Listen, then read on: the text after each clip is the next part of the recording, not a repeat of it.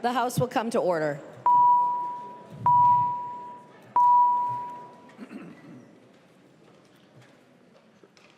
Report from the Committee on Rules and Legislative Administration. Long from the Committee on Rules and Legislative Administration, pursuant to Rules 1.21 and 3.33, designates the following bills to be placed on the calendar for the day for Thursday, May 1st, 2025, and establishes a pre-filing requirement for amendments offered to the following bills: Senate File Number 3045 and House File Numbers 1837, 2098, 1290, and 2130.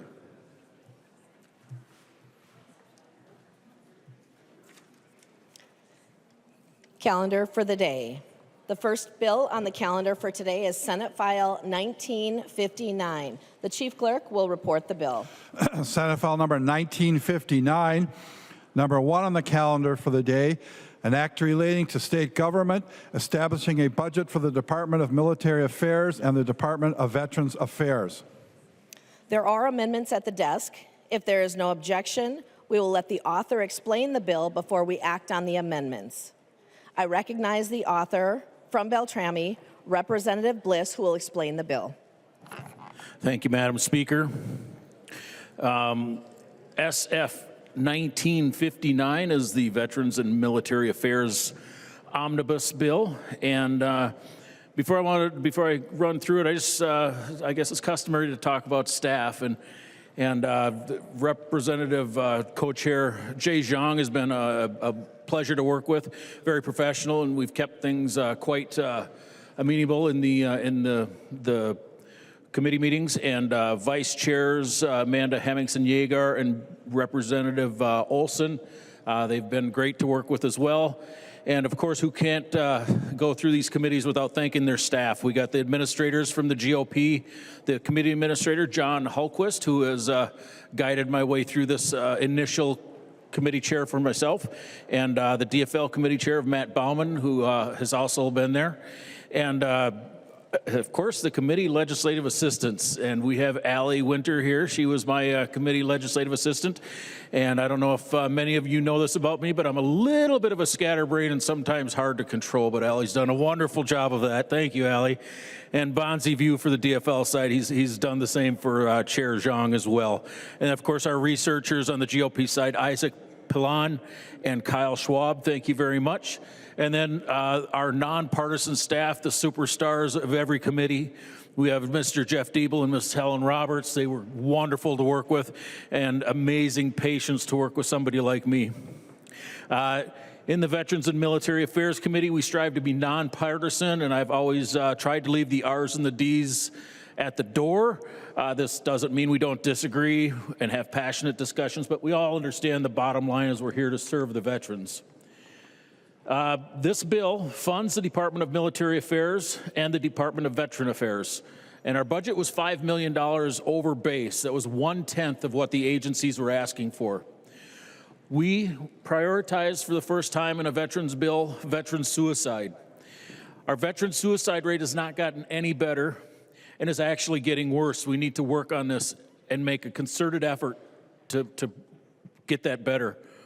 Homelessness has been declared as near functional zero. We must do the same for suicide, and we've made great strides in the homelessness arena, but we cannot lose ground, and we'll continue to work on that. I know that's a point of contention a little bit. We did increase funding for the veteran food insecurity in both the Metro and Greater Minnesota. This includes the governor's recommendation of the Blue Star and Gold Star families plaques on the state capitol grounds. This includes Vice Chair Olson's pension offset for Guard members called to state active duty, a small token of our appreciation for being called to state duty. We've prioritized available funds for the veterans' homes in Minnesota for the care of our veterans on their final tour. A little history there. In 2018, this body authorized the building of 3 new veterans' homes in Bemidji, Montevideo, and Preston. In 2020, the body authorized the operational funding for these facilities. All 3 facilities opened in 2024 and could only operate at 30%, that's a federal requirement, until certification was reached. Certification was reached this summer, and we need to fund our homes and bring them up to full staff. We were able to get about $11 million for this. Their request was nearly 40. So it's a good start. And my goal is to fully fund those veterans' homes so we can get the veterans the care that they need. We did reach a compromise with Chair Zhang, and I'm sure he's going to comment to this next. We have some special guests up in the upper level here, and again, he's going to introduce them, but we did come to an agreement to recognize the veterans of the secret war in Laos, and we did this without modifying the definition of a veteran in the state of Minnesota. With that, Madam Chair, I'm going to end. I recognize the member from Ramsey, Representative Zhang. Thank you, Madam Speaker. Members, today I rise with deep gratitude and an even deeper sense of responsibility to co-present the Veterans and Military Affairs Budget Bill with Co-Chair Bliss. Before anything else, I do want to thank our incredible staff who made this work possible. Nonpartisan staff Jeff Thiebaud, Helen Roberts, John Holquist, Matt Bauman, Isaac, Kyle Schwab, Bonzi, Allison, and my media team, Gina Vega, DJ Jameson, and our committee pages, Michael Thomas and Harry Huss, for their incredible work. A heartfelt thank you to DFO, to our division co-chairs, Amanda Hemmison-Yeager and Bjorn Orson, for their leadership, and to Chair Bliss, thank you for your partnership and unwavering commitment to our veterans. Members, although I am not a veteran myself, I stand here as a proud son of refugee immigrants, a first-generation low-income college graduate whose father and grandfather served proudly during America's conflict in Southeast Asia. Their stories, like so many others, are often left out of the history book, but they are part of the living legacy that has shaped both our nation and my own life. This bill is a reflection of our shared values and a testament to what we can do when we come together. This is a bipartisanship in action. Democrats and Republicans alike have contributed to this bill because supporting veterans is not a partisan issue. It's a moral obligation. And so I'm going to highlight some of the key provisions here in this bill. While there are significant budget cuts at the federal level that adversely affects our veteran services, we are taking some proactive measures, such as providing new funding to deliver meals to veterans in need across Minnesota. No one who served our country should ever go hungry. Half of this funding will go to Lutheran Social Services to veterans in greater Minnesota, and then the other half of the funding will go to Meals on Wheels to reach out to veterans in the metro area. Thank you to Representative Godfrey and Mayor Francis Clark for championing this effort. Furthermore, thank you to Representative Sandra Feist for leading legislation to increase funding to the Minnesota Association of County Veteran Service Officers to serve our veterans statewide. We are also funding the Hometown Heroes program to address mental health disparities among our veterans, thanks to Representative Josiah Hill for your leadership on this. In this bill, we're also supporting veteran mentorship for Black youth, thanks to Representative Mary Frances Clardy for your leadership on this and working with stakeholders. Members, and perhaps the most significantly, this bill includes a long overdue recognition of veterans of the secret war in Laos, many of whom have been rendered invisible for too long. Member, today we are honored to have many of those veterans and their families here with us in the gallery upstairs.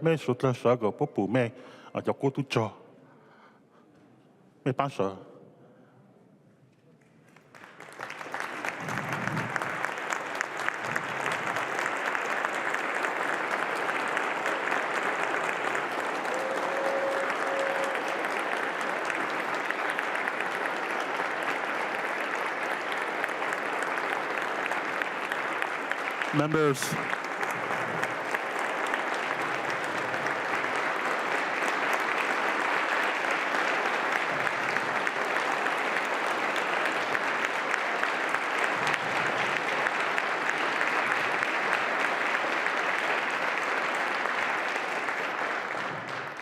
Members, on your desks are letters from current and retired U.S. military personnel who fought alongside the Hmong and Lao SGU during the Secret War. These include General Harry Adelhert, commander of the 56th Air Commando Wing in Thailand, Colonel John Fuller, a former T-28 pilot. You will also see letters from proud American veterans who are sons of SGU veterans, Colonel Yi Hang, from a retired U.S. Army West Point graduate, Major Bridge Xiong, U.S. Army, Sergeant David Yang, U.S. Army, U.S. Marine Corps, Lieutenant Colonel Tu Yang, U.S. Army retired, and among the documents is a photo of Ya Li, a Hmong SGU veteran and T-28 pilot, alongside his American trainer with a certificate of training from the U.S. Air Forces. For decades, Hmong, Lao, and ethnic Lao soldiers fought shoulder to shoulder with U.S. forces, taking extraordinary risks during America's secret war. After the fall of the war in Southeast Asia, they fled persecution, resettled here, and rebuilt their lives, often in silence, often without recognition, and today we changed that. I especially want to recognize Representative Goli Van He and Representative Ethan Chang for their leadership and tireless work on this SGU provision. I'm proud to have worked alongside them, and Chair Bliss, Vice Chair Olson, Vice Chair Henderson Yeager, Governor Tim Walz, and the Department of Veteran Affairs to get this provision across the line. For 50 years ago, folks, this month, Hmong and Lao veterans first set foot on American soil after the fall of their homeland. They came here not only as refugees, but as veterans, as individuals who had earned a right to call this country home. So today, we finally honor them properly. Today, we correct decades of oversight. Today, we recognize their immeasurable contributions to our nation. As the son and grandson of Hmong refugee soldiers, this moment is the greatest honor of my life. Members, while this bill marks a major step forward, our work is far from over. I also want to know that we must continue striving together to end veteran homelessness in Minnesota. One veteran sleeping on the street is one too many. I've had productive conversations with our Senate colleagues and Chair Bliss, and I look forward to continuing that work in conference committee. I also want to address that we must also take action against claim sharks, predatory actors who exploit vulnerable veterans. Especially want to thank Representative Riemann for her leadership, her work on this. Looking forward to more conversations on this today. Members, our veterans deserve more than symbolic gestures. They deserve real and lasting change.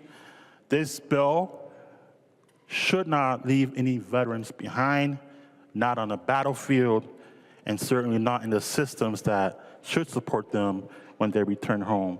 And so I look forward to the respectful dialogues today in passing this bill with bipartisan support for our veterans. Thank you, Madam Speaker. There's an amendment at the desk. The clerk will report the amendment. Bliss moves to amend Senate File Number 1959, the unofficial engrossment. The amendment is coded A3. I recognize the member from Beltrami, Representative Bliss, who will explain the amendment. Thank you, Madam Speaker. The A3 amendment makes a couple of small technical changes to the omnibus, modifies the benefit eligibility for the special guerrilla unit that was requested by the Department of Veteran Affairs, rewords the language on the Gold Star and Blue Star families plaque that was suggested by the Capitol Architecture and Planning Board. Both these changes were made in the Senate bill. Adopting this amendment would make the language of these two provisions be uniform with the two bills as we go into conference committee. And I believe Chair Zhang has been in agreement with these amendments. Thank you. Discussion to the amendment. I recognize Representative Zhang. Members, vote green. All those in favor of the A3 amendment say aye. Aye. Those opposed, nay. The motion prevails and the amendment is adopted. There's an amendment at the desk. The clerk will report the amendment. Olson moves to amend Senate File Number 1959, the unofficial engrossment as amended. The amendment is coded A5. I recognize the member from Martin, Representative Olson, who will explain the amendment. Thank you, Madam Speaker and members. This amendment is designed to address the issue of claim sharks within our VA benefits system. For those of you who aren't aware, a claim shark is an individual who fraudulently takes money away from veterans regarding their benefits. Now, this amendment will address that issue. It will close the window that we've been looking to close without slamming the door that we've been looking to not slam. This is an amendment that I just got off the phone with the individual representing the disabled American veterans, just had a conversation with the Department of Veteran Affairs, and they say that this language as it's written is workable. They think it does what it's designed to do, and then they said, but wait, you forgot a couple things.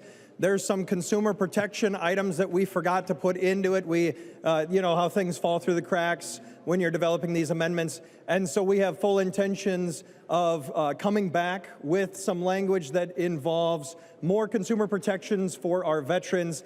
Things like these organizations cannot guarantee that you will get a result. You cannot be you cannot be a referral and get paid to be a referral. These entities, these organizations, these private groups have to have background checks. There's a very long laundry list of things that we want to add to really provide some teeth to this language to ensure that our veterans are taken care of, they are not defrauded, while at the same time they have the ability to choose someone to assist them in a way if they desire, or have choice as to who is going to help them fill out their paperwork. Because there are stories of individuals who are receiving, who are going through mountains of paperwork in order to receive the benefits that they are entitled to through their service. So this language as it's written currently is not language that I'm entirely happy with, and as a result I'm not comfortable with us voting this amendment onto this bill today, but I promise that we will work on this language. We'll fine-tune it. We'll get some real good language, and then we'll come back in conference with a way to address this issue. And so with that, Madam Speaker, I would like to withdraw this amendment. Representative Olson has withdrawn the amendment. There's an amendment at the desk. The clerk will report the amendment. Greenman moves to amend Senate File Number 1959, the unofficial engrossment as amended. The amendment is coded A4. I recognize the member from Hennepin, Representative Greenman, who will explain the amendment. Thank you, Madam Speaker, and thank you. I think Representative Olson did a nice job of explaining the problem. I'm going to talk a little bit more about it.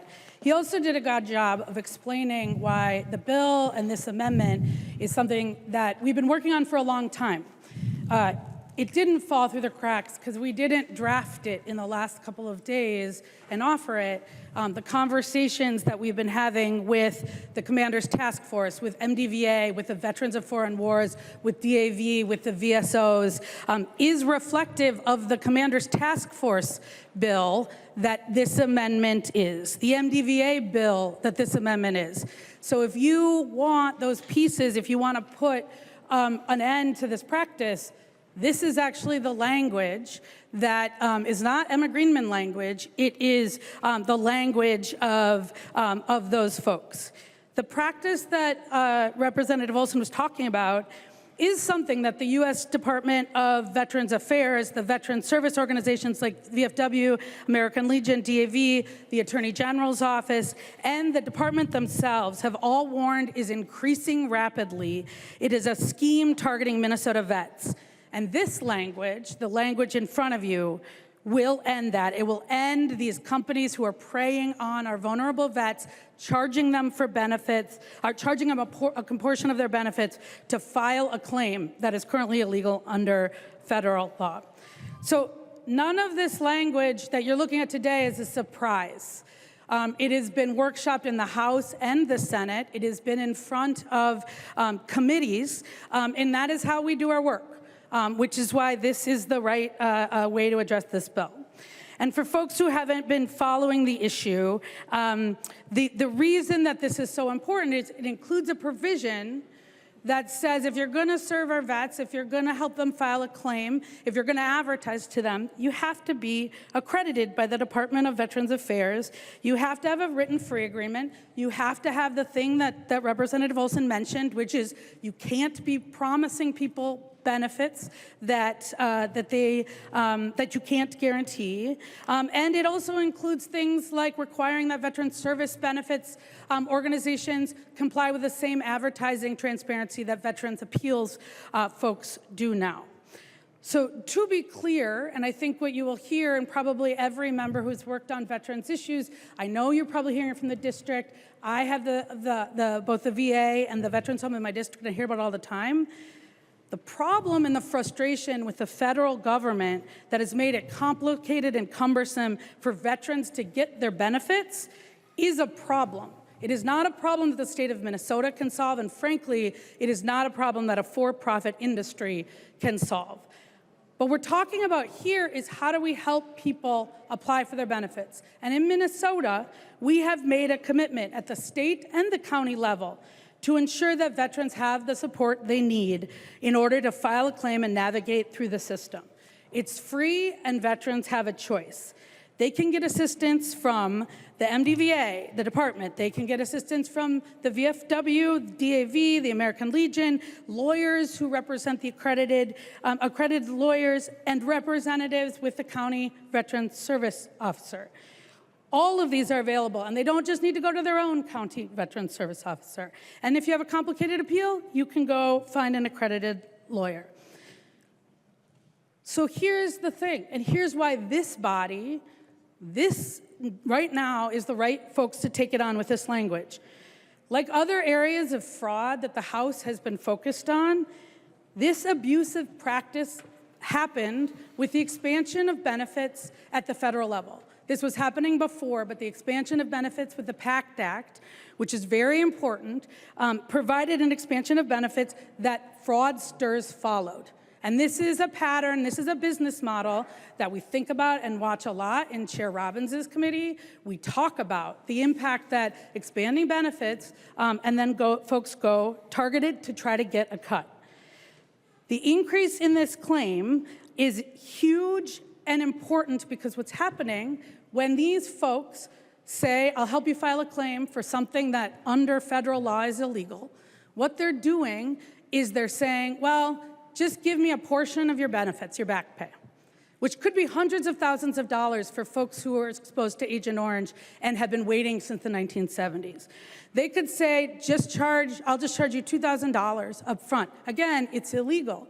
But that's $2,000 to file a claim. That's something that the VSOs could get for free. This is a problem because it's targeting our vets. It's also taxpayer dollars that at the federal level we have said is for benefits, and at the state level we've said we want to provide for free. So, to be clear, when we see this, we should act.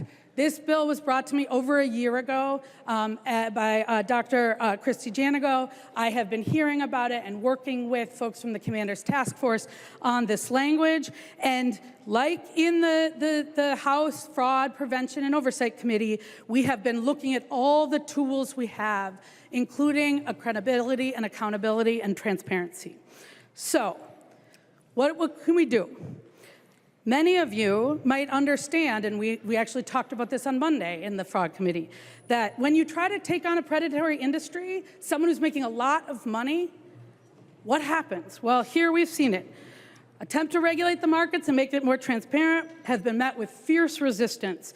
We have seen a gaggle of self-interested parties, lobbyists, companies, I've met with many of them, who have made a lucrative business model out of targeting and marketing to vets. And you will hear lots of things, but look them up. Because many of them, one of them has a cease and desist order because they're violating federal law.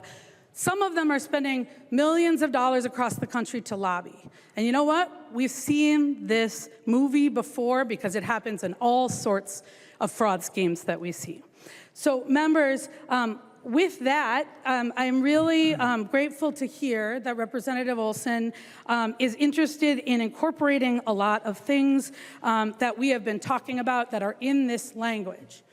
But today, going into conference, we have one bill in front of us. And it is the bill that the Commander's Task Force, that MDVA, that our CVSOs have been working on. I've been talking to them all morning about the amendment that Representative Olson dropped, because I've been waiting for 2 weeks, and then a week, and a couple of days to see the kind of language we could vote on together. So I hope that we can do this together today. I'm happy to talk when we go to conference about additional decisions to make, but this language includes those things that Representative Olson said should and need to be in, and that I agree. So members, I'd ask you to vote yes on this bill, and I'd ask for a roll call. There has been a roll call requested. Seeing 15 hands, there will be a roll call. There's an amendment to the amendment. The clerk will report the amendment to the amendment. Duran moves to amend the Greenman amendment to Senate File number 1959, the unofficial engrossment as amended. The amendment to the amendment is coded A7. I recognize the member from Beltrami, Representative Duran, who will explain the amendment to the amendment. Thank you, Madam Speaker. This is my first election here, guys, and I was really excited to get on the Veterans Committee and do some real good things for veterans, since I'm a veteran myself, and currently the only combat veteran to be receiving disabled claim money. But the problem with this whole thing is that I was never consulted on how I went through the process or how things worked for me for any reason. There was no cooperation whatsoever. So today I want to add this amendment to leave open a window instead of slamming a door shut on everything. And you're going to hear a lot of things today about the cooperation from other agencies that are not in best interest of the veterans. Well, there is an agreement that we want to, we share an agreement of keeping the bad actors from taking advantage of the veterans. 100%, we'll all agree on that, to me included. But there was no cooperation whatsoever. When it was mentioned that there is willingness to cooperate with us, we've been trying very hard to cooperate, but we received nothing. Nothing. So it's a little concerning to me that there was none. So if this was a great bill to be able to be passed out, it would have been passed through committee with flying colors. But it wasn't. And there's a reason for that.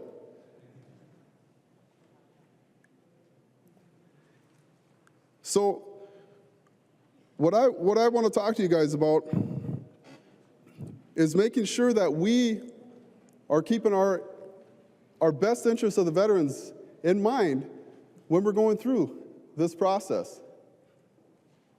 And it doesn't look like we are.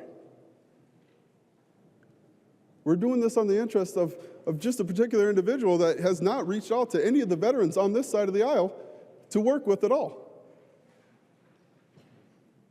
And that's really concerning to me. And I've expressed this multiple times. Multiple times. So my amendment leaves in place a prohibition on guarantee of benefits. We can't do that. The first benefit needs to go through a VSO, the first benefit claim needs to go through a VSO officer to begin with. So the amendment also leaves in place penalties for violating the law. What my amendment does is it pulls out the accreditation part. That's all it does. We're making sure that we're taking care of veterans by leaving open a window and not slamming a door shut. Or slamming a door, you're not taking care of the veterans. We need to make sure that if we're going to be reaching across the aisle and making sure that we're cooperating on everything, then let's do it. Let's work together. Rep. Olson has a great amendment that we're going to be working on that hasn't even been discussed at all. And there was no feedback on this. And we've been trying to work on this for a long time. So, and Rep. Olson just had, he was just talking to the DAV guy and the guy that's working with the Veterans Affairs Office, and they're liking that language. So I'm just concerned right now that we're not looking out for the best interests of veterans. Since I'm a veteran myself and never been approached on this, I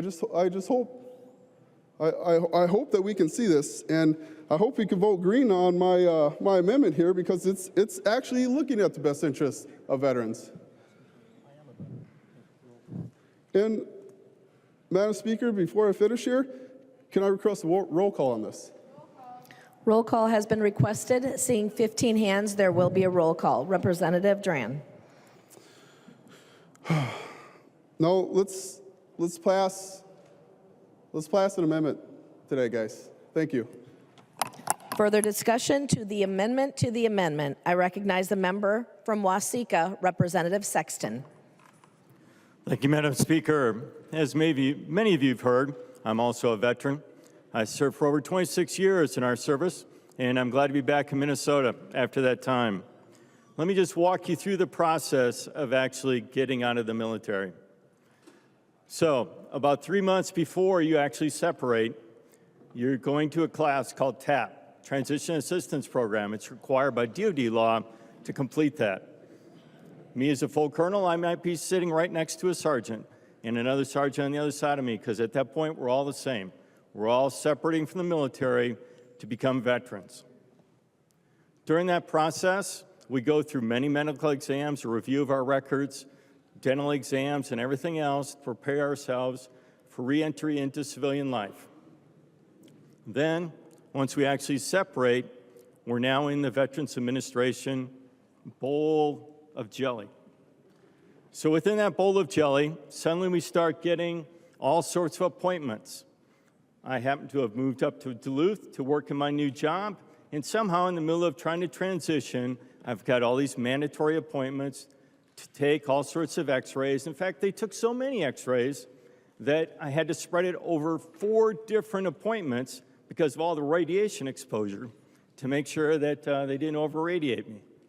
All sorts of things to include another eye exam, another hearing exam.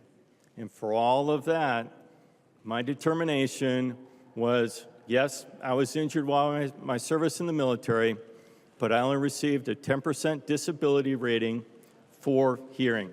So when you notice that I can't hear you in the middle of the Rasketler, now you know why.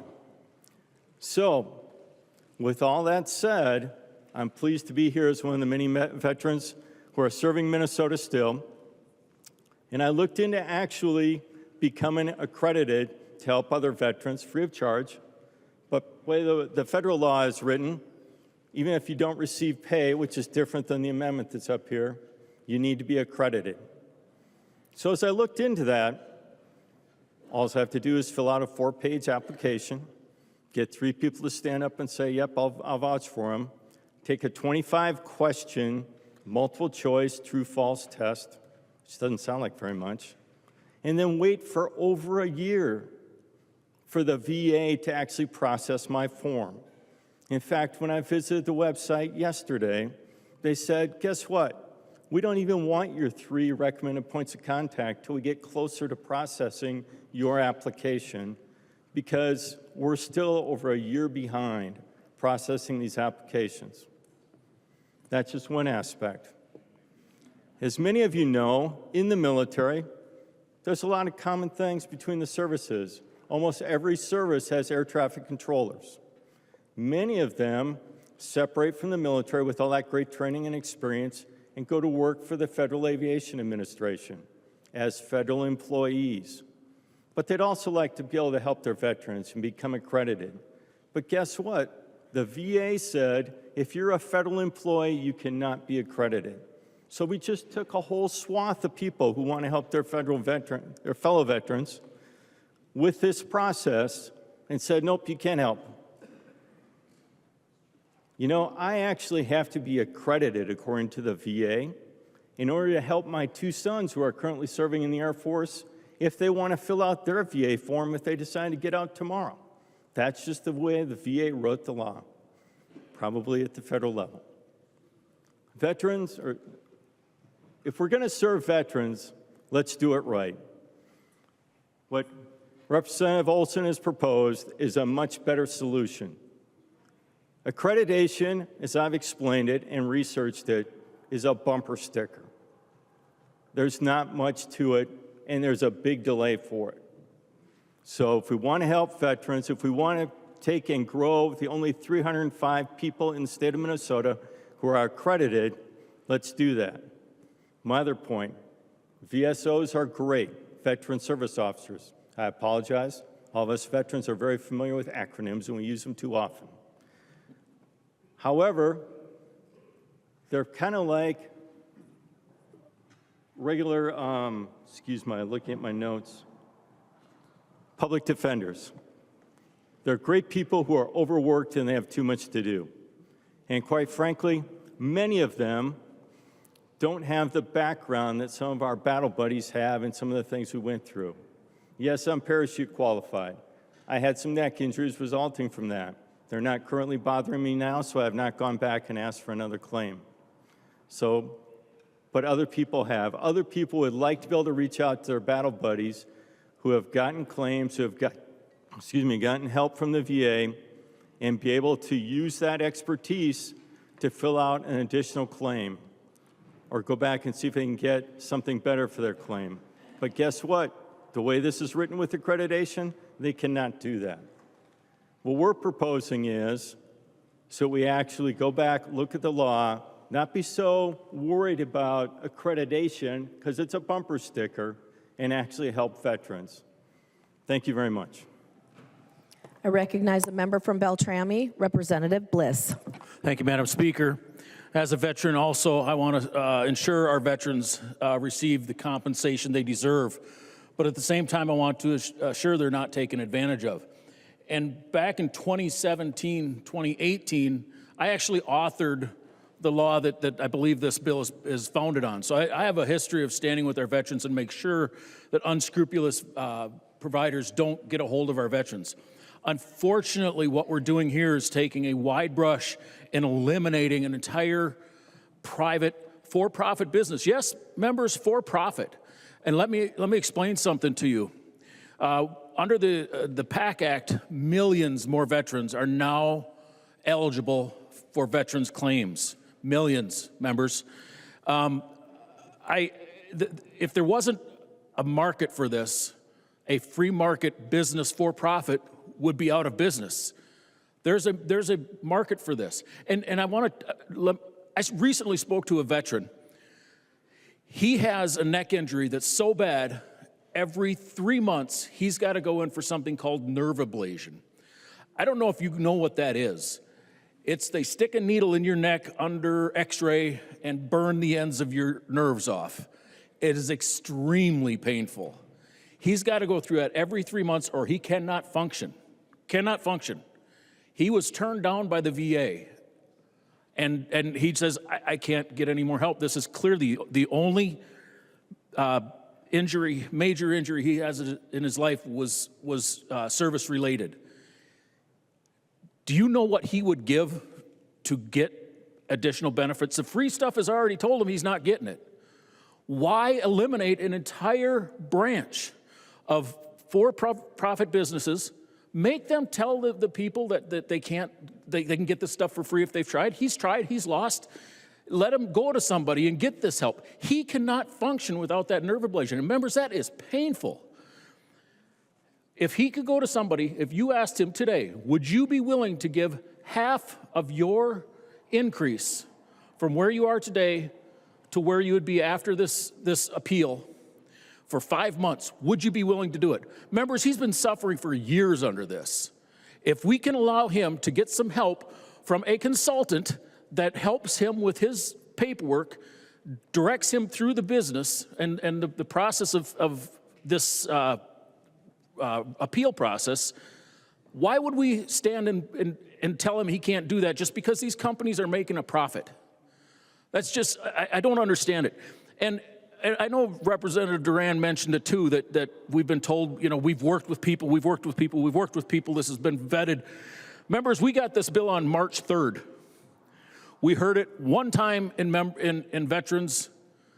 We were going to hold it off there because we had some problems with this accreditation language. We were assured by the bill author that we would work together and hammer this out before the next committee. Guess what? Nothing. No agreement. Next committee, we said, okay, we're going to table it. We tabled it with the understanding that we would go back and work with it and try to find some compromise language. How can we be so close to having an agreement but not come to a compromise? I don't know, but we did. And we didn't get anywhere. The last time we tried to get somewhere, we were told this is the hill we're going to die on. I'm sorry, we can't live with that. We went around and started talking to the agencies on our own. And we came up with a compromise. Holy cow, imagine that. We came up with a compromise that today the Minnesota Department of Veterans Affairs has said they can live with. The Minnesota DAV has said they can live with. Why are we dead set on this language that's going to eliminate people to help veterans that have reached the end of their line to try to get help? Why are we doing this?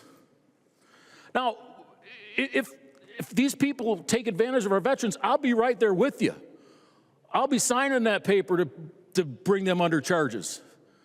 But why say just because they're making a profit at what they do, we can't let them help? Members, I don't understand.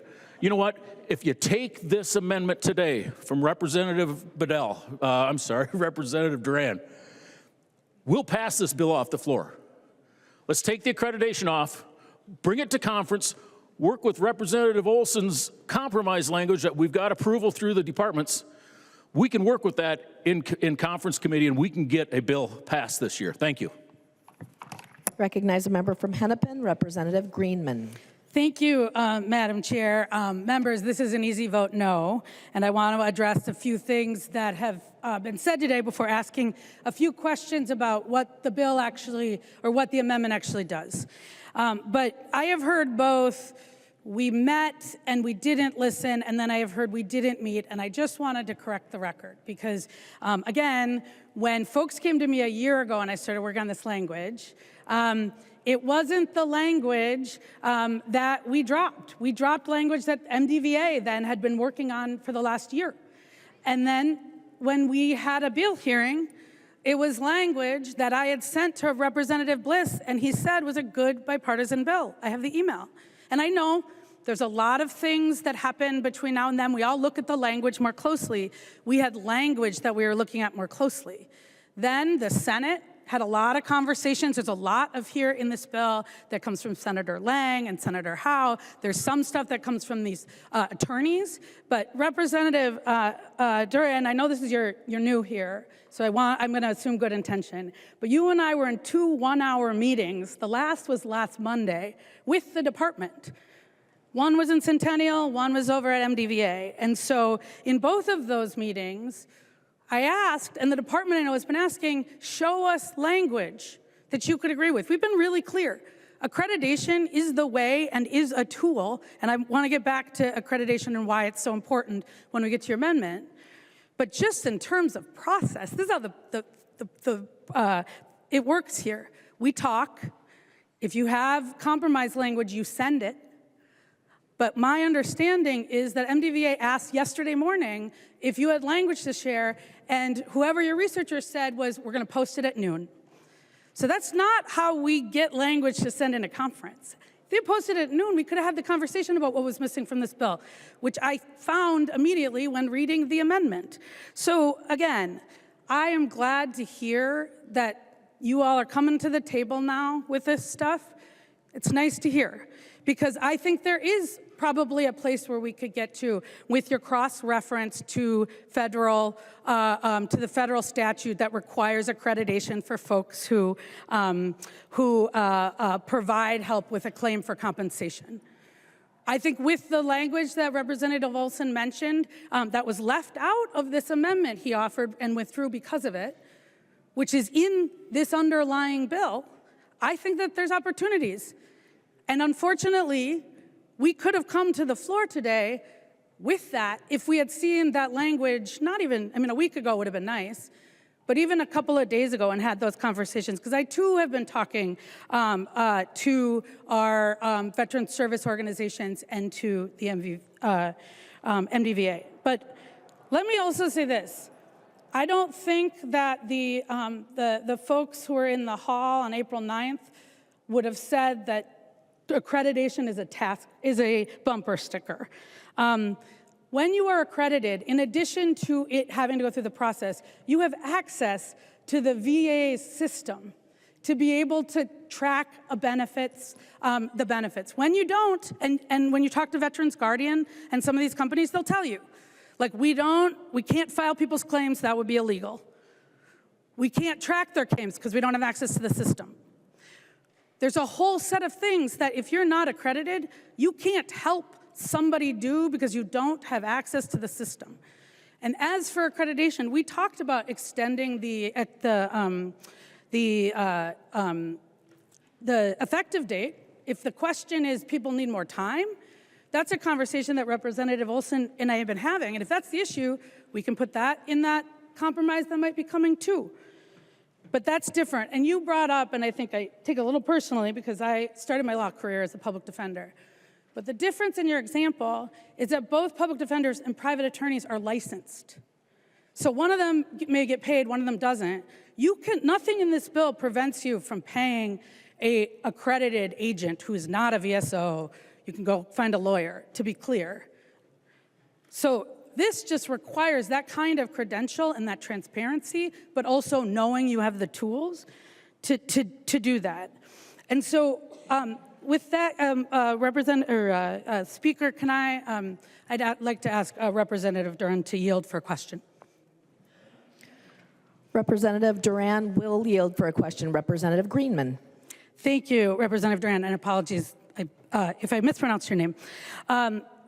Representative, can you explain to me why in your amendment, I know we've had a long conversation about accreditation, I may have a question about that, but what you also deleted with this amendment, I believe, is 4.7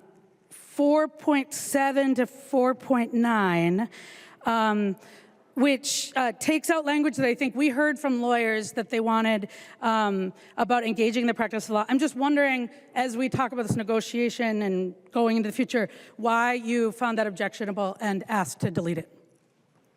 Representative Duran.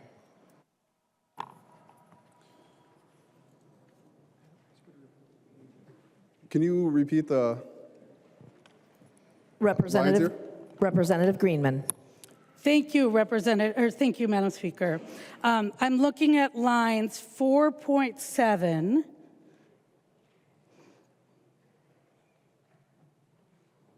to 4.9, that starts with a person shall not engage in the practice of law where it concerns vet in the presentation, preparation, or prosecution of veterans' benefits before the USDVA, except if that person is an accredited, a VA-accredited representative. I'm wondering why you that was included in your deletions in your amendment. Representative Duran. I believe that's a part of the accreditation, but isn't that also federal law? Representative Greenman. Thank you, Madam Chair, or Madam Speaker. It is my understanding we added this because of an attorney, Krause, who we met with, who is concerned about the practice of law. And so I am just wondering, this was not in the original bill. It was added because of stakeholder feedback.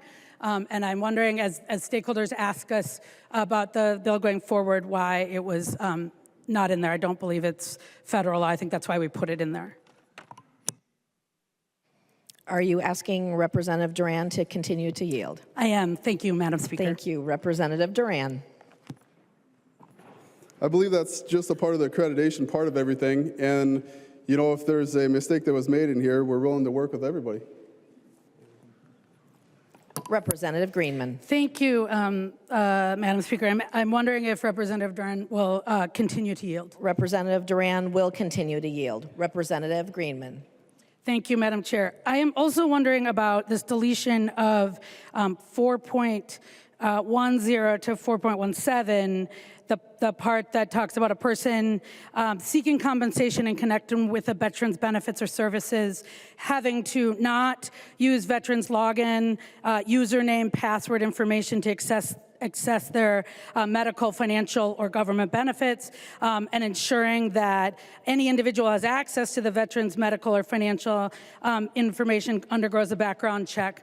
That is language in there that I think was specifically dealing with something we're hearing about, which is because these claim sharks don't have access to the VA system, they are sometimes asking for this information, the login, the username or password, and that's why this language is in there. I'm wondering why you decided to delete it from the underlying amendment. Representative Duran. Thank you, Madam Speaker. It is a part of the accreditation process here. Representative Greenman. Thank you, Madam Speaker. I don't believe that's true. And I think that this is actually language, but if it is, we will talk about it. Here's what I will say. What I have heard, and when I started working on this bill, like I do with all bills that come to me from folks in the community, I ask, what are the places that need to be in the bill, and what are the places that we can compromise, that we can look for ideas? And what they said to me, what the Commander's Task Force said to me, what the MDVA said to me, was that the accreditation, the requirement that if you help someone with their initial claim, you could be a lawyer, you could be an agent, you could be a VSO, that you go through the accreditation process. That is the one thing in this bill that they said, do not compromise on. And I said, like I do with my bills, I mean, at the end of the day, this is their work. This is their work. And that's what the Senate author has said, too, in public. So members, in the interest of both the good of the policy and the good of working with the stakeholders who sent us here and the department and the Commander's Task Force and the folks who are working every day to administer these benefits, I'd ask you to vote no on this amendment. I recognize a member from Martin, Representative Olson. Thank you, Madam Speaker. Thank you, members. So let's get this straight. We've heard a conversation that this bill has been worked on for more than a year. Well, that may be. It may have been worked on your computer. But this bill was introduced about 50 days ago. 50 days ago, this made it into the hopper and was introduced.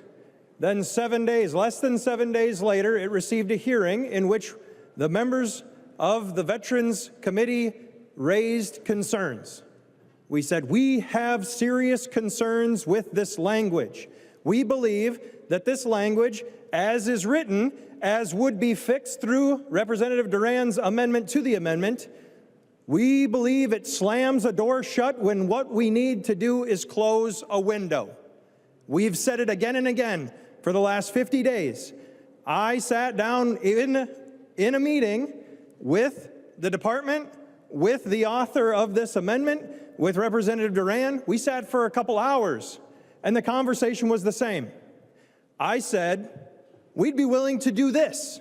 We'll add this. We'll add this language. We'll accept this language. Now, that's how I negotiate. That's how I talk. I don't write up legislation. I don't make our revisers expend copious amounts of time just so the author of the amendment can then say, we won't accept it. I will verbally say to an individual, this is what we can do. This is what we can do. We like this language. We can't take this language. We had that conversation for hours, and it ended with a, well, I guess we can't agree. So at that point, we went and chatted with the DAV. We chatted with the Department of Veterans Affairs. And we took it upon ourselves to come up with language that we believe will close the window to these people who are taking advantage of our veterans without slamming the door and providing no access for veterans to receive assistance in their benefit claims.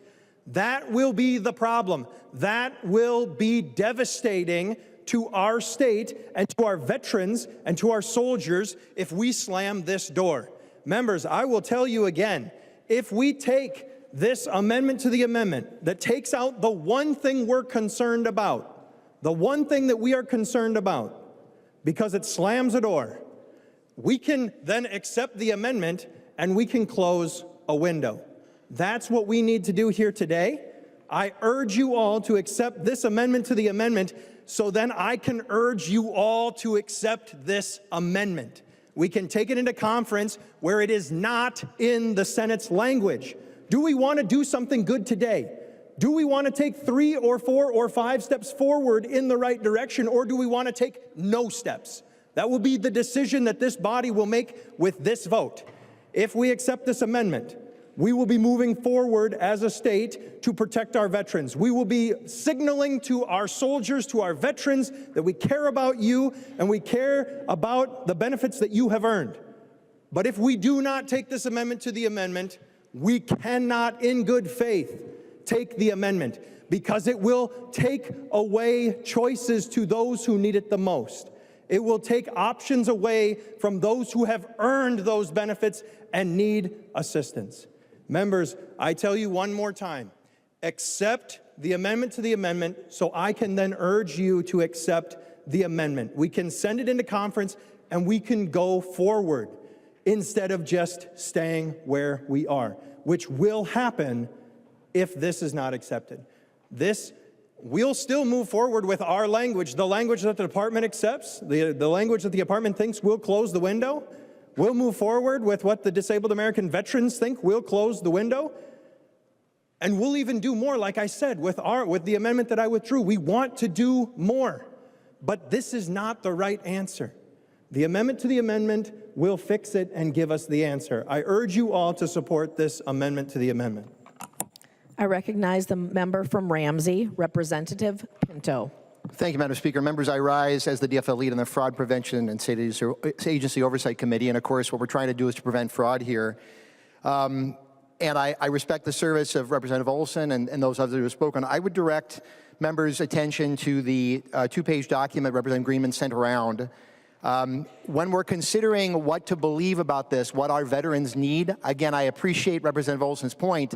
The fact is that the American Legion disagrees with him.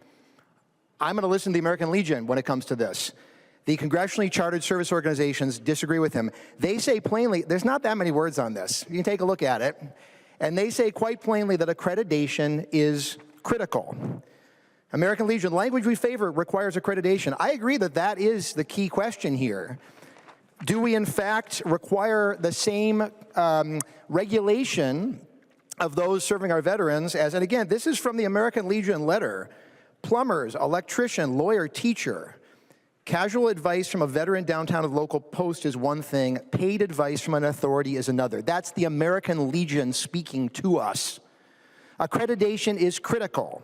Accreditation would be critical in general, but also, Representative Greenman made the point, you have to be accredited to get access to the VA's database and system, to be able to actually file the forms, members. This is not complicated. When I think about fraud, I was going to speak to the broader amendment, but I'll just make a note here that when we think about people being defrauded, we have rising concerns with this in our consumers, in our businesses, in our government as well, in our society.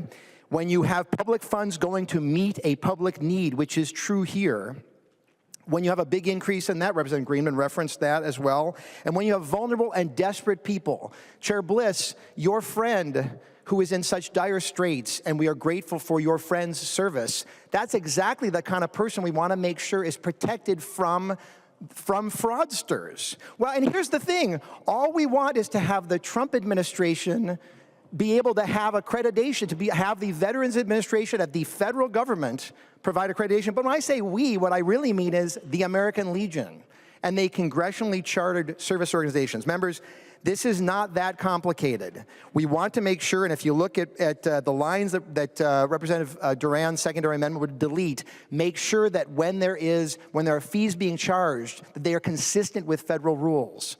that there is a fee agreement that is provided and disclosure consistent with federal rules from the federal government, right? The Trump-Vance federal government want to make sure that the people who are working with our veterans actually have the accreditation, the training, and the knowledge, and the ability, and the access to the computer system to do so. Not that complicated. Listen to those veterans organizations that are doing this work. Listen to them, vote this down, and then vote in favor of the underlying agreement amendment. Thank you, Madam Speaker. Representative Duran. Thank you, Madam Speaker. Whew. Where do we begin on this, guys?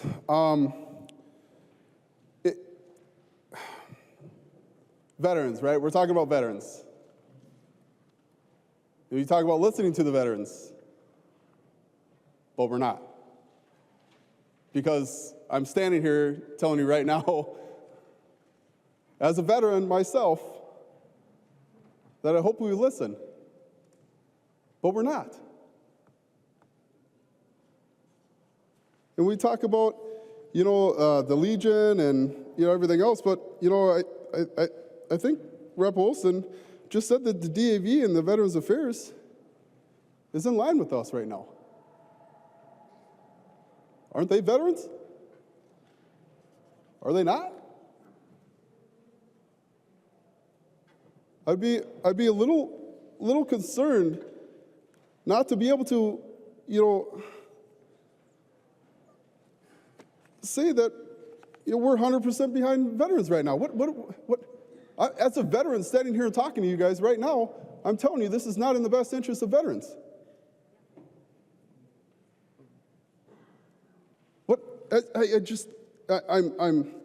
I'm looking. Representative Sexton said it's going to take a year for people to get accredited. But people need benefits now. We want to help now. We want to do the best we can for our veterans now. Why are we going to hinder that? So, when I was going through my process of getting benefits myself, it was going to take me months to get in. Months. So I decided to do them myself. So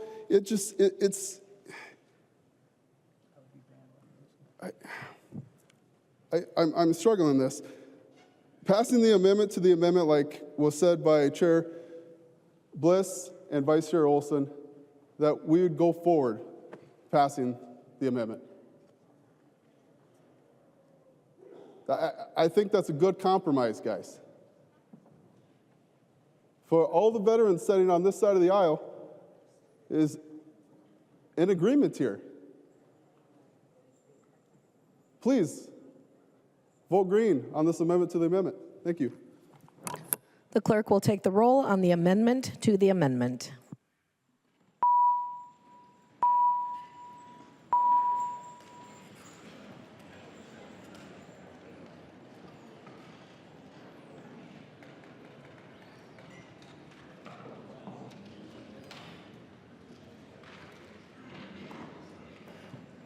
The clerk will call the names of the members participating remotely. Hussein.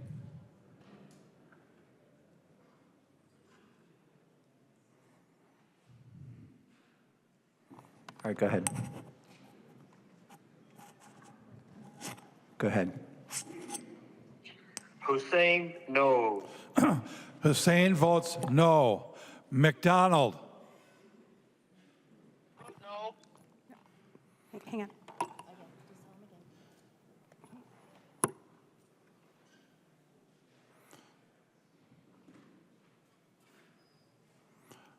McDonald. Yes. Can you hear this? Yes. Did you hear it? I have it on the right. It's a speaker. I don't know. I don't. It's on. Say it again. Yes. McDonald, yes. McDonald votes aye. The clerk will close the roll.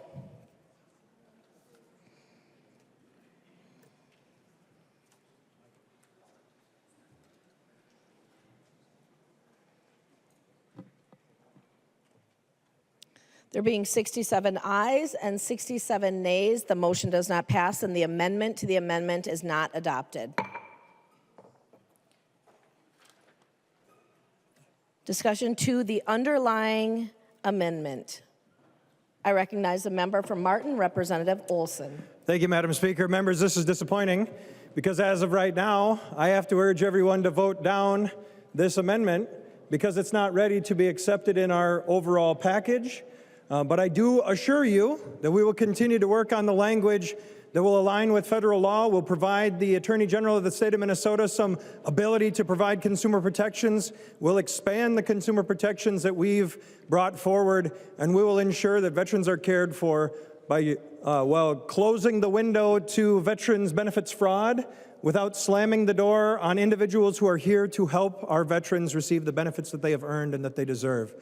So I'm going to sadly tell you that, and it's funny because I see people shaking their head thinking that they know what they're talking about or they believe the ideas of other people.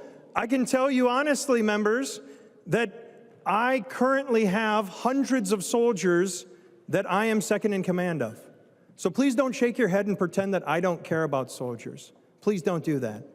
Because there's not a person in this room that cares more for their soldiers than I do, because I currently have soldiers who I care for. So please don't shake your head and understand that this is an issue that is incredibly important to me, to make sure that my soldiers, my veterans, are taken care of and are able to obtain the benefits that they deserve.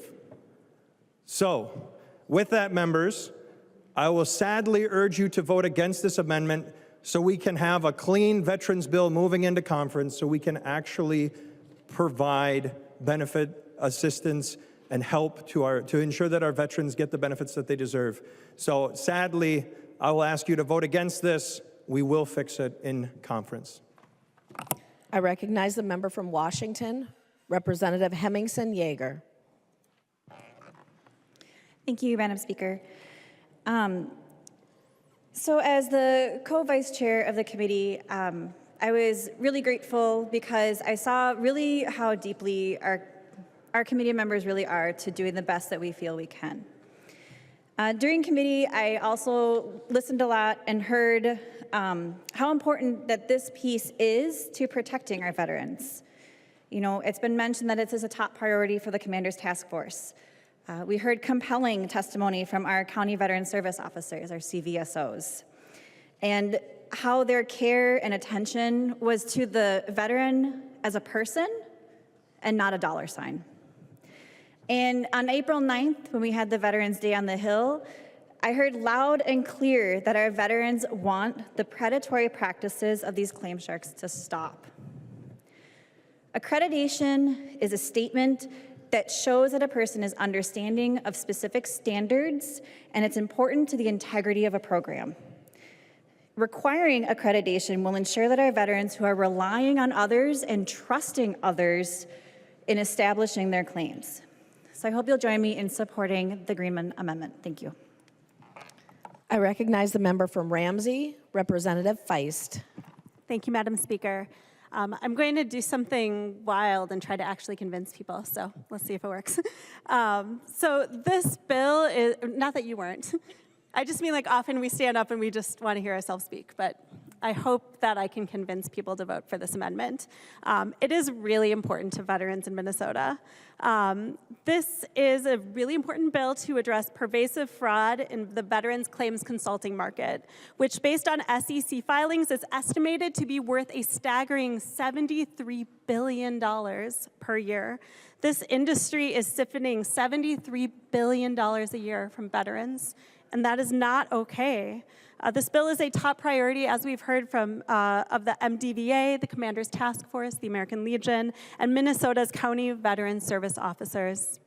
They made it clear on Veterans Day at the Hill that this bill is urgent and that it addresses a key and growing concern in veterans' well-being. In every state that has tried to do what we are trying to do today, the industry has descended on the conversation and influenced it. Veterans Guardian alone spent $2.3 million in the last 3 years lobbying Congress on this issue. And they have spent hundreds of thousands more lobbying at the state level. And we need to stand up to them. Veterans can receive help with their benefits for free, and these people will not scam them. Veterans Guardian, I read an article with an anecdote that in the employee's contract that they would be ineligible for their full benefits if their calls with veterans lasted longer than 8 minutes. They were not allowed to give veterans the time that they needed to process their claims effectively and listen to them. And we heard numerous stories in the Veterans Committee from veterans and from people who serve them who identified these really fraudulent practices of charging thousands of dollars for really meaningless or minimal services. And we contrast that with the people who came to our committee who dedicated their whole careers as public servants to serve veterans and provide them with this service for free. This bill is a year in the making, and it is really well thought out. It's been amended extensively in the Senate, and it's been worked on extensively in the House. And I know that MDVA has worked so hard to reach out to legislators and to update this bill. It's supported by our trusted partners whose whole careers are dedicated to serving Minnesotans' veterans. So let's pass this bill and make our commitment to veterans clear by standing with them over the corporate interests who are preying upon them. Additional discussions can occur in conference committee. There is another step to this process. We can take it into conference. We can bring in Representative Olson's language. We can cite to the federal statutes. Let's do that work together. I don't think that we can live with this is good enough for me. I want to go all the way to really address this rampant fraud. And I just want to repeat again, $73 billion that should be going to veterans is going to these for-profit companies, and that's not okay with me. And so I hope that I've convinced members to support this amendment, and let's do the additional work in conference and vote green. Thank you. Recognized member from Hennepin, Representative Greenman. Thank you, Madam Chair, or Madam Speaker, and thank you for everybody who has spoken today. And I want to clear up some confusion because there's a lot of things said. Just to start, because I just confirmed, the amendment we just heard taking out accreditation was not supported by MDVA, the DAV, the Commander's Task Force. They have consistently and in front of you said that accreditation is key. What they did say, and what the conversations I've been having with them about the Olson language that we did not consider because it didn't include everything, is we actually think that there is a way to get from accreditation to cross-referencing the federal statute, which is, surprise, requiring accreditation for folks who offer fees, so who offer to do initial claims for fees. So there is actually, I think, the language here. There's a lot that wasn't in Olson's amendment, but we didn't consider it because until noon yesterday, we actually hadn't seen it. The other thing I wanted to clear up is that there is in this amendment, there's actually lots of feedback. If you go and look at the original 1855, I think it was, that was introduced 50 days ago, which is 49 days before Representative Olson introduced his amendment. If you look at it, it's actually a much shorter bill and includes very little. But in this amendment, it includes language that we got together from some of the accredited lawyers who had concerns. And Representative Olson and Representative Duran were in both of those meetings. It includes language that the Senate were trading back and forth from Senator Mitchell, Senator Howe, and Senator Lang. It includes additional feedback we got from those entities and includes some nonpartisan staff cleanup. So that the amendment the amendment represents a bill that actually went through the process, had 2 committee hearings, and lots of feedback. It does feel like the sticking point, though, is substantive, not process. And the thing I will say is that I have heard today, and we heard a lot, well, if you can't go to somebody, and when we're talking about these claim structures, we're talking about what accreditation does, is it says, because it's illegal right now, under federal law, to charge someone to help them do one of the 3 Ps to assist them in their claim. But these companies are saying, well, we're not doing that. We're not preparing. We're not prosecuting these claims. We're just giving guidance. And that's why we don't need to be accredited. Well, what I heard when I talked to our VSOs, when I talked to the MDVA, is there's not an issue of getting one of those accredited people to return your calls. I heard 1 to 3 days. But when I talked to Veterans Guardian, who's one of these companies who says they're serving Minnesotans, they don't have a single employee in the state of Minnesota. And we're going to get back to the fact that they're not even registered as a business in Minnesota, which is against the law. But so what we're talking about is people are waiting too long to get their claims because of the federal government, and that is a problem that we can't solve. But the way we solve it is not by saying, well, you have a choice to have someone charge you part of their benefits, potentially a lot, to walk you through some paperwork that you yourself are going to have to submit, you yourself are going to have to track, because they don't actually have access to the system. So how do we help people? There's a whole conversation in the Senate, and there's language in the Senate about making sure that our counties and our states have more VSOs. We could do that. I am supportive of that. But again, I don't actually think that is the problem. So the other thing I will just say, and again, because I feel like accreditation is a thing we've heard a lot about, it is not a bumper sticker. It means people are trained and qualified. When I asked Veterans Guardian, a company who does this, the biggest company who does this, what's your training and where could I find it? It's not public. So we don't actually even know what these people who are saying they're serving for a cut of benefits, these members, we don't know what they're actually telling people. We don't know how much training they've had. We don't know how much they know the VA. They could be in off the street. We just don't know. We can't regulate it without accreditation. They can't, as I said, get into the system to file, to track, or to advance a claim. And without access, they actually can't file the claim themselves. And lastly, and I think importantly in this conversation, is they're not accountable to veterans or to taxpayers without accreditation. So that's what's in this bill. I have been, and again, incorporated a ton of feedback because, as I said earlier, MDVA, a lot of this they wrote and incorporated feedback. The Commander's Task Force, it's in there. So the last thing I will say is about these companies, because this is a committee, this is a body that has said we care about fighting fraud.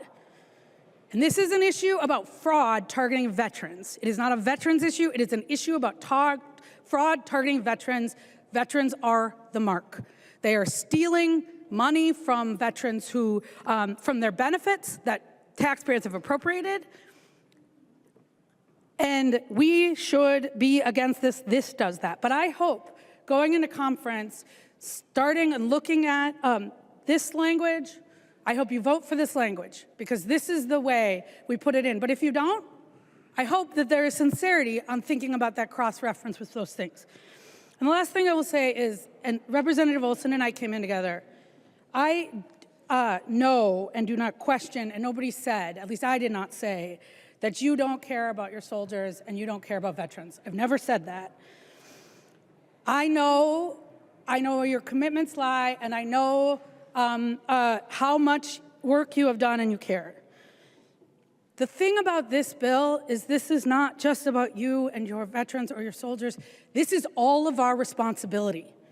It is all of our responsibility to make sure that veterans get the benefits they're deserved. It is all of our responsibility to ensure that folks are not defrauded on their way to file a claim, to get the government benefits that they have earned. That is every one of our responsibility in this place.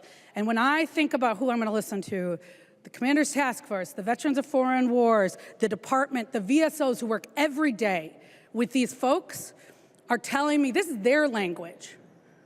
And so members, with that in mind, I hope you vote for their language today and send this into conference. With that, I think I've asked for a roll call, but Madam Speaker, I'd ask for a yes vote. The clerk will take the roll.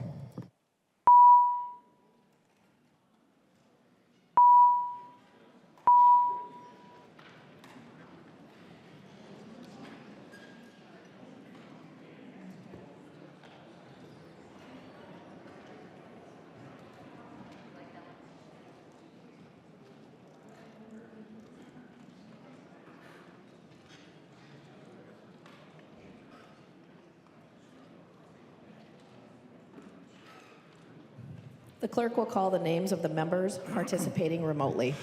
Hussein.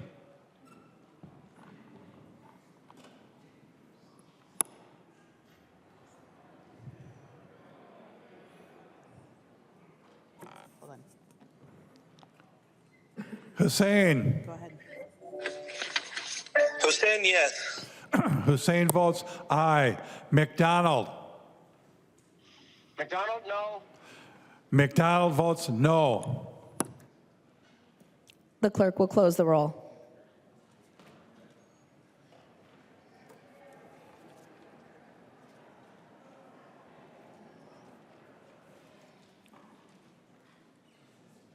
There being 67 ayes and 67 nays, the motion does not pass and the amendment is not adopted. There's an amendment at the desk. The clerk will report the amendment. Sexton moves to amend Senate File Number 1959, the unofficial engrossment as amended. The amendment is coded A6. I recognize the member from Waseca, Representative Sexton, who will explain the amendment. Thank you, Madam Speaker and members. This is a great amendment. This amendment ensures that members of the legislature who are serving in a deployed status while on active duty can still preserve the votes of their constituents after they mobilize. If a member of the legislature were to be deployed overseas, their constituents would lose the voice in the Capitol. They obviously would not be able to vote in person, and sometimes using remote voting is very difficult. Thus, the amendment allows the active duty legislator to select another member and entrust them with their vote. Making this change ensures legislators don't need to choose between serving their country and serving our great state. This change will make it easier for active duty members to continue their service and still serve in the legislature, and provides clarity to their constituents on how they're intending to vote. Members, I realize this is germane, so I'm withdrawing the amendment. Representative Sexton has withdrawn the amendment. There are no further amendments at the desk. The clerk will give the bill a third reading. Third reading, Senate File Number 1959, as amended. Third reading. Discussion to the bill as amended. I recognize the member from St. Louis. I recognize the member from Waseca, Representative Sexton.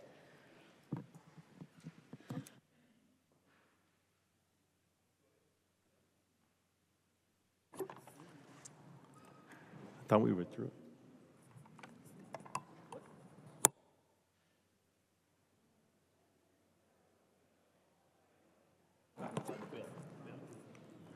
Please pass the bill. I recognize the member from Washington, Representative Cha. Thank you, Madam Speaker.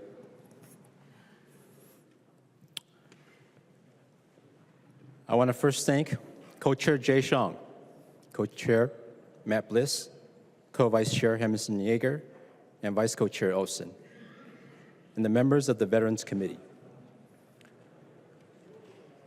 I want to thank the MDVA Commissioner, Brad Lindsay, and Deputy Commissioner Johnson. A special thank you to the staff, particularly Kyle Schwab and Matt Baumann.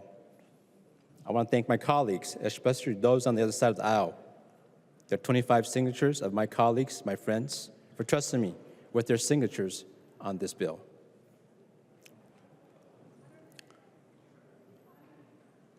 I want to thank the SGU advocates who are here, Professor Li Pao Shong, and Concordia College, from Concordia College, Wayne Tao, John B. Yang, and SGU, Sainu Vang, and all their families and friends who are in this house today. Members, I stand to support this bill, this veteran bill, and speak not only as Representative Ethan Cha, not as the chair of the Minnesota Asia Pacific Caucus, but as a son of a special guerrilla soldier, and also as a refugee from the secret war of Laos. I was born in a refugee camp in Thailand. After the secret war of Laos in 1976. My dad, a Special Guerrilla Unit soldier, served the SGU from 1961 to 1975. His name was Vaku Cha, the greatest man I ever knew. He was my father, my hero, my champion. Last week, I lost my father-in-law, Lee Jong-lo, an English interpreter for the CIA, for the Raven pilots. He spoke 4 languages, Thai, Laotian, English, and Hmong, fluently. These 2 men gave everything to their fellow SGUs and their handlers to serve the United States honorably, to protect American democracy in their homeland, Laos.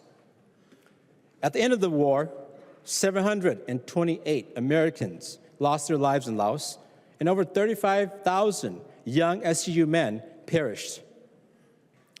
500,000 people were displaced as refugees, relocated to countries they had never been to. These 35,000 SGUs, and many unaccounted for, paid with their lives to protect American interests in their home country, a home many will never see again. Hmong and Lao Americans and other ethnic minority groups in Laos are here in the United States because of the results of the secret war in Laos. Over 100,000 Hmong Minnesotans are here in the state of Minnesota, and of your legislators, 9 of us are from that war. 5 refugees and 4 descendants of SGU families. HF 2444, a bill and act to recognize and restore the honor and dignity of these men and women who bravely served the United States during this conflict.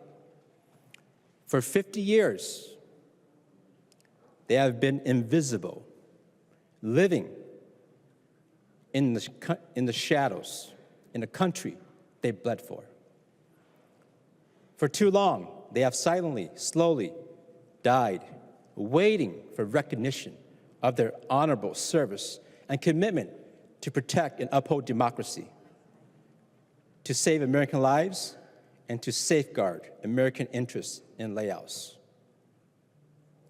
Men were recruited to fight this war, and when the men were depleted, young boys were recruited to take their place. Children became orphans and wives became widows. Those recruits who had the most potential became T-28 pilots. There's a gentleman in this building, his name is Yang Lee. He is a Top Gun pilot with 50 sorties. He flew an unmarked T-28 because Americans were not supposed to be in Laos. And that gentleman is in here today with his uniform. Some became backseat navigator co-pilots called Robins, who supported Ravens, who were American pilots. There's a gentleman in here, SGU. His name is Yi Shang. He flew over 1,000 missions. 1,000 missions. Got paid $3 per flight.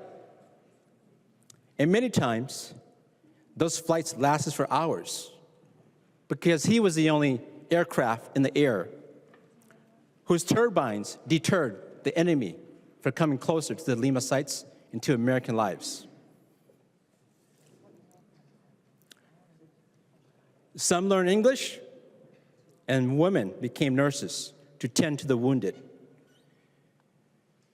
Because all the men had gone to war and no men attended the farmland, supply planes had to drop medical supplies and food by parachute to families without fathers in the hill tribes of Laos.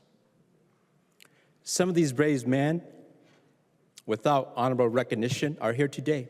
Survivors, the last of the SGUs, sit proudly in the balcony today to witness the passing of this House File 2444. It gives them hope and peace to finally be closer to having their spirit restored, to be whole again, to be seen. They will no longer be invisible because of this bill. They can now come into the light. They can be relieved of their burden to carry the memories of so many lost for so many years of inseparable dismissal of their honorable service to the United States of America. They have always been proud men and women who gave all when there was nothing, who gave many when there was few. This bill will proudly restore the identity of Hmong and Laos SGU Americans, give them a sense of acceptance and belonging as Americans.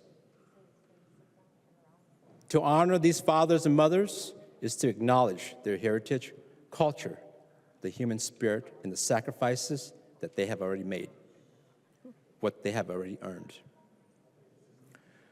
We will recognize their worth as the state of Minnesota. We in the House of Representatives, as one house, will together restore the honor they so deserve, so that not only will SGU soldiers may have peace, but the children and all the communities touched by this war will understand the freedom and liberties of such a great country, who honors and recognizes the heroes of the Secret War of Laos.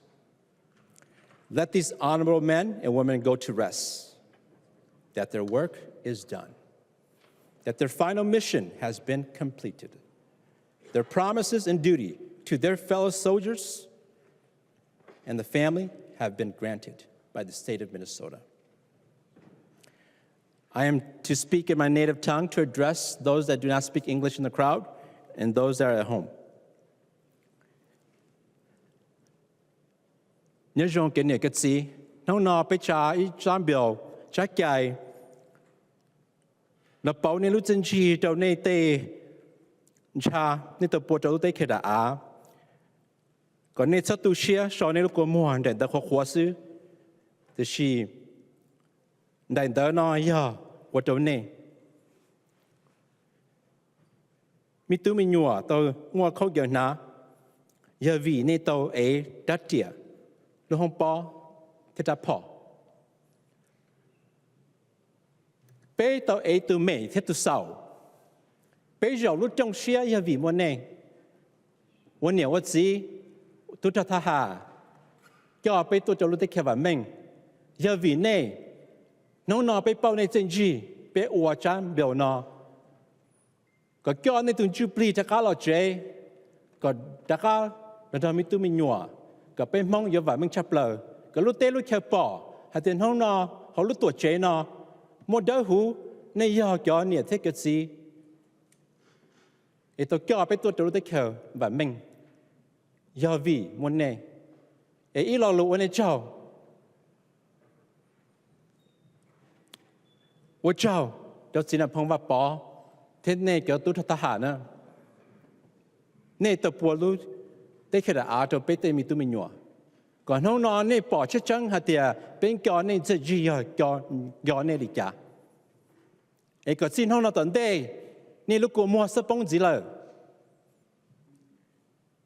ก็内จะตุเชีย内到这给用，มี都没用到路能用话。 cho lo rộng lúc trong xia chấp lời nhớ cho lúc tới chờ, để lúc nọ giờ này lúc tới chờ lời, để ôn này giàu, để tuần hôm nọ tôi chấp bé. Ladies and gentlemen, in the Minnesota House of Representatives, stand with me, your brother, your friend, your colleague. I could not be more proud to share this chamber with all of you.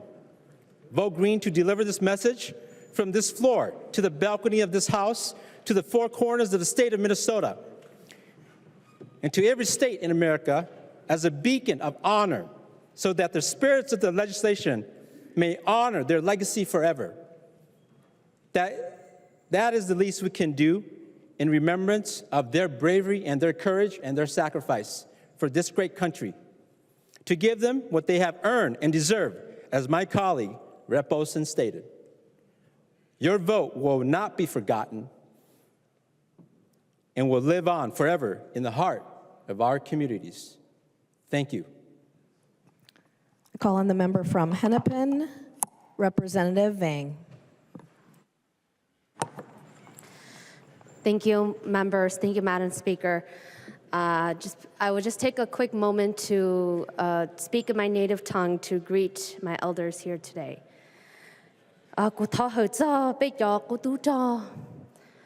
我到帮查天路公莫落地台地球，vì muốn này bây giờ mi tu mi nhỏ, thế li mua thôi nhỏ thế li mua đó là non đó là hả? Ấy nu nó giờ in hu rong, ở bây giờ nó mi cả tàu bỏ, này chuyện gì? Giờ chỉ cho xong li lò. Tin hu nọ mù, còn nên điết tế bảo trợ mong lũ nền mong chiến gì, thọ cầm mong lũ bề rong mù thông can du, e có bề hai nền mong tờ ba chỉ. I want to thank members for your support to this bill, because ultimately, how do we even begin to thank our veterans who paid the ultimate sacrifice? I'm just going to read a snippet of the letter given by Representative Jay Xiong, written by General Harry C. Alderhot from the United States Air Force, to describe the kind of sacrifices that the Hmong people made. I want you to know that what my government did to your people is inexcusable. We sacrificed the lives of your young men, your homeland, and your freedom, and withdrew without regard to your well-being and survival. I can remember in the 1960s that Lao Hmong had succeeded in tying down thousands of North Vietnam's best soldiers in Military Region 2 of Laos. This resulted in the United States taking far fewer casualties in Vietnam. Your constant attacks on the Ho Chi Minh Trail and your protection of our four staging rescue bases, Site 36, and the radar bombing facility at Site 85 were invaluable to the United States bombing offenses against North Vietnam. Through all these years, the CIA and the State Department pressured you to increase your activities in northern Laos. Your response was always positive, regardless of the terrible suffering you endured. Your villages came under fire, and many of your family members were killed or wounded, more than 10%. Some 40,000 people were casualties. Many of these were your finest young men, but you still remain a staunch and loyal ally. Those of us who are here today are veterans of the United States secret war in Laos. We are very familiar with what your nation did for those many years of conflict in that secret war. What we did for you, our staunch ally and loyal ally, we provided you the wherewithal to pursue the war as long as it served our purpose. Then, when our policymakers in the United States decided to withdraw from Laos in 1975, we withdrew without looking back to ensure that our Lao Hmong allies and their families were provided the wherewithal to relocate outside of Laos. Without looking back to see that those in Laos could not escape, were properly represented in the United Nations, without looking back to ensure that they did not spend the remainder of their lives in squalid refugee camps. What really happened was that the thousands of Lao Hmong who remained in Laos were brutally punished for their support of the United States. They were doused with deadly chemicals from the air, forced from their homes and villages, and incarcerated. Many died, being tortured and starved to death. And members, this wasn't so long ago. My father became an orphan the moment the US pulled out of the war, without ensuring the safety of his family. His father, my grandpa, died fleeing in the jungles after being one of the longest-serving soldiers for the United States, to fight for a country he has never known. But because we believed in their words and the honor to keep those words, my father lost all his immediate siblings due to starvation, and by the grace of God, made it to the United States. And I hope for the next 50 years, America does not repeat itself and thinks twice about going to war, because war has consequences. War has refugees, war has displacement, war is the result of peoples like the Hmong who deserve better than empty promises. So thank you, members. Please vote green. I recognize the member from Hennepin, Representative Lee F. Thank you, Madam Speaker and members. I rise as a descendant of Special Guerrilla Units veterans. And those of you that was serving here in the legislature in 2021, you may recall in that summer I lost my dad due to his battle with cancer. And it was only after my father's death and his battle with cancer that I really learned about his story as a veteran, fighting on behalf of the United States of America. Growing up, we always saw a picture of him, in his camel, standing proudly on a backdrop of a T-28. But it wasn't until I actually asked my elders to learn about his story, and his story was that when he was 18, he enlisted as a private, fighting alongside General Vang Pao in the Royal Lao Army and the United States Secret Service, CIA. And it was only after that that he rose through the rank to the full rank of second lieutenant. But for my dad in his final days in his battle with cancer on his deathbed, he did not ask for any veterans benefit, but just to be able to wear his regalia to remind him of his service to the United States. And I think that it's important for all of us today to pass this bill to honor our SGU veterans who are in here with us, not just for them and their memories, but for our young child and offsprings who are coming into this world so that they understand the sacrifices of their elders, their grandparents, their parents. And so that for them, as they move forward on in life, they remember the history of why we as Hmong Americans are here in the United States. And it is through the sacrifices of these men and women, that's why I'm here today. I was born in a refugee camp in Thailand. My family got sponsored through a great aunt who was one of those nurses. And so we cannot, as we move forward with this process, I will hope that we will find a way to honor the women who made the sacrifices to protect not just only our families in the villages, but to also render care to our American service members who were shot down in the mountains of Laos in Southeast Asia. And so with that, members, I urge your green vote and really appreciate all of your support. Chair Bliss, Chair Zhang, Representative Cha, and Representative Her for your efforts in making sure that this moves forward in the process. Thank you, Madam Speaker. I recognize a member from Ramsey, Representative Lee Kay. Thank you. I also rise today in support of this year's Veterans Finance and Policy Bill. And while it's a relatively small appropriations bill, I want to commend Chair Zhang for fighting to ensure that this bill serves all of our veterans, especially our minority veterans. And for me, this is important because the Federal VA Center for Minority Veterans has projected that more than 1/3 of all veterans will come from minority groups by the year 2040.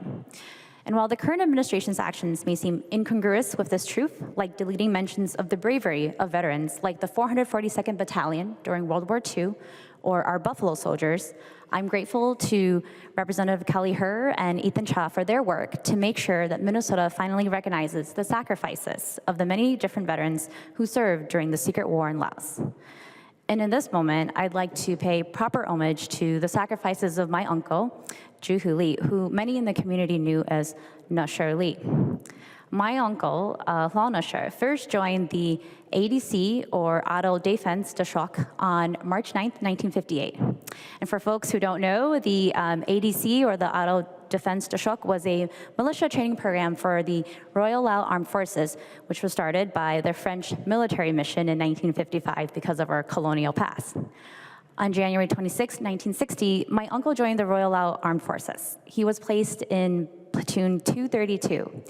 Volunteer Battalion 23, where he was frequently on the front lines in battles against communist forces and also conducting reconnaissance missions before joining the Bureau of Intelligence Unit in 1973. By the time that the country of Laos fell to communist forces in May 1975, Uncle Nasher reached the rank of lieutenant in the Royal Lao Army.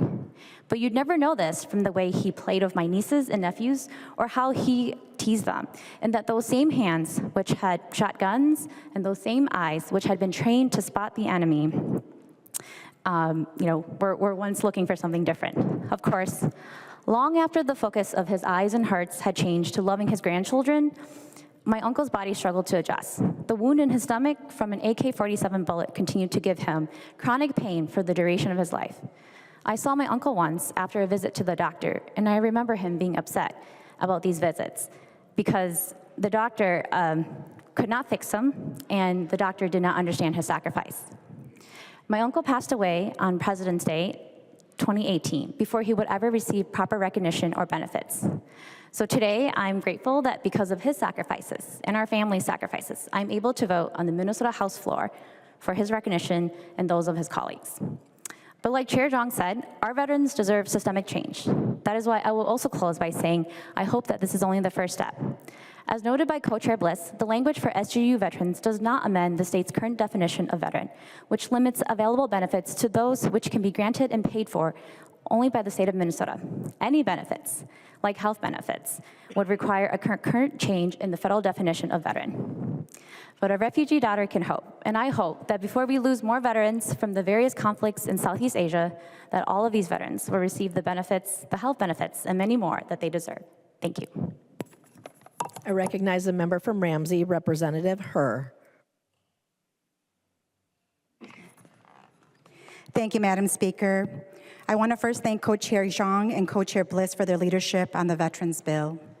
It was Co-Chair Bliss and Co-Vice Chair Olson that helped us put this bill in the form where it could be passed. And to the members of the Veterans Committee, thank you for having open hearts on an issue and history that is not widely known. Much has already been said, so I will try to keep my remarks to 2 points. My maternal grandfather was a colonel in the Secret War. His name was Colonel Su Yang. He was a man of faith. He spent his life running from God.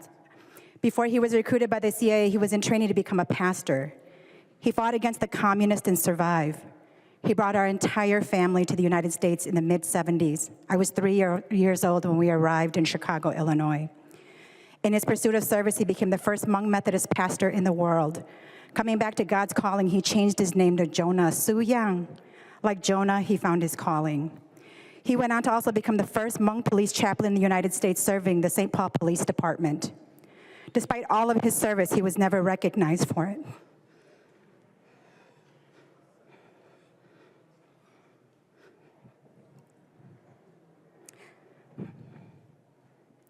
He passed in January of 2017, a year before I was elected.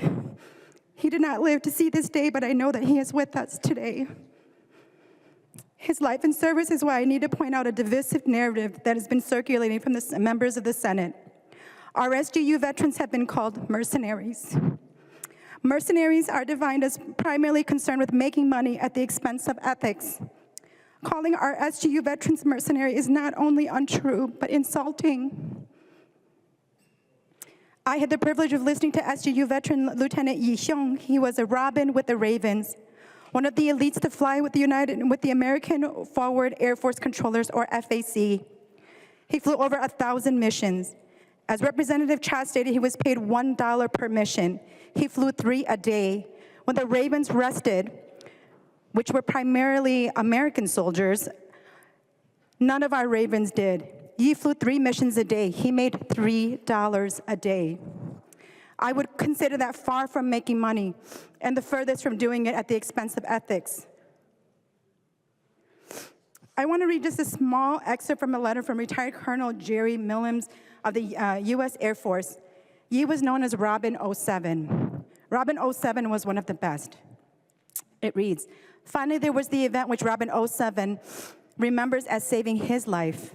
As the most experienced FAC at the time, I was responsible for checking out the newly arriving FACs. Although we didn't always fly with a Robin, it was my policy to have a Robin in the backseat of any new Raven. So when I landed at Longjiang with Raven 27 and prepared to send him out on his own, without me, I wanted to have an experienced Robin with him. The only one available was Robin 07, who was already in Raven 27's backseat and preparing for takeoff. I stopped him and had Raven 07 go with Raven 27. Oh boy, this is a lot harder than I thought it was going to be. As fate would have it, Raven 20 was shot down and killed on that mission. Robin 07 remembers that that event as saving his life.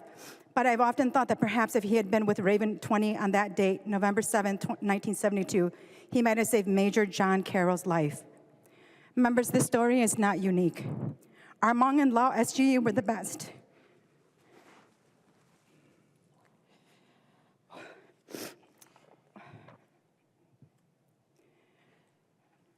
They believed in freedom and democracy. They believed in the dream of what America offered. I am here today because of that dream. Legislators are not the only dreams realized. Lieutenant Colonel Yi Hang, our first graduate of West Point and highest-ranking U.S. military personnel, is the son of SGU veteran Major Hang Zhu, constituents of Representative DePel. Retired Lieutenant U.S. Navy Tu Feng Lor is the son of SGU veteran Commander Tsai Ying Lor. Commander Lor's job was rescuing downed American pilots and was badly injured. Tu Feng erected a large park and memorial in Cannon Falls in Representative Pam Altendorf's district. Top Twin Cities surgeon David Yuming Ta is the son of SGU veteran Jia Hyung Ta, constituent of Representative Johnson. My own two sisters, who are two of the first women to study STEM to become some of the first women engineers in the United States, are granddaughters of my grandfather, Colonel Su Yang. Our SGU veterans left a living legacy through their children. For their sacrifice, this is the least that we can do to recognize our SGU. Thank you, members, and I ask for your vote of support on this bill. I recognize the member from Anoka, Representative Rehrauer.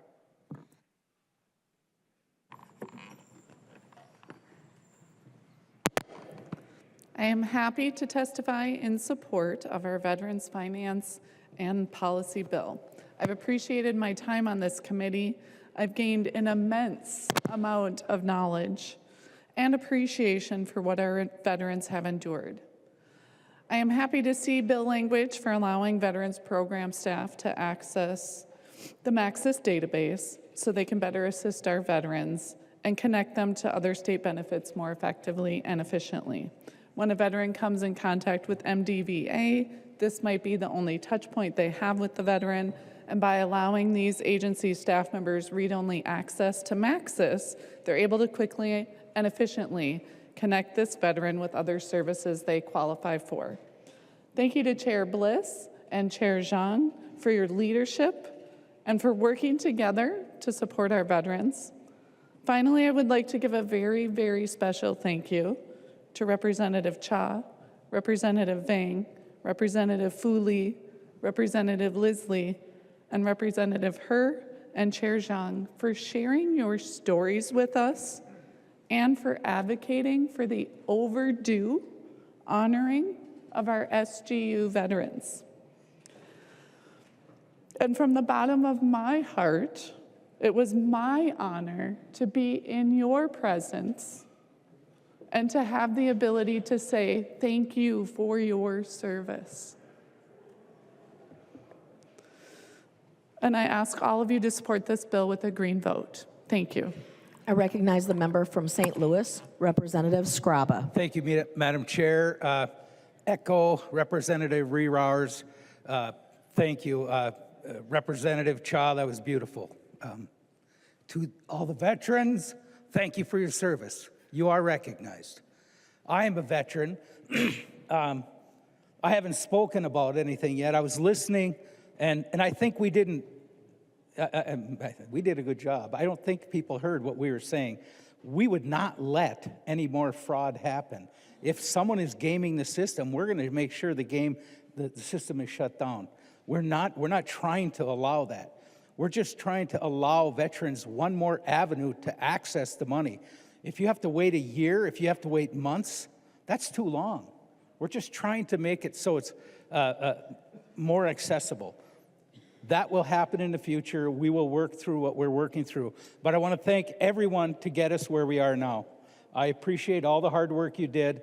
This is monumental, and thank you very much, and I hope we all vote green. Thank you. I recognize the member from Ramsey, Representative Feist. Thank you, Madam Speaker. I rise to support this bill. Thanks to Chair Zhang and Chair Bliss for allowing me to be on your committee. This was my first term on the Veterans Committee, and it really was inspiring. The support that we as a state and we as a committee show for veterans is really a beacon of Minnesota values, and it was just a joy to be on this committee. As I mentioned earlier, I really feel strongly that we need to figure out this claim sharks bill. The issue that everybody agrees on is that getting these benefits takes too long. And the Trump proposal to cut 80,000 employees of the federal VA is going to make that problem even worse. So we have our work cut out for us. Let's address the fraud. Let's find a way to make sure that veterans are able to access those funds that they are entitled to and that they earned. I also wanted to lift up the funding for the technical assistance for CVSOs, County Veteran Service Officers. I was really honored to work with Christy Janigo on this legislation to create technical assistance for CVSOs in 3 areas to support women veterans, system-involved veterans, and also to address suicide prevention, which is a really pervasive, important issue for veterans in Minnesota. And so I'm just really excited to see what this little bit of money can do to support the really amazing public servants who support veterans. So I hope everyone will support this bill. Thank you. I recognize the member from Hennepin, Representative Gomez. Thank you very much, Madam Speaker, and my thanks to Chairs Zhang and Bliss. As we've been hearing, there are a lot of really important things in this bill, and especially the recognition of the SGU veterans. And I just have to stand up and talk about a provision in this bill, though, that I'm really deeply concerned about. So the Minnesota Department of Veterans Affairs has a homelessness program. We spend a little over $12 million a biennium on it. And we have reached functional zero veteran homelessness because of the investment that we have chosen to make in addressing the needs of veterans who are vastly disproportionately represented in populations of homeless people, and especially in unsheltered homelessness.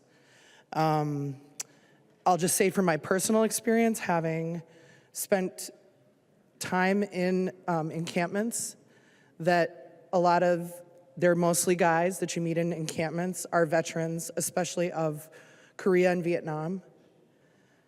And so that means that those veterans are reaching our elders now and are sleeping outside. Tonight in Minnesota, there are about a little over 100 veterans sleeping outside, or sleeping, who are sleeping in places that are not their home. And we didn't get there absent a lot of effort. There are federal housing vouchers that veterans are eligible for, VASH vouchers. And the evidence-based intervention for people experiencing long-term homelessness is a house and the services that you need to stay in your house. Because for a lot of people who've been outside for a long time, and especially for veterans, there are intersecting challenges, and I know that you spoke a lot in the Veterans Committee about the mental health crisis, about the suicide crisis among veterans. In Minnesota, we maintain the Homeless Veteran Registry, and this is a very important element of our homelessness response.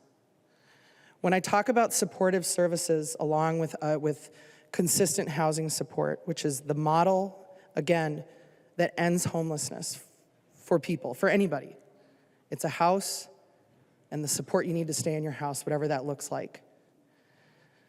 What we do in Minnesota, what we add, what the Minnesota Department of Veterans Affairs adds, is intensive case management and this homeless veterans registry. Intensive case management means that it's a social worker that has a smaller caseload and that really can individually intervene and find out what someone's specific needs are. The Homeless Veterans Registry is a by name list of every single veteran in the state of Minnesota that is homeless at any given time. And I just want to stress to you how extraordinary this is. This is a program that is working and that is housing veterans and that is ensuring that they remain stably housed. And this bill cuts 85% of the funding for veterans homelessness.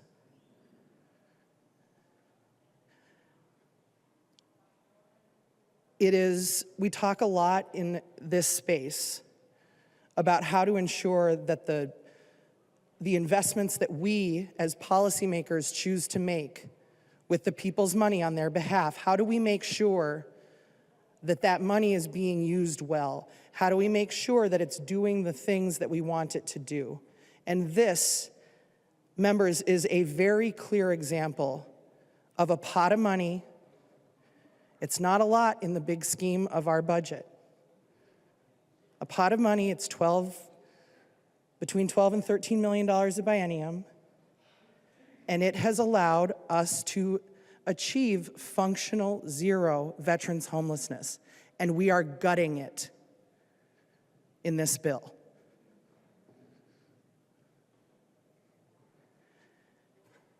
And so I know that there's a lot of good things in this bill, and it'll probably be an all-green board, and I wanted to just tell you why you're going to see a red vote from me.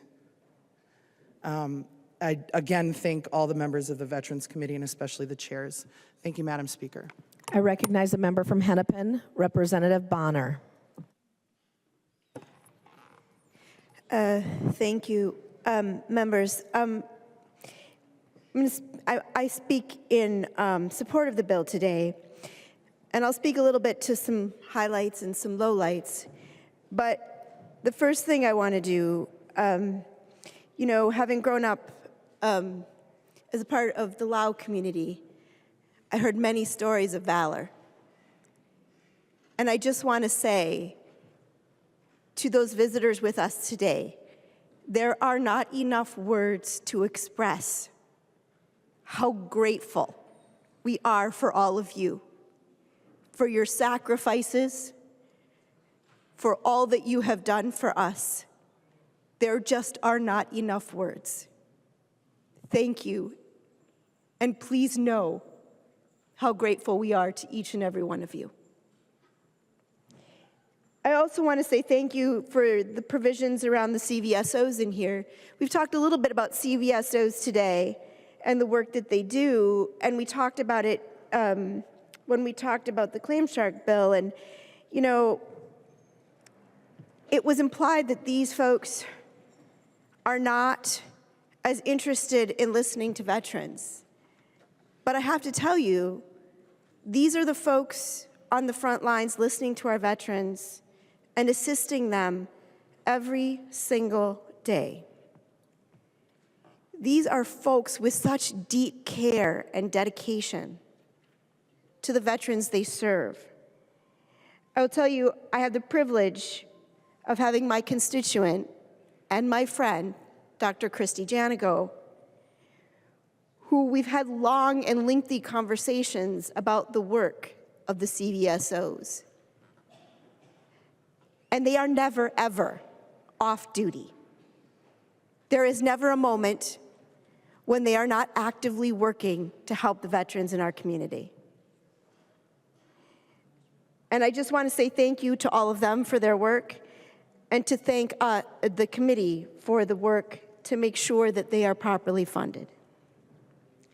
I want to express my disappointment in the homelessness provision. Having served in human services for so long as vice chair, I can tell you that one of the things we often talk about is the complexity of the cases and the real need. And there's a reason that many of our homeless veterans are homeless. These are some of the most complex cases out there. It's not as simple as putting a roof over your head.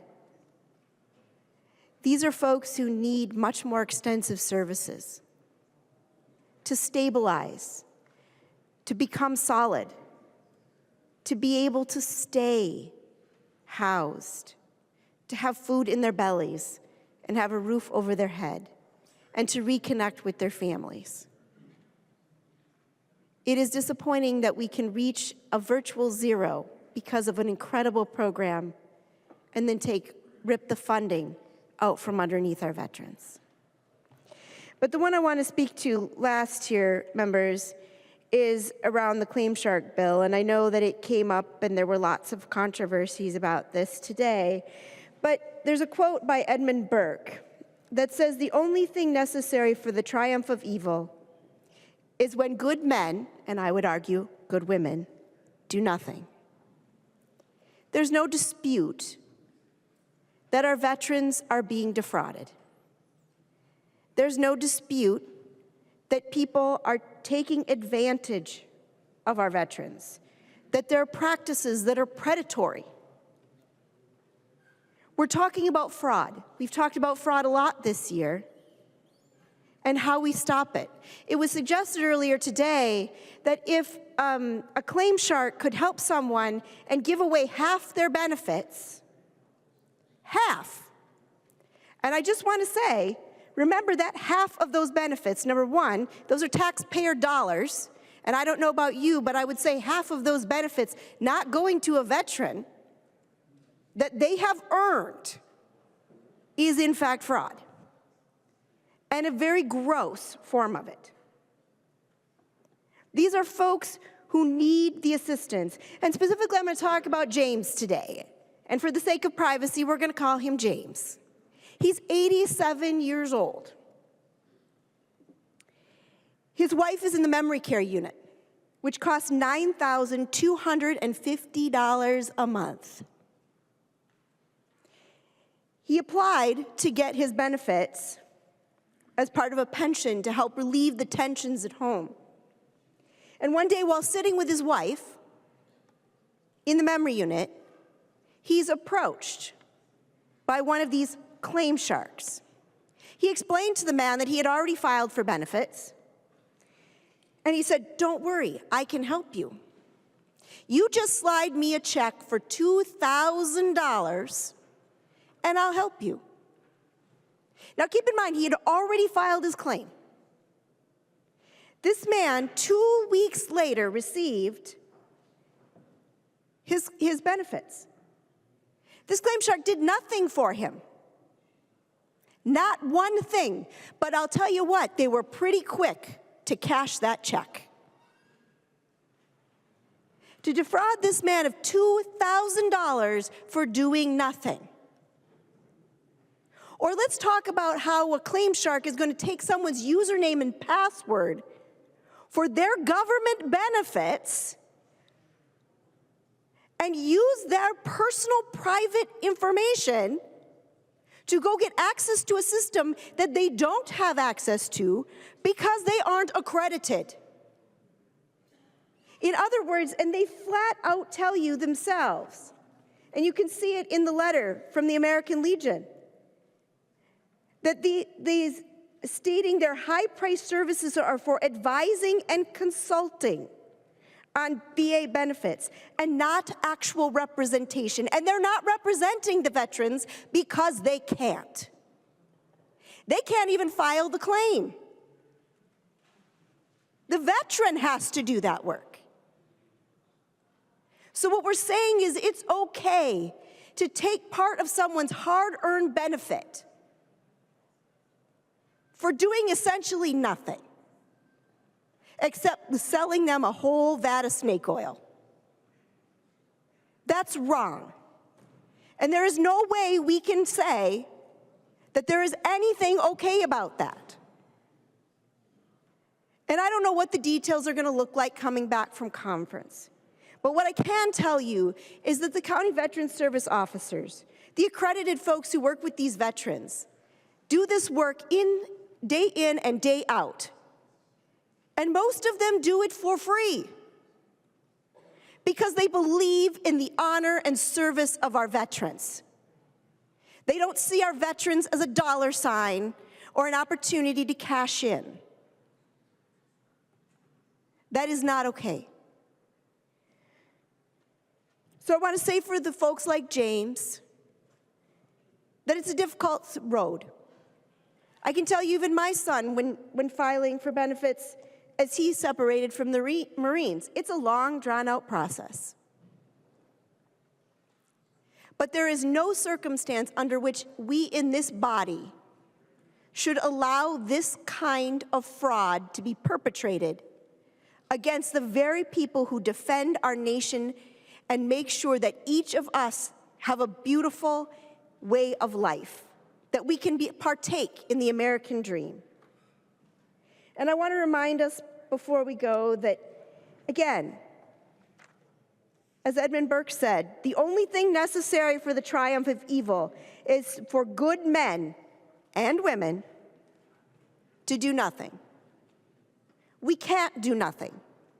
And while this bill is an excellent testament to our veterans, we also know that it fell short in a few places. And it is my sincere hope that when this bill comes back, that we can rectify those issues and that we can stand here together and vote for a solid green board to say that we believe that our veterans deserve the absolute best we can deliver. Please vote green. I recognize the member from Ramsey, Representative Gottfried. Thank you, Madam Speaker. I'll keep this brief. Just a few very, very quick points. First of all, thank you to the co-chairs of the committee. Thank you to the vice co-chairs. Thank you to our Hmong and Lao SGU veterans here. And thank you to all the veterans on the floor here today. Just a brief word about the Veteran Homelessness Prevention Program. I just want to say that when a program is successful, typically we don't try to defund it. This is a program that requires iterative funding to make sure that we keep our veterans in homes. And I won't speak more to it that way because I think we've had some other representatives eloquently speak to that fact. Regarding the idea about this fraud prevention, we need a functional legal mechanism to prevent fraud. And accreditation is that functional legal mechanism to do that. So just to speak with that, I am also rising in support of this bill. I want to thank the co-chairs for including House File 3005 in this. This is a Veteran Meals on Wheels program that we have funding for the next biennium. $1 million appropriated over those 2 years, split evenly across those two. This is a critically important funding at a time when through executive order, the federal administration eliminated the Administration of Community Living, which oversees programs like this at the federal level. And so this will provide some level of support and comfort at the statewide level. So I certainly would urge a green vote on this bill as a whole and support this particular funding as we move into conference committee. Thank you, Madam Speaker. I recognize the member from Dakota, Representative Clardy. I rise to talk about two provisions within this bill. First of all, thank you, Chair and committees, for the excellent bill. The two things that I'm uplifting are is a food insecurity program, and this one specifically is dealing with rural Minnesota. The Lutheran Social Services has told us that in 2013, that there was 12 to 14% of the veterans that were found with food insecurity. So that's one of the reasons I wanted to do this bill. And out of 5, so there's like 1 out of 5 in rural Minnesota that were dealing with food insecurity. So this is kind of a big deal. The program that we're working with is through Lutheran Social Service, and so it's a proven program that has been providing the benefits. So it's delivering foods to their home and also within the community. They can dine out as well. The other piece is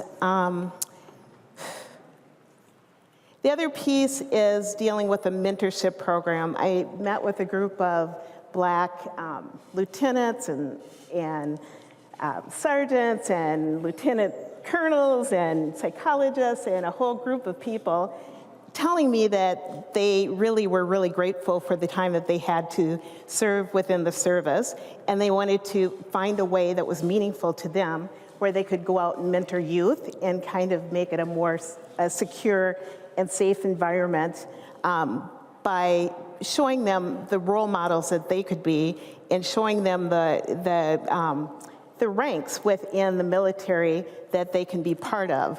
They also talked about how just internally how this was such a privilege to do this, and the integrity that was built within the service. So with thinking about what's kind of happening nationally with like some of the information about Tuskegee going away, I think this is very, very important for some of our leaders from our community to go out and be able to lead. So these are two provisions that I'm very proud of to be in the bill, and I'm happy to support it. I'm also very, very happy about the bill that Representative Cha brought forward, because it's about time. Thank you. I recognize the member from Martin, Representative Olson. Thank you, Madam Speaker and members. So this bill, whereas I'm sad to say good men and women did nothing when we talked about the claim shark issue, we provided you with plenty of opportunities to move in the right direction, but we will do something when moving into conference. We can continue that conversation to ensure that we do as what we need for our veterans, which is to close a window but not slam a door on them. Now, I want to talk about some of the other things that are in this bill that I fought pretty hard for, one of which was the issue of veteran and soldier suicide within the state of Minnesota. Now, prior to this bill, the department currently spends $550,000 employing 3 individuals to combat soldier suicide in the state of Minnesota. $550,000 a year for something that costs nearly 200 Minnesotans, well, yeah, it's 100 Minnesotans a year who are passing away due to suicide every single year. So that's 1 Minnesotan every 3 days are taking their lives, a veteran. And to make this, if you want to get some staggering numbers, that a veteran committing suicide, they commit suicide at a rate that is higher than any population group that is not a veteran. But if you want to talk about some absolutely staggering numbers, let's talk about female veterans who commit suicide at over a 230% increase on non-veteran females. This is an issue that needs to be addressed, and I'm very glad that we are allocating funds to increase that. It's an important thing. When you lose a veteran to suicide, they are gone forever, and their story ends on that day. So it's a great thing that we're doing. The departments, both the Department of Veterans Affairs and the Department of Military Affairs, wanted $50 million. That wasn't within our budget target. So tough decisions had to be made. And I wish we had more. I would love to spend more on our veterans. But one of the things that we did that I'm very proud of within the Department of Military Affairs is we are finally recognizing state National Guard soldiers for their state active duty service. And I'll explain that real quick. I'm in the reserves. Every day that I put on a military uniform, I receive retirement pension points. They're called retirement points. Every day, I get a point. That goes towards my 20-year service, which will then result in a pension. In the state of Minnesota currently, if you are activated under state active duty, under which we've had over, if you want to talk about 2020 and 2021, we activated 100,000 duty days worth of soldiers in those 2 years.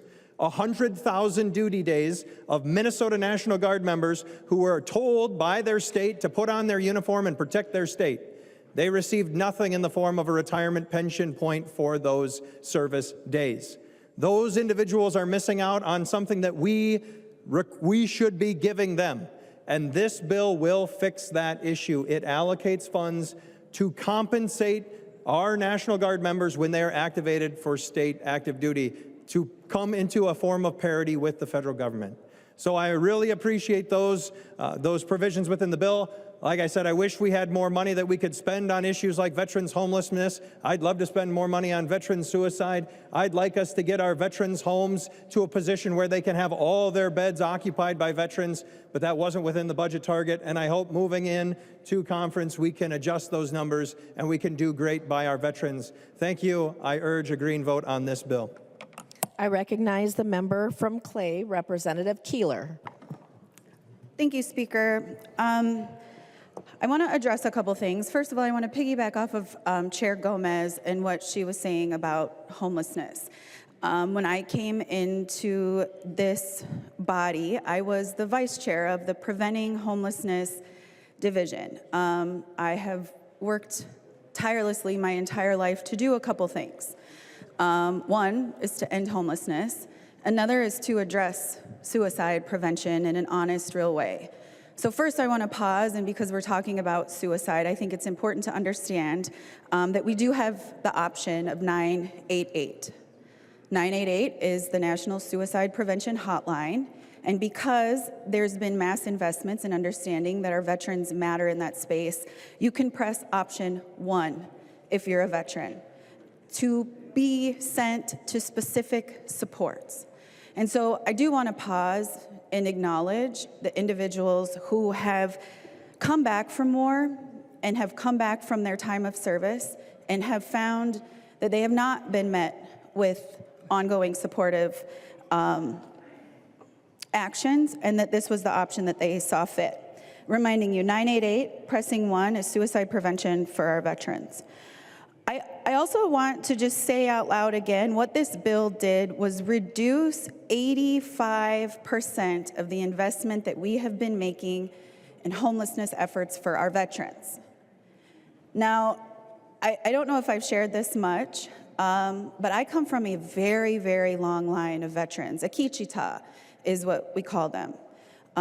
So far back that as an Indigenous person, my great-great-grandpa, my great-great-great-grandpas, they were fighting to defend this land before we were even allowed to be considered citizens. We have been protecting this land for a very, very, very long time.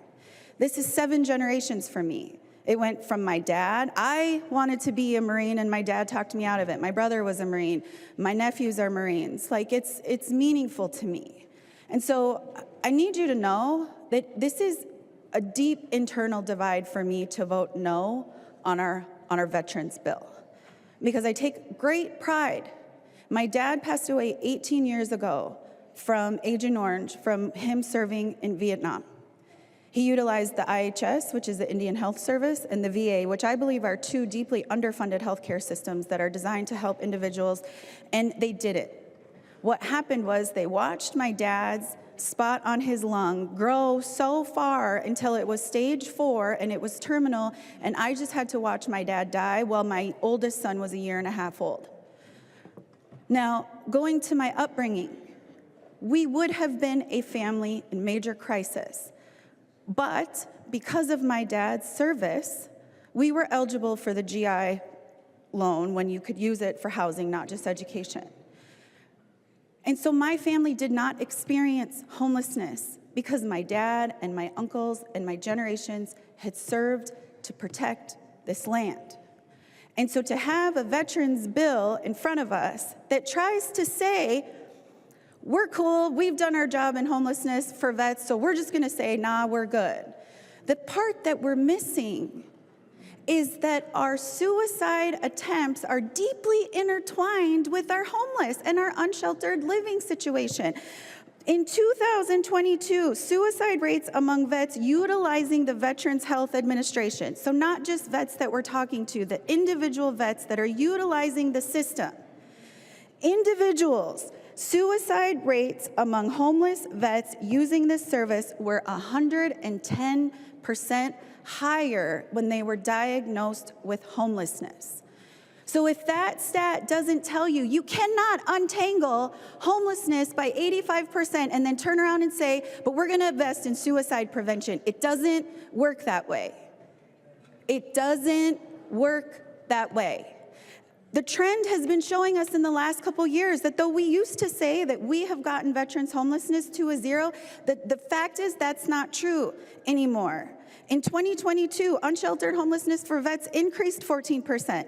Last year, it increased another 7%. So though we think we did a really great job, the minute we said we solved the issue, we stopped investing in it. And now in the state of Minnesota, in the House where we have said homelessness matters to us, we have said that here. That now to have a bill leaving the floor to cut 85% of homelessness efforts to support this work in our veterans is detrimental. And I reached out to try to figure out what are the actual numbers, right? Because what does this really mean? So when we make this move in Minnesota, I want to be very clear, this will return 94 of our veterans to homelessness immediately. The investments that we've made over the last couple years to create over 200 units of housing, 88 of them the state directly invested in. All of those will now sit vacant because we decided this disinvestment was what was important to support our vets. So I want to be clear, thank you for your service. Thank you for your honorable service. Thank you to the family members that sit back home and wait and take care. Thank you. But I am a red vote because we all agreed that we were going to do everything in this House chamber to prevent and end homelessness. This is not the bill to do that. Thank you. I recognize the member from Washington, Representative Hill. Well, thank you, Mr. Speaker. Members, today I rise briefly, very briefly, in support of House File 2444. There are two elements of the bill that I briefly want to highlight. First and foremost, and I think it goes without saying, is to provide special recognition to our visitors here from special guerrilla units in the secret war in Laos.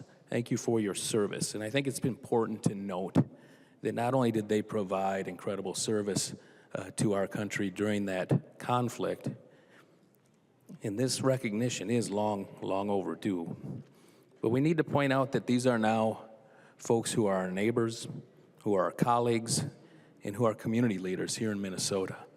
And their service is ongoing to their communities. So thank you for your service.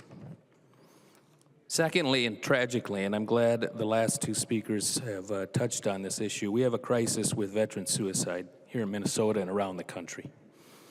I'd also like to highlight some of the programming appropriations that will be further discussed in conference committee that seek to serve veterans when they're not in uniform or well after they may have concluded their service. I especially want to highlight Hometown Hero Outdoors, Veteran Mentorship for Black Youth, Metro Meals on Wheels, Camp Bliss, Veterans on the Lake, and Fishing with Vets, among many others. These programs seek to provide our veterans with connection, with camaraderie, and with therapeutic healing opportunities when they are needed. These are great programs, but so much more needs to be done in this realm to address this crisis. To all our veterans, I want to thank you and your families for your incredible sacrifice and service to our country. Members, I encourage a yes vote on this bill. Thank you. I recognize the member from Washington, Representative Hemmingson-Yeager. Thank you. First, I just want to thank for the opportunity and the honor to serve as the co-vice chair of the Veterans and Military Affairs Division. I'd like to thank Chair Zhang for your mentorship as I was on this committee. And I know we had a challenge with a $5 million target, but so I kind of come with this with just a mixed bag. First, I want to make sure I'm really proud of the fact that we were able to do the SGU recognition. It's long overdue to honor the service and sacrifice of our Hmong soldiers, and I want to thank them for that service. I also appreciate the attention to food security. As we see the USDA and other federal cuts happening, it is so important that we as Minnesotans now take this responsibility onto ourselves to ensure that our veterans do not go hungry. I'm disappointed about the Claim Sharks bill. As someone who has also worked with industry on some consumer protection bills, I feel we're missing an opportunity to confront some predatory practices. Going into conference, I do look forward to more conversations to address homelessness, because we know that addressing homelessness and supporting and giving those services and supporting our veterans how they need it does lead to decreased suicides. And I'm looking forward to conversations on how we can better support our veterans' homes.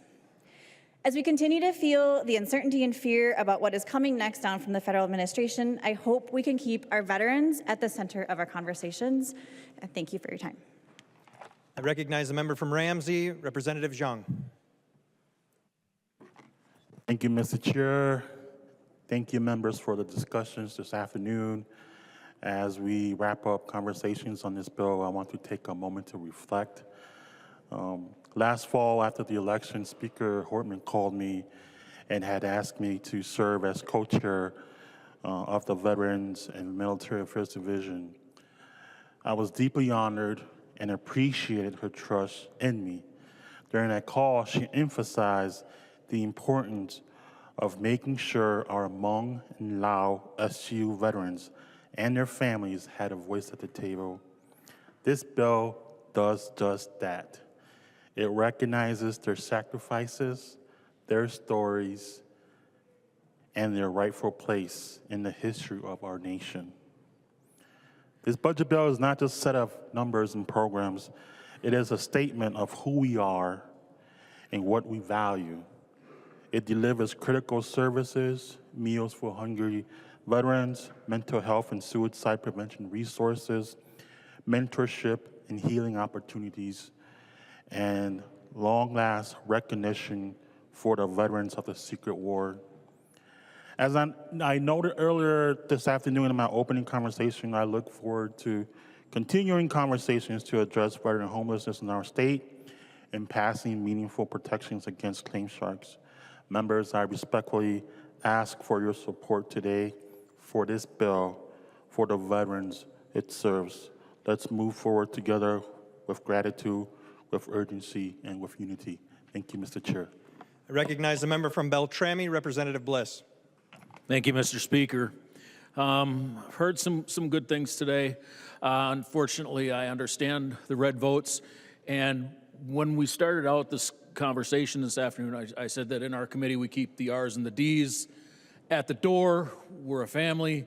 We have disagreements. We have the same goal in mind, and that's to take care of our veterans. And I also said it doesn't mean that we're going to agree on everything, and we're going to have very passionate discussions. Couple of things I wanted to address. Claim shark bill, again, you know, this is a point of contention for us. It was mentioned several times that the bill was amended in the Senate, and hopefully we can do it. Members, the Senate couldn't get the votes to put it on their bill. It's not in the bill. So we had an opportunity to put it on the bill tonight. We'll amend it, and you have my word and Vice Chair Olson's word that we will work to put this bill back on the Veterans Omnibus bill. There was another thing said that half the benefits is fraud. Members, I was talking about a gentleman that came to me and explained a situation to me that this free system failed him. He's been living with this pain for years. The people that we're talking about, their fee is 50% of the increase. So if he's getting 50% disability right now and they increase him to 100, they get half of that increase for 5 months. The gentleman's been living with it for years.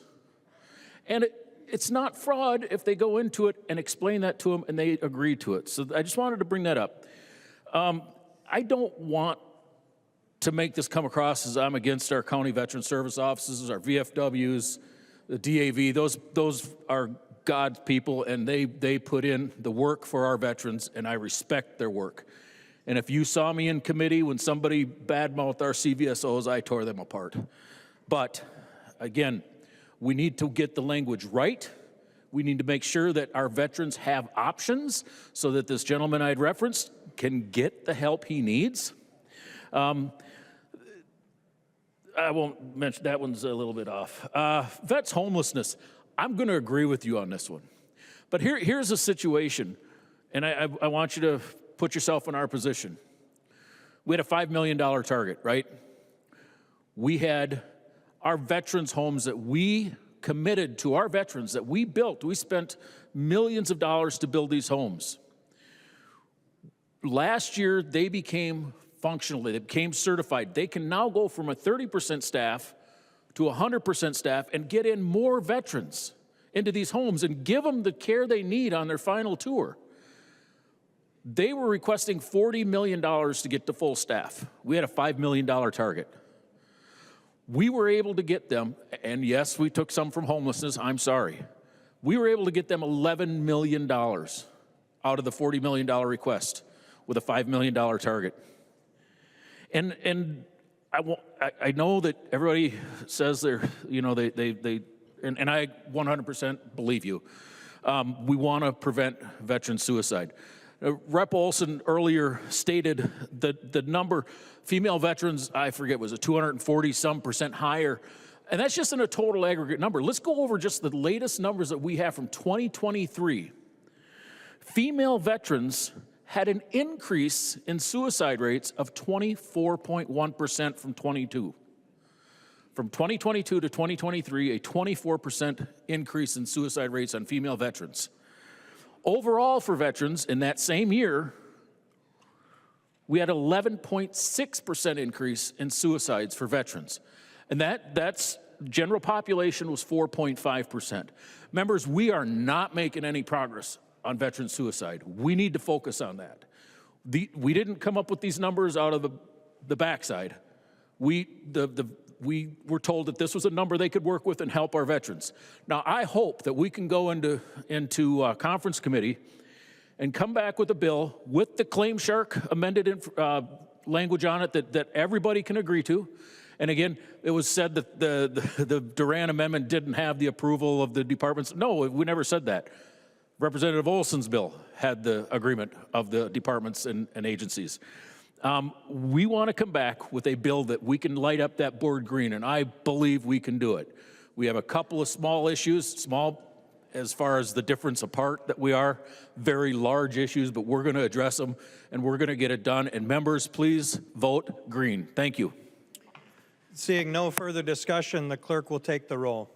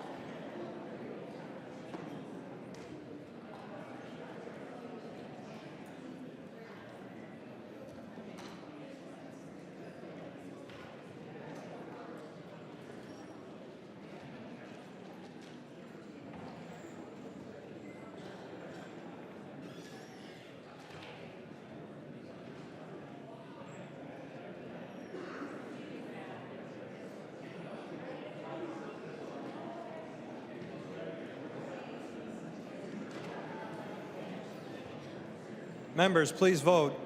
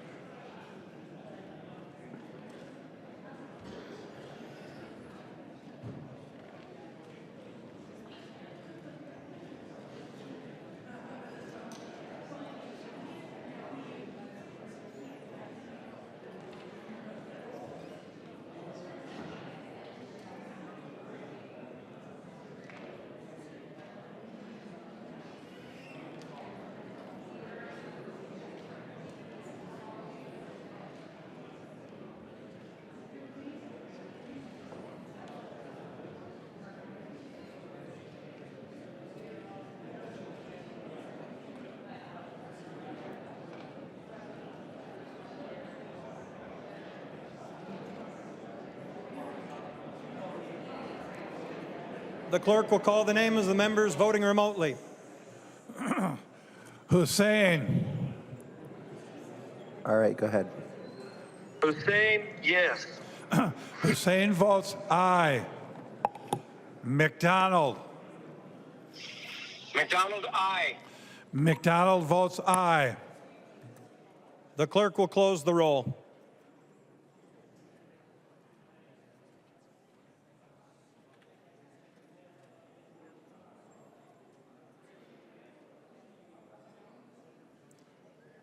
There being 126 yeas and 6 nays, the bill is passed as amended and its title agreed to. Members, on the House floor today we have former Representative Bob Gunther, who served in this legislature from 1995 until 2020. My predecessor, Bob Gunther.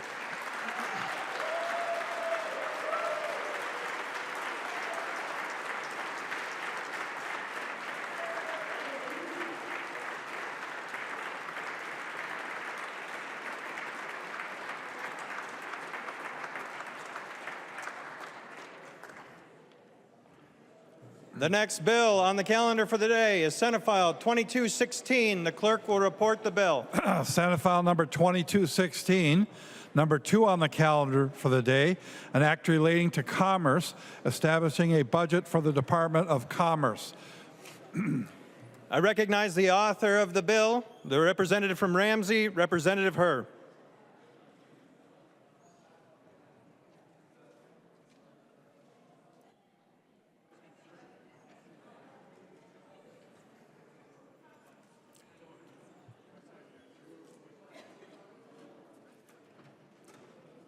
I recognize the member from Stearns, Representative O'Driscoll.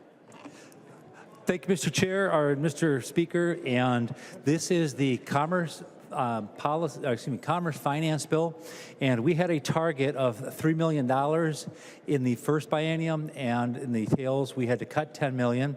And I want to thank my co-chair of the Commerce Committee, Representative Herr. And at this point, I'm going to defer the rest of the presentation to Representative Herr, and then when she's done, I'll have some final comments. Mr. Speaker. I recognize the member from Ramsey, Representative Herr. Thank you, Mr. Speaker. Senate File 2216 is the Commerce Finance Bill. It funds both the operations of the Department of Commerce and Office of Cannabis Management. We had a target of $3 million above base and a cut of $10 million in the tails. The budget will include 2 notable items I would like to lift up. The first is the Task Force on Homeowners and Commercial Property Insurance to look at the rising cost of insurance. The second is the Common Interest Community Ombudsman, or HOA, Ombudsman person to assist with unit owners and associations to understand their rights under the law and to facilitate resolution. The largest change item is cutting the ongoing Can Renew grants at OCM. Mr. Speaker, this is a high-level overview of the bill. I will share remaining comments and thank yous for third reading. There are no amendments at the desk. The clerk will give the bill its third reading. Third reading, Senate File number 2216. Third reading. I recognize the member from Hennepin, Representative Falconer. Thank you, Mr. Speaker. Representative Falconer. Falconer.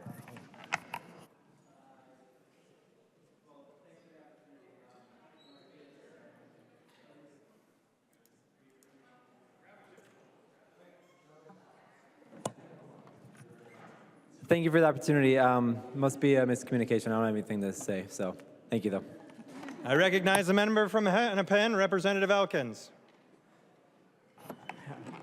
Thank you, Mr. Speaker. No, just a few words about the homeowners and insurance task force. As we're all noticing in our personal lives as well, the cost of homeowners property and damage insurance is increasing for both ourselves and especially for homeowners associations, multifamily housing, including affordable housing. It's proven to be a very complicated issue, and so we're forming this task force with broad membership and support in order to study the issue and come back next year with the solution. So thank you very much. I recognize the member from Stearns, Representative O'Driscoll.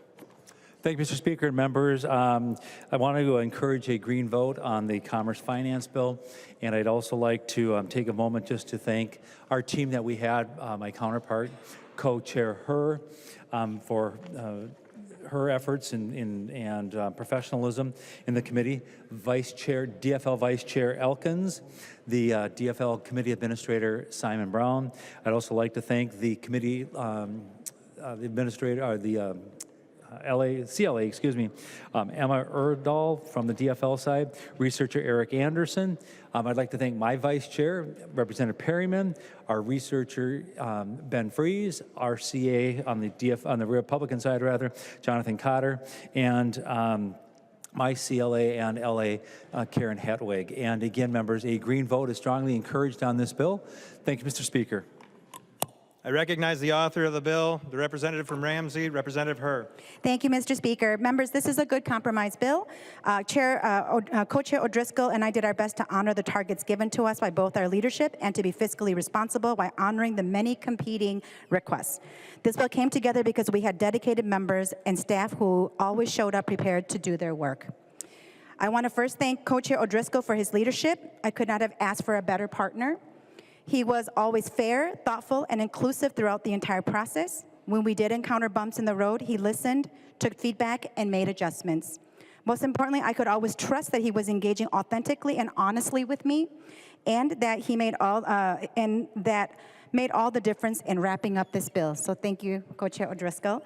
I also want to thank our co-vice chairs Perryman and Elkins. Though co-vice chair Perryman got more gavel time, vice co-chair Elkins got the last gavel, and his task force is included. So I guess maybe they're even.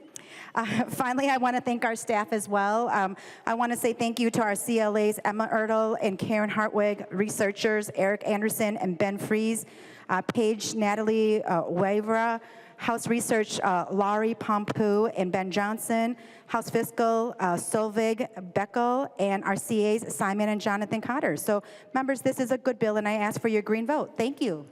Seeing no further discussion, the clerk will take the roll.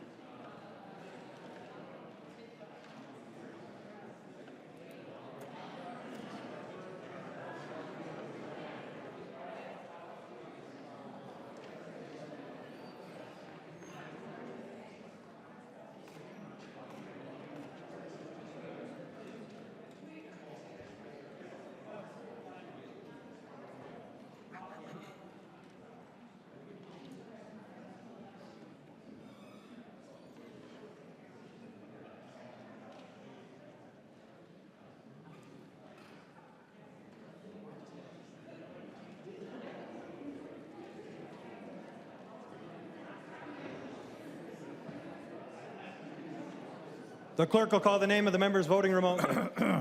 Hussein. Go ahead. Hussein, aye. Hussein votes aye. McDonald. McDonald, aye. McDonald votes aye. The clerk will close the roll.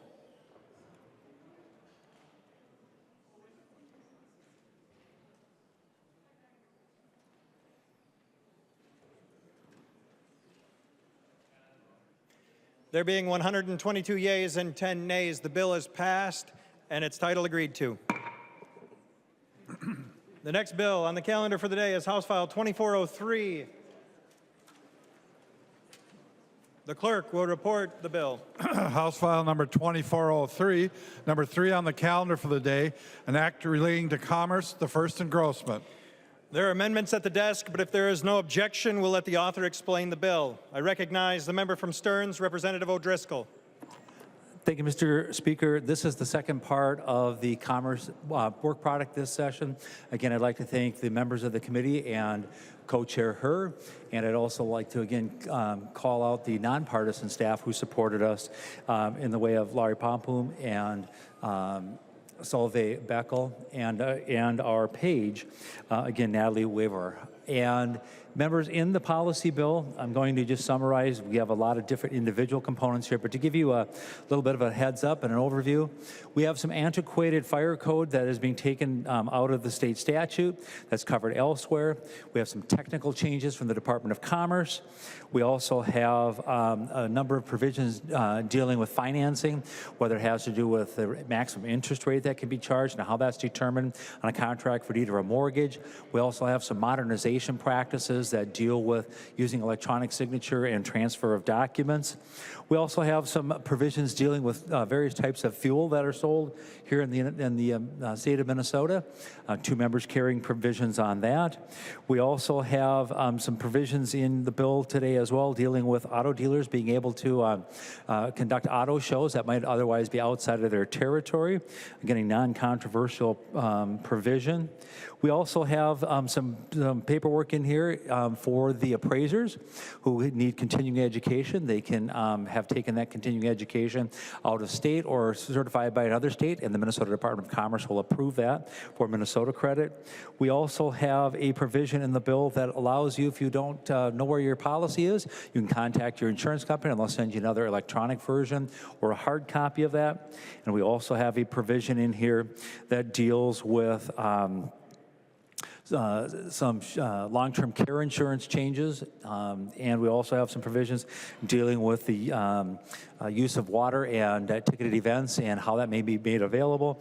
And we also have a repeal in here on something that was passed a few years ago dealing with Medicare supplements to keep them more affordable. And again, Mr. Speaker, that is an overview of the bill. It's a good compromise policy bill. And again, I'd like to thank the members of the committee as well for their professionalism and working together to get to a good product here for the state of Minnesota. And ready for amendments, Mr. Speaker, when you are. I recognize the member from Ramsey, Representative Herr. No comment, Mr. Speaker. Perfect. We'll move on to amendments. There's an amendment at the desk. The clerk will report the amendment. O'Driscoll moves to amend House Bill number 2403. The first engrossment, the amendment is coded A11. I recognize the member from Stearns, the author of the amendment, Representative O'Driscoll. Thank you, Mr. Speaker and members. The A11 amendment removes a provision from the bill that some of the folks wanted another little opportunity to do some fine-tuning and some work to that, and we felt that that was appropriate. And so what the A11 amendment does is it removes that section of the bill, and I encourage a green vote on that. And just for members' information, we've got a couple of other amendments that are going to clean up the bill as well from some legislation that was passed off the floor at the time we were working on the omnibus bill that just brings the this bill into line with what's actually relevant at this point in state statute, I should say in business before the floor. So again, a green vote or a yes vote on the A11 amendment. Thank you, Mr. Speaker. I recognize the member from Ramsey, Representative Herr. Members, please vote green. Seeing no further discussion, all those in favor of the amendment, please signify by saying aye. All opposed, say nay. The amendment prevails. There's an amendment at the desk. The chief clerk will report the amendment. Herr moves to amend House Bill number 2403. The first engrossment as amended. The amendment is coded A13. I recognize the member from Ramsey, Representative Herr. Thank you, Mr. Speaker. This is an amendment to delete the provision that requires plain language for some garnishment forms.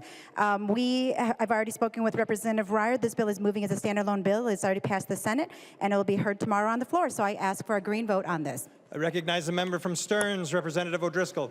Mr. Speaker, members, I support the motion to vote yes by Co-Chair Herr. A green vote and a yes vote would be appropriate. Thank you. Seeing no further discussion, all those in favor of the amendment, please signify by saying aye. All those opposed, say nay. The motion prevails. The amendment is adopted. There's an amendment at the desk. The chief clerk will report the amendment. Herr moves to amend House Bill number 2403. The first engrossment as amended. The amendment is coded A14. I recognize the member from Ramsey, Representative Herr. Mr. Speaker, this amendment deletes the Minnesota Insurance Guarantee Association, which is allowed to request financial information. This bill is also a Rehrauer bill that is moving as a standalone bill. It has already passed both the House and the Senate, and it is on its way to the governor to be signed. So I ask for a green vote. I recognize the member from Stearns, Representative O'Driscoll.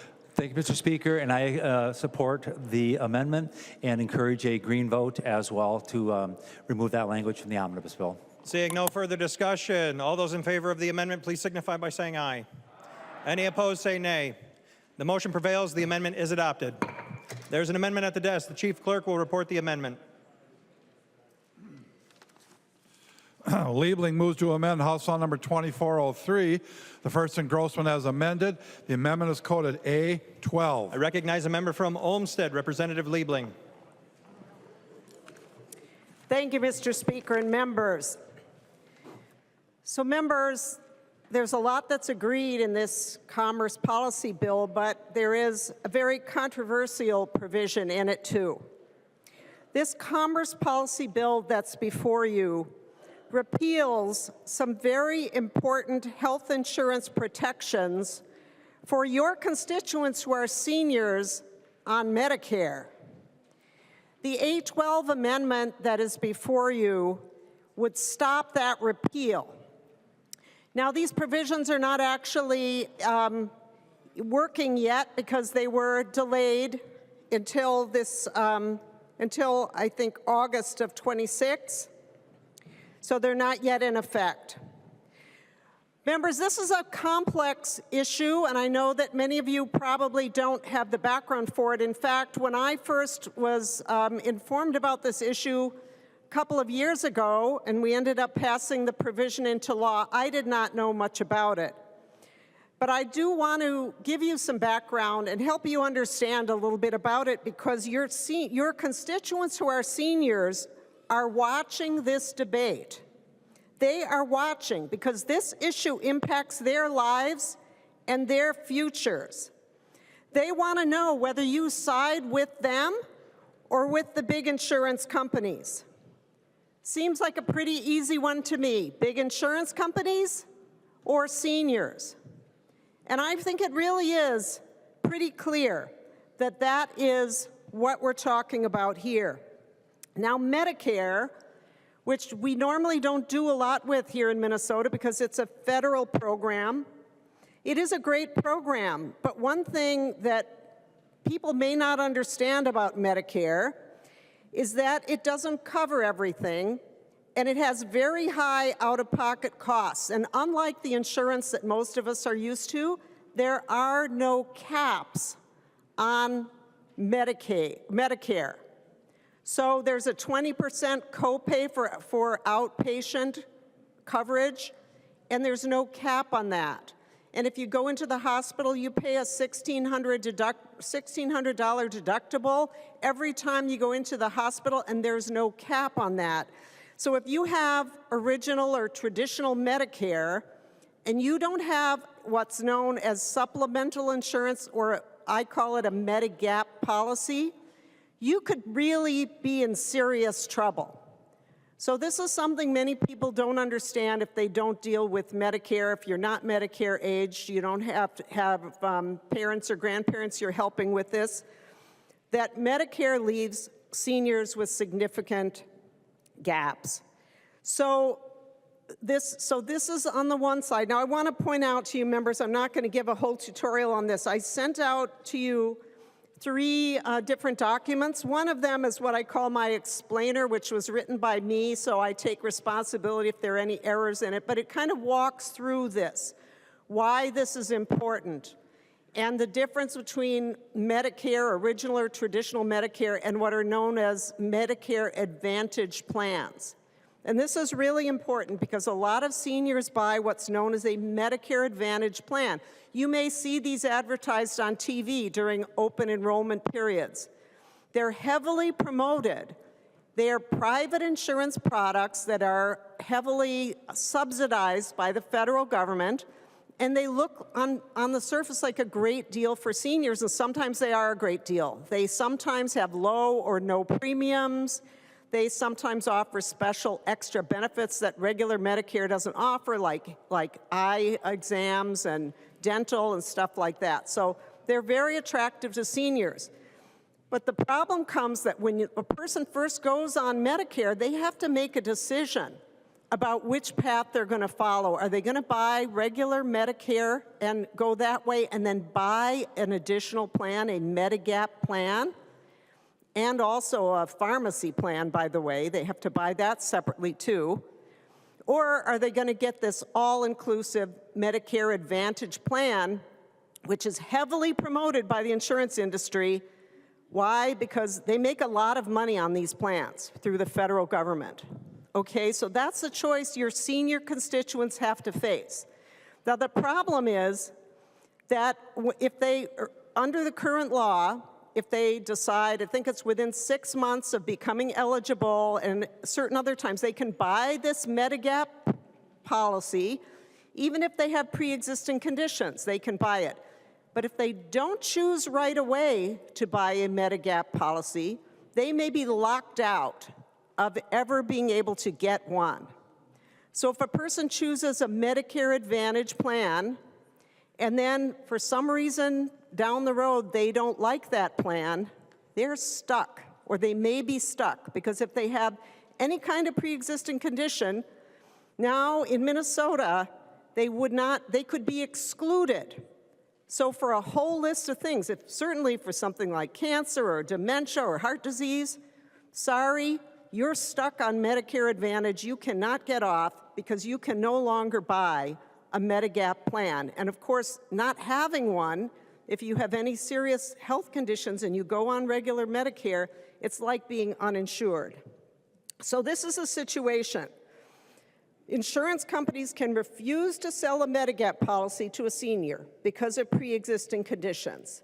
This traps seniors into private insurance policies known as Medicare Advantage that may not meet their needs and that are really great for the insurance companies.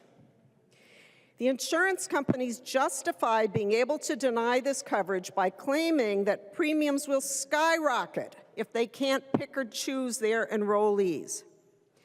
The Commerce Department did a study of this, and this was why implementation was delayed, and they found that there would be some increase in premiums, and you've got some information before you in the sheets that I've handed out, but it is not catastrophic.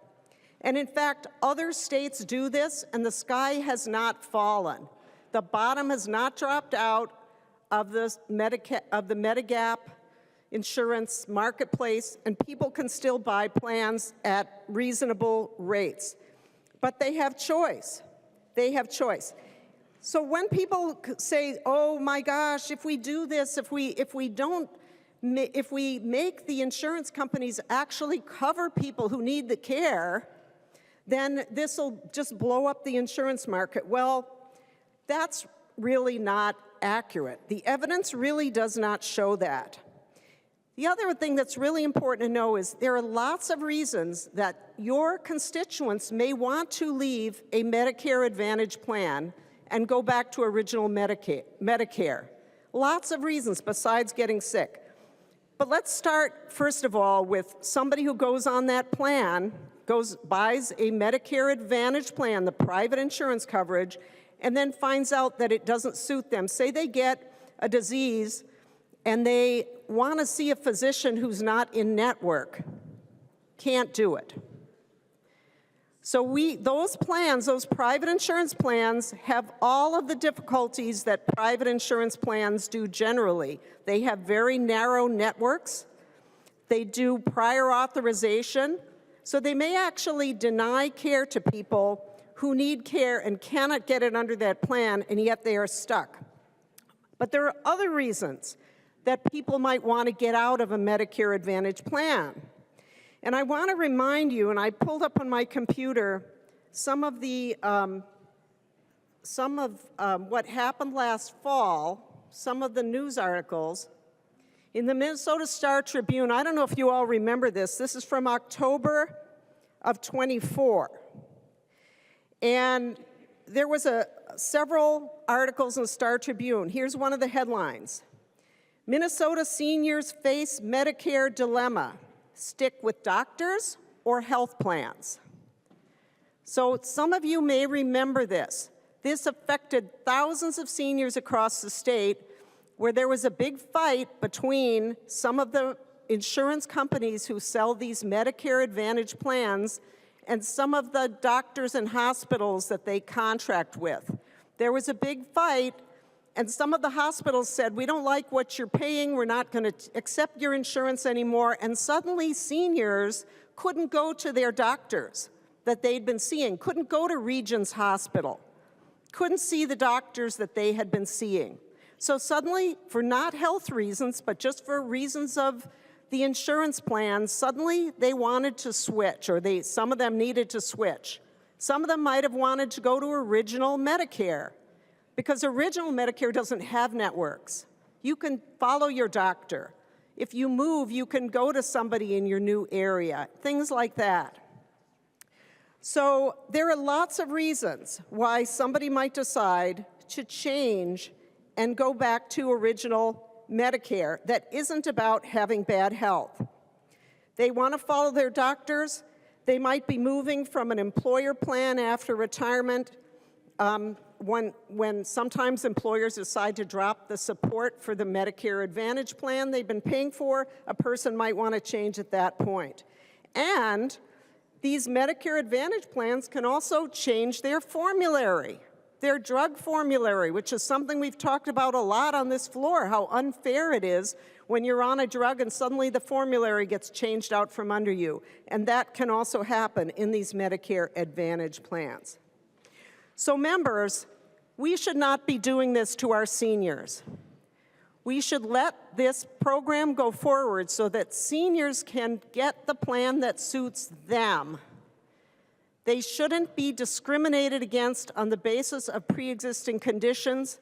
They shouldn't be told that once they make this decision, it's once and done pretty much. When you originally become eligible for Medicare, you have to make this very momentous decision, and based on what you think your needs are going to be. And if you make it wrong, if you end up moving, you need a different doctor, something like that, you could be really out of luck because of the way our law is in Minnesota right now. But we made the change. We made that change. But what this bill is doing is repealing that change. I do want to point out the letters that I put on your desk here, one from AARP and one from the Leukemia and Lymphoma Society. And I hope you will take a look at these. The one from AARP talks about the situation of 3 different seniors who found themselves in these situations. And this is something that, as I said, we don't talk about this a lot in Minnesota because usually we think, well, that's Medicare. We're not in charge of that. It's the feds. Let them worry about it. And indeed, in most of my years here, that's how I thought about it, not realizing that what we do have control of, we are failing our seniors. We are failing our seniors. And AARP has noted that they've gotten more engagement on this issue than just about any other issue with the members that they have in Minnesota. There are lots of seniors who really care about this issue. It impacts them. They don't want to be locked into a private insurance product that doesn't meet their needs. They want the freedom to be able to go back to original Medicare, buy a Medigap policy, and not be discriminated against because of pre-existing conditions. So with that, members, I am going to stop there, and I think this is a very important issue. I'm not going to speak again on this issue, but I am going to tell you that because of this issue, because I know that this amendment is not going to pass on the floor this evening, I'm just going to tell you right now that I'm voting against this bill because I am not going to vote to repeal this program that's going to help all these seniors in Minnesota. But for now, I'm going to withdraw the amendment. Thank you, Mr. Speaker. Representative Liebling withdraws the amendment. There are no further amendments at the desk. The Chief Clerk will give the bill its 3rd reading. 3rd reading, House File Number 2403, as amended. 3rd reading. Further discussion to the bill. I recognize the member from Ramsey, Representative Finke. Thank you, Mr. Chair. I got back just in time. I want to say, first of all, this is my first time on Commerce, and I want to thank both of the chairs. I learned a lot, but I have a lot to learn, is what I learned from the Commerce Committee. But I want to thank both chairs, and I want to thank CA Simon Brown especially for assisting me with my free water bill. My free water bill is in this bill. It is great because water is good and should be free. So I hope everybody will support the free water bill and vote for the bill. I recognize the member from Olmsted, Representative Smith. Thank you, Mr. Speaker. This is also my first time on Commerce, so I want to start out and thank both of the chairs for not just what we did in Commerce, but how we did it, how we were able to discuss things. Chair O'Driscoll, I truly do appreciate how you ran the committee and how you listened to us. And Chair Herr, of course, I'm so appreciative of your communication with us, and it was a great experience, which is why I am sad to tell the body that I will also be voting no on this particular bill. And it is because of the Medicare Supplemental Insurance Plan open enrollment repeal. Health insurance in the United States is about a $1.6 trillion industry. But that's not enough for health insurance companies in our country. They are currently fighting each other for more and more control over the healthcare decisions of every single American. They are racing not just to acquire more health insurance companies, but to acquire actual providers and pharmacies and pharmaceutical companies who develop those drugs. United Health Group is the nation's largest health insurer. It is also the largest owner of physicians' practices and owns one of the big three pharmaceutical benefit managers. That one company can, in certain cases, coordinate a patient's cancer care to make sure that they see only their providers. They can get drugs negotiated via a deal with their own pharmacy benefit manager and then ultimately dispense those drugs through their own pharmacy. Every step of the way by one company that is making profits at every single one of those stops. These companies, when they're in Wall Street, the reports they make there are telling us again and again, those reports are great. They're making profit. CEO pay is soaring. They're asking for more investment to expand their footprints. And yet when they come to us, the people who represent the people who need health care, they tell us that they're in trouble. That if we don't grant them more control, this industry will spiral. They won't be able to offer a product that people can afford. They say Minnesotans on Medicare need to have less choices. Thankfully, in 2023, we were able to make a small victory with this open enrollment period, so that when those who are on Medicare find out that whatever plan they chose, for whatever reason, is not working for them. There's a lot of reasons that that could be. They want to stay with their doctor and their doctor changed insurance coverages, or they have a new diagnosis, or a certain injection is not covered in the same way they thought it was going to be covered, or a certain medication. We said you can have it, in 2023, this body said you can have a choice. When an open enrollment period comes out, you can enroll in these certain kind of plans that you might like better than what you're doing currently. So it's a small thing, but it's an important thing for those people who find themselves in those situations. And now, the insurance companies are telling us that is too much choice for people who are on Medicare. We can't provide the care for those folks in this particular way without skyrocketing the cost for these plans. So we can't do that.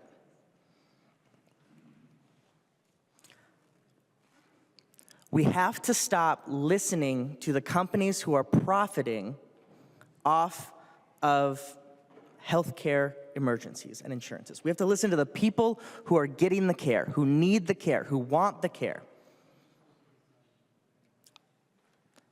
I am voting no on this bill because I think one small step in that direction is to allow for this open enrollment period. But outside of even this particular bill, I'm imploring all of us in here. The health insurance industry in our country is not working. And continuing to listen to these companies and doing what they ask us to do is not going to fix the problem. I recognize the member from Ramsey, Representative Lee Kay. Thank you, Chair. So I will be voting for this bill, but I did want to just share a couple of remarks with folks, and I want to thank Co-Chair Her for allowing me to talk a little bit about my bill to create a fraud restitution fund for Minnesotans who have been scammed, and that's House File 1392 if you want to add yourselves on now. While House File 1392 is not currently in the bill, I do hope that its language will eventually be adopted because it's a bipartisan proposal in this chamber as well as the Senate. And this makes sense if we want to combat the proliferation of financial scams that has come with the explosion of the internet. Last year, it's estimated that Minnesotans lost more than $120 million to unscrupulous criminals through various frauds and scams. And we know that's on the low end because many people who are tricked into scams often don't report their losses because of shame and a variety of other things, right? But if I were a betting person, I'd wager that every single one of us here knows someone who has been scammed or has actually been reached out by fraudsters online. I know I have. Something that many folks have figured out is many of these people do not reside in the United States, and so that limits any recourse that can be taken. And that's where House File 1392 would provide some peace of mind to folks who have been victims of fraud by creating this restitution account or a special revenue fund to compensate consumers directly impacted by these unlawful acts. So while the many innovations that have come in this digital age have also been weaponized against Minnesotans, this is a small but impactful solution for the problem, and I hope that it'll be considered as we move into conference. Thanks. Recognize the member from Dakota, Representative Rehrauer. Thank you, Mr. Speaker. While I've carried commerce bills in past sessions, this is also my first term serving on the committee. And I'm glad I'm on it. It's an excellent committee. It's hardworking, collaborative, and focused on getting details right. My thanks to Chair Herr, Chair O'Driscoll for your leadership, to my fellow members on both sides of the aisle, and to staff, partisan and nonpartisan. The Commerce Policy Bill is not glamorous. However, much of the bill and the committee's work overall provides an example of good governance. As a legislature, it's our responsibility to make things work better so that Minnesotans can flourish. Some of the issues we've addressed may seem small, but solving these problems really makes a difference for the people who are affected. This is also true for the Commerce Finance and the standalone commerce bills. They help consumers, and they also help businesses which depend on predictability to run their companies. Contrast our committee's careful approach to the rampantly chaotic approach we've seen in the Trump administration's first 100 days. Tariffs on, tariffs off, seesaws on Wall Street, indiscriminate staff cuts, and unelected billionaires Mr. Speaker? Brandishing chainsaws. Is this a point of order?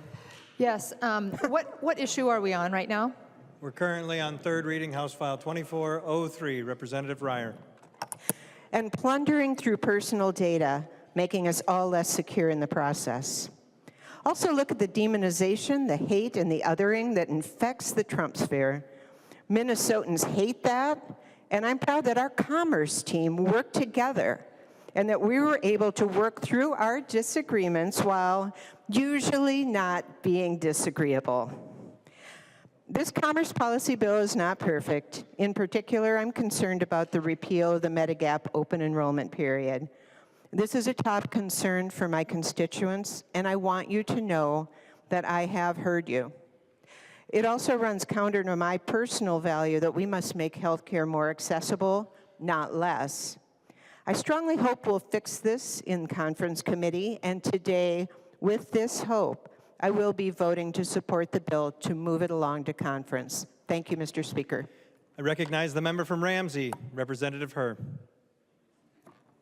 Members, thank you for the conversation today. As the author, as a co-chair of this committee, I will be voting yes for this bill, and I would encourage others to do so. But I also understand that there is a provision in this bill that might be difficult for some, and that I will ask that you vote your conscience. I understand that we all have different districts, and we represent different makeups of people. So again, I encourage you to vote your conscience. Understand that this is the beginning of the process, not the end of the process, and that we still have negotiations and something final that we will be bringing to all of you.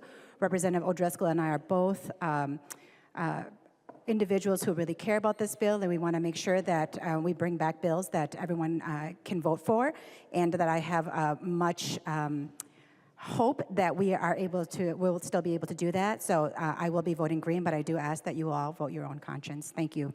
I recognize the author of the bill, the representative from Stearns, Representative O'Driscoll. Thank you, members. Thank you, Mr. Speaker. Please vote yes. Seeing no further discussion, the clerk will take the roll.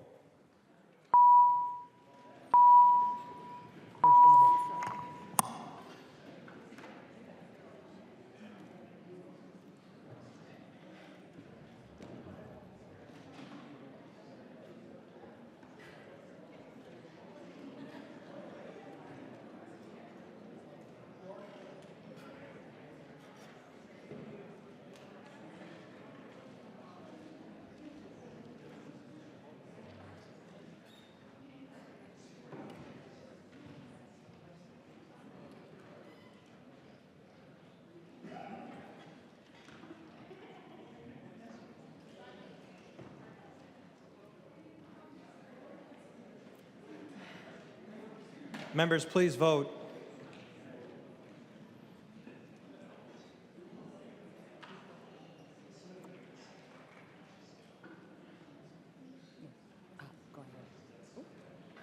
Go ahead. Perez Vega, yes. Sorry.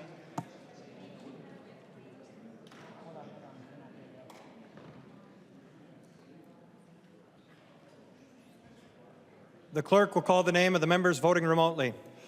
Hussein. Aye. One more time. Hussein, aye. Hussein votes aye. McDonald. McDonald, aye.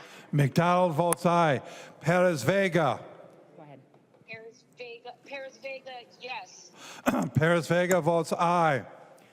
The clerk will close the roll.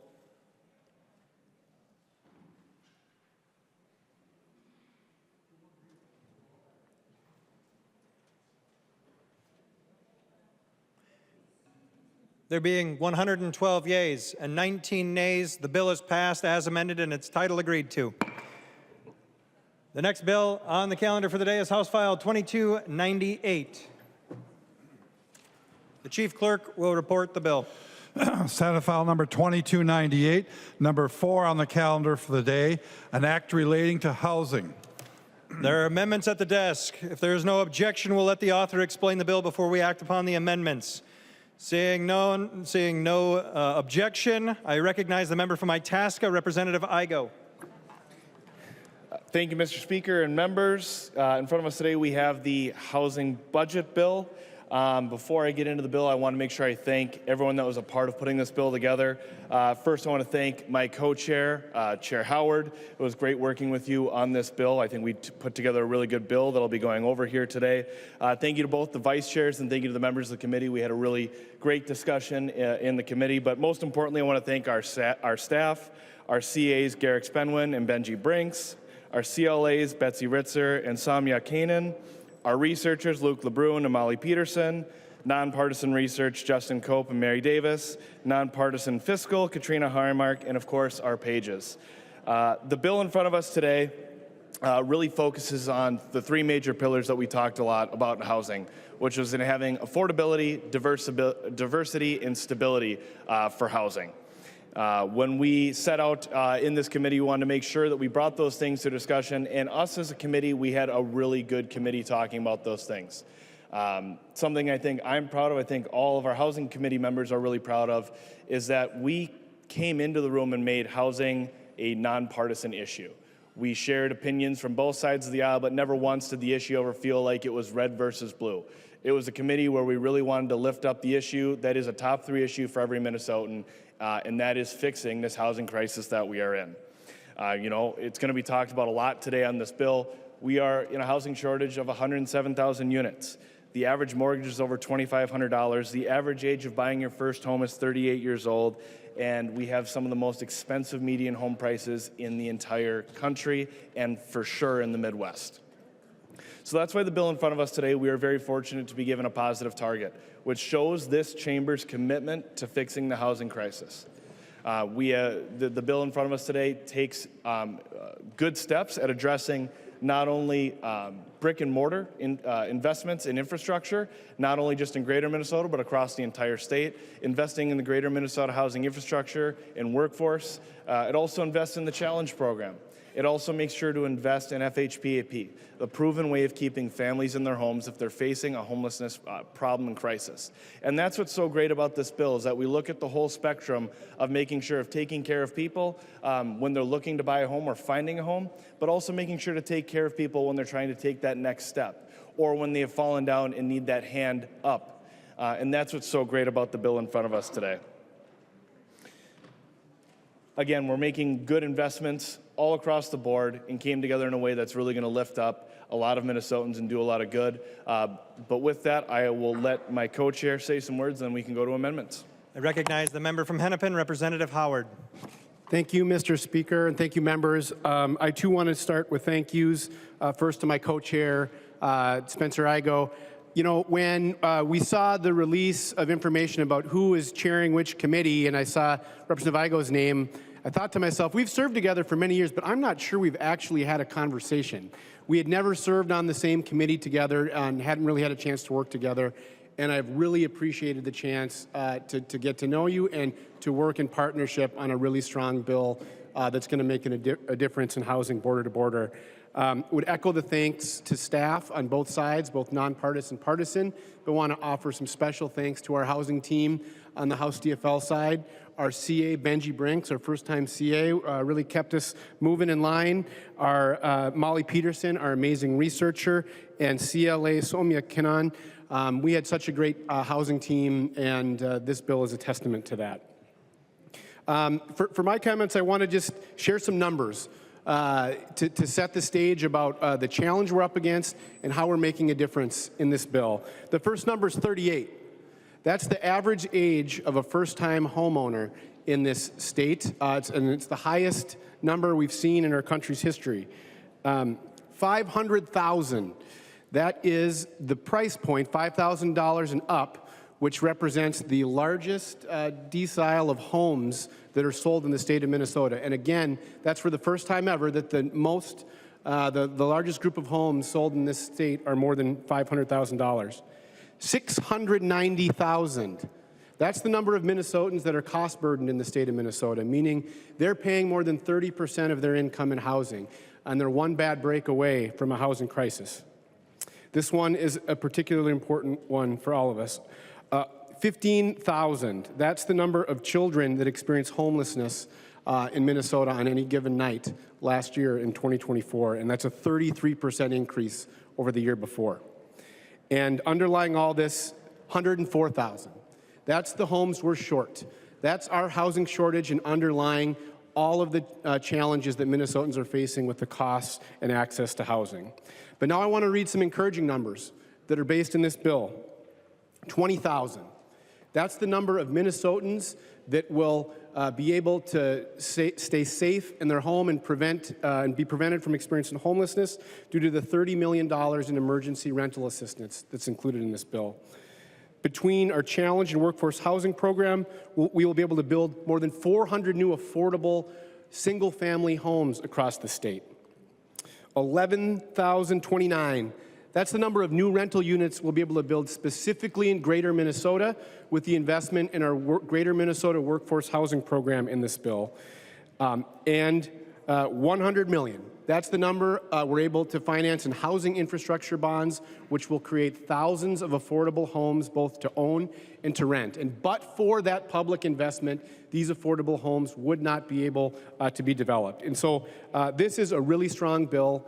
And the last thank you I want to thank is to the people of Minnesota. As Representative Igo mentioned, this wasn't a very partisan issue in our committee. And I believe that's a testament to Minnesotans, because whether you are in a blue district or a red district, our constituents, Minnesotans, are telling us the same thing. They're saying that the cost of housing is just too damn high. And this bill is a reflection of what Minnesotans are telling us, and I look forward to the debate and hopefully a green vote as we move forward on this bill today. There's an amendment at the desk. The chief clerk will report the amendment. Howard moves to amend Senate File Number 2298, the unofficial engrossment. The amendment is coded A6. I recognize the author of the amendment, the member from Hennepin, Representative Howard. Thank you, Mr. Speaker. I want to talk about the underlying provision in which this amendment is brought. And the underlying provision in this bill, this amendment is dealing with, is a creative approach that recognizes what is fundamentally true, is that we need new solutions if we're going to address our massive housing shortage. This provision would take a small step in that direction by incentivizing communities to adopt policies that would reduce barriers to build more homes, especially the kinds of homes that Minnesotans desperately want, ones that are affordable, both to own and to rent. And so how this would work is that when a project goes out for funding in a competitive grant with Minnesota Housing Finance Agency, they could acquire additional scoring points if that development resides in a city that adopts any of a menu of pro-housing supply local policies. Cities wouldn't be compelled to adopt any of those policies, but this would provide a carrot, an incentive if they do, to provide a slight scoring boost to help dollars flow into those communities with affordable housing developments. We took testimony on this provision in our housing omnibus bill and continued to engage both with members and city stakeholders. And this amendment reflects those discussions. We've added clarity to the provision that caps the amount of points that this incentive can earn to no more than 5% of total points in the scoring system. It also reduces some of the density, housing density, required to achieve points on a few of the menu items. We've added a few new menu items at request of city groups, including the presence of an inclusionary zoning policy. And we've clarified that this would be forward-looking, meaning that for all existing competitive grants, this scoring change wouldn't apply. It would only be for those looking forward into the future. With these changes, I'm happy to report that all of the city groups that we've engaged in are neutral on this provision and supportive of the bill, and you'll have a letter from several of those organizations on your desk that reflect that. I believe that, and thank you to those groups that engaged in this issue and helped us, I think, improve this amendment. And with that, I'd stand any questions. I would encourage a yes vote. I recognize the member for my task, Representative Igo. Thank you, Mr. Speaker. My co-chair did a great job explaining this amendment. This amendment came through a lot of due diligence and work, working not only with members of this body, but also the multiple different groups that have a vested interest in trying to be dynamic and find new ways to expand housing in our state. So it's a good amendment. I would encourage the entire chamber's support to the amendment. Any further discussion to the amendment? Seeing none, all those in favor of the amendment, please signify by saying aye. All those opposed say nay. The motion prevails. The amendment is adopted. There's an amendment at the desk. The chief clerk will report the amendment.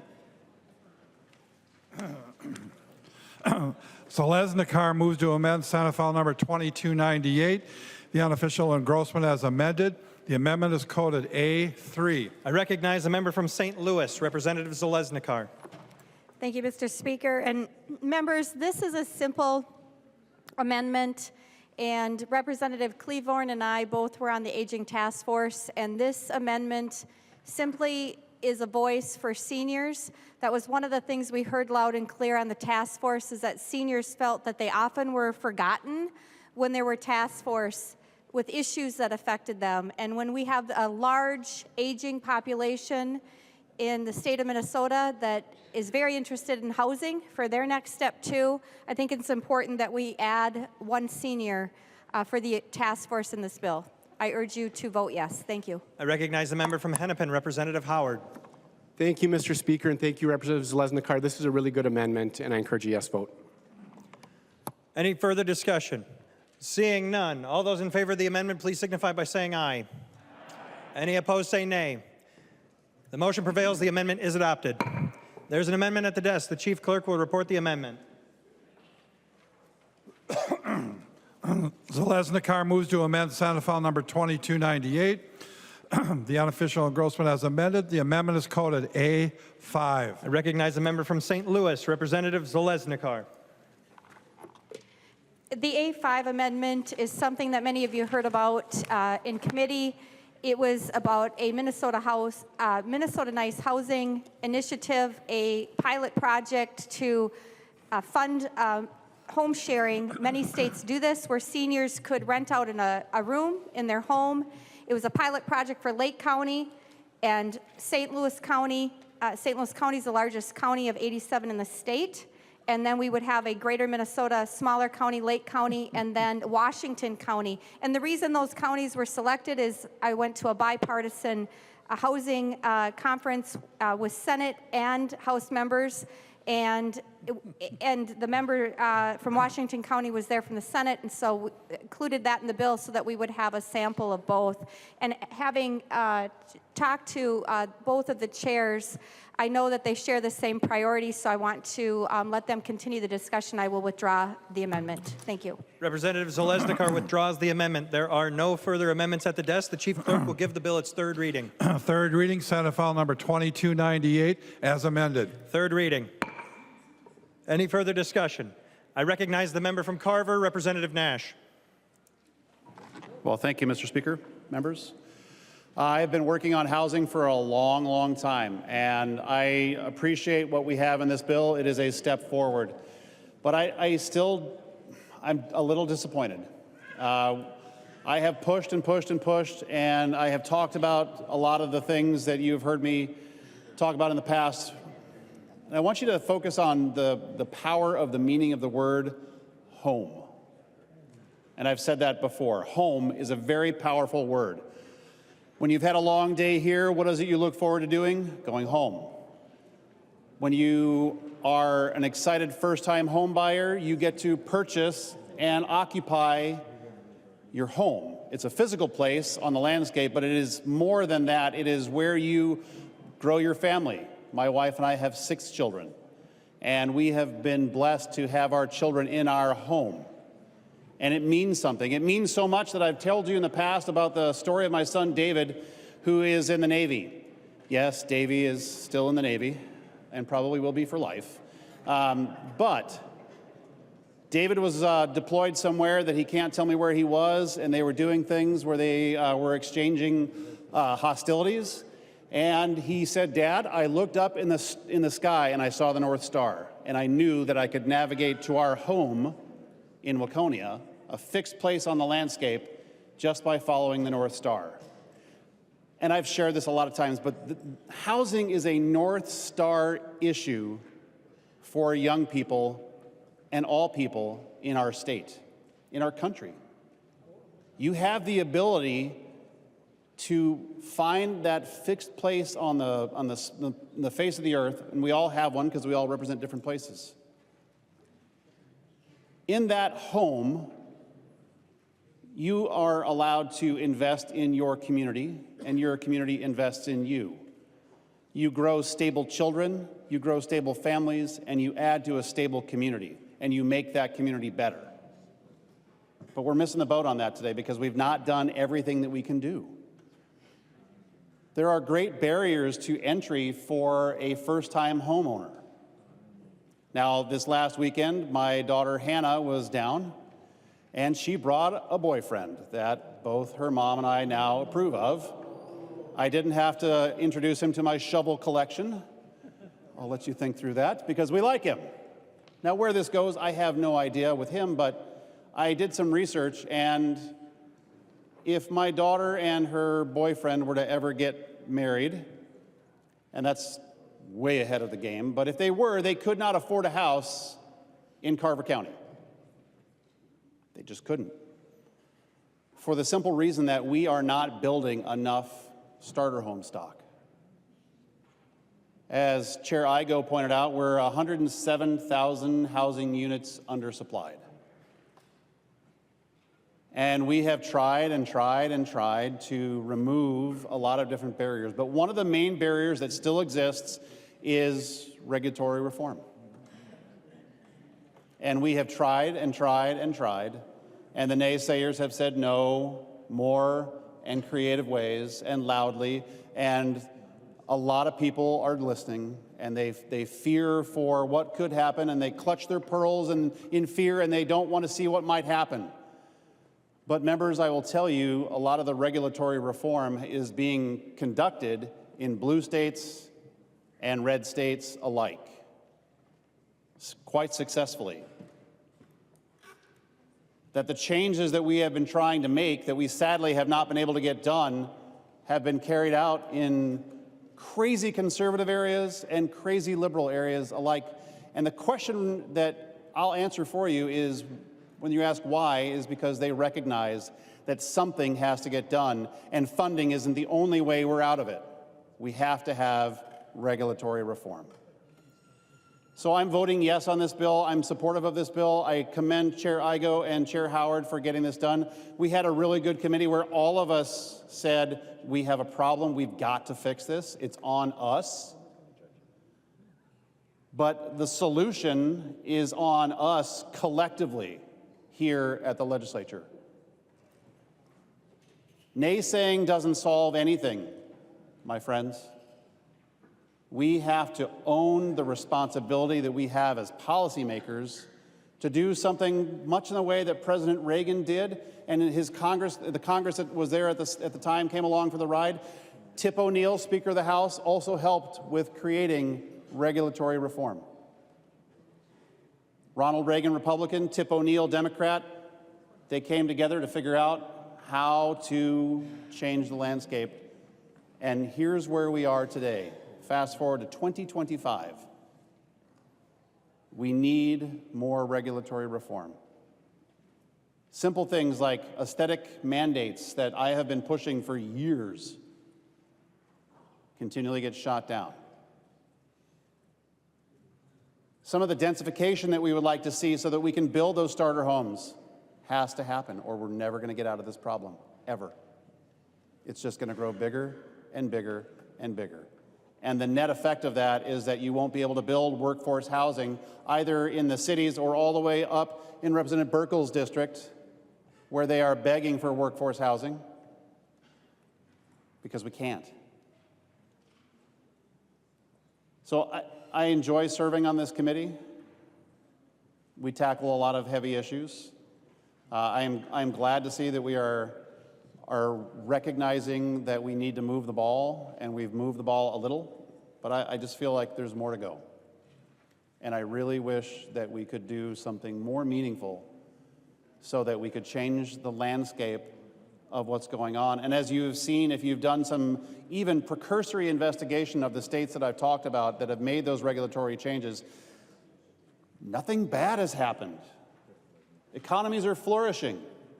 Jobs are being filled.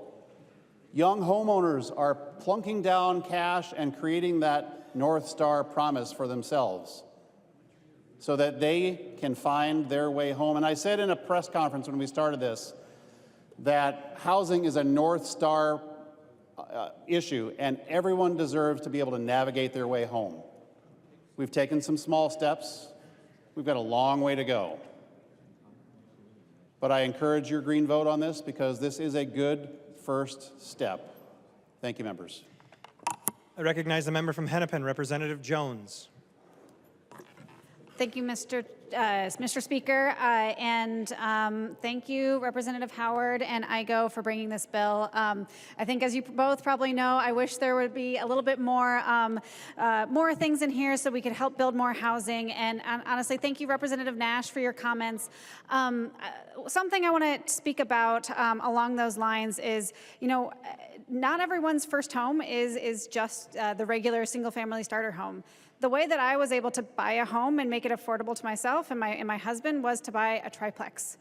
And I just wanted to make that known. I'm maybe one of the younger members of this body, and it was mentioned how high the first-time homebuyer age is. And I'll say, because we bought that triplex, we were able to save to then actually build a home behind our home. So we built an accessory dwelling unit. So we added another unit of housing in our community.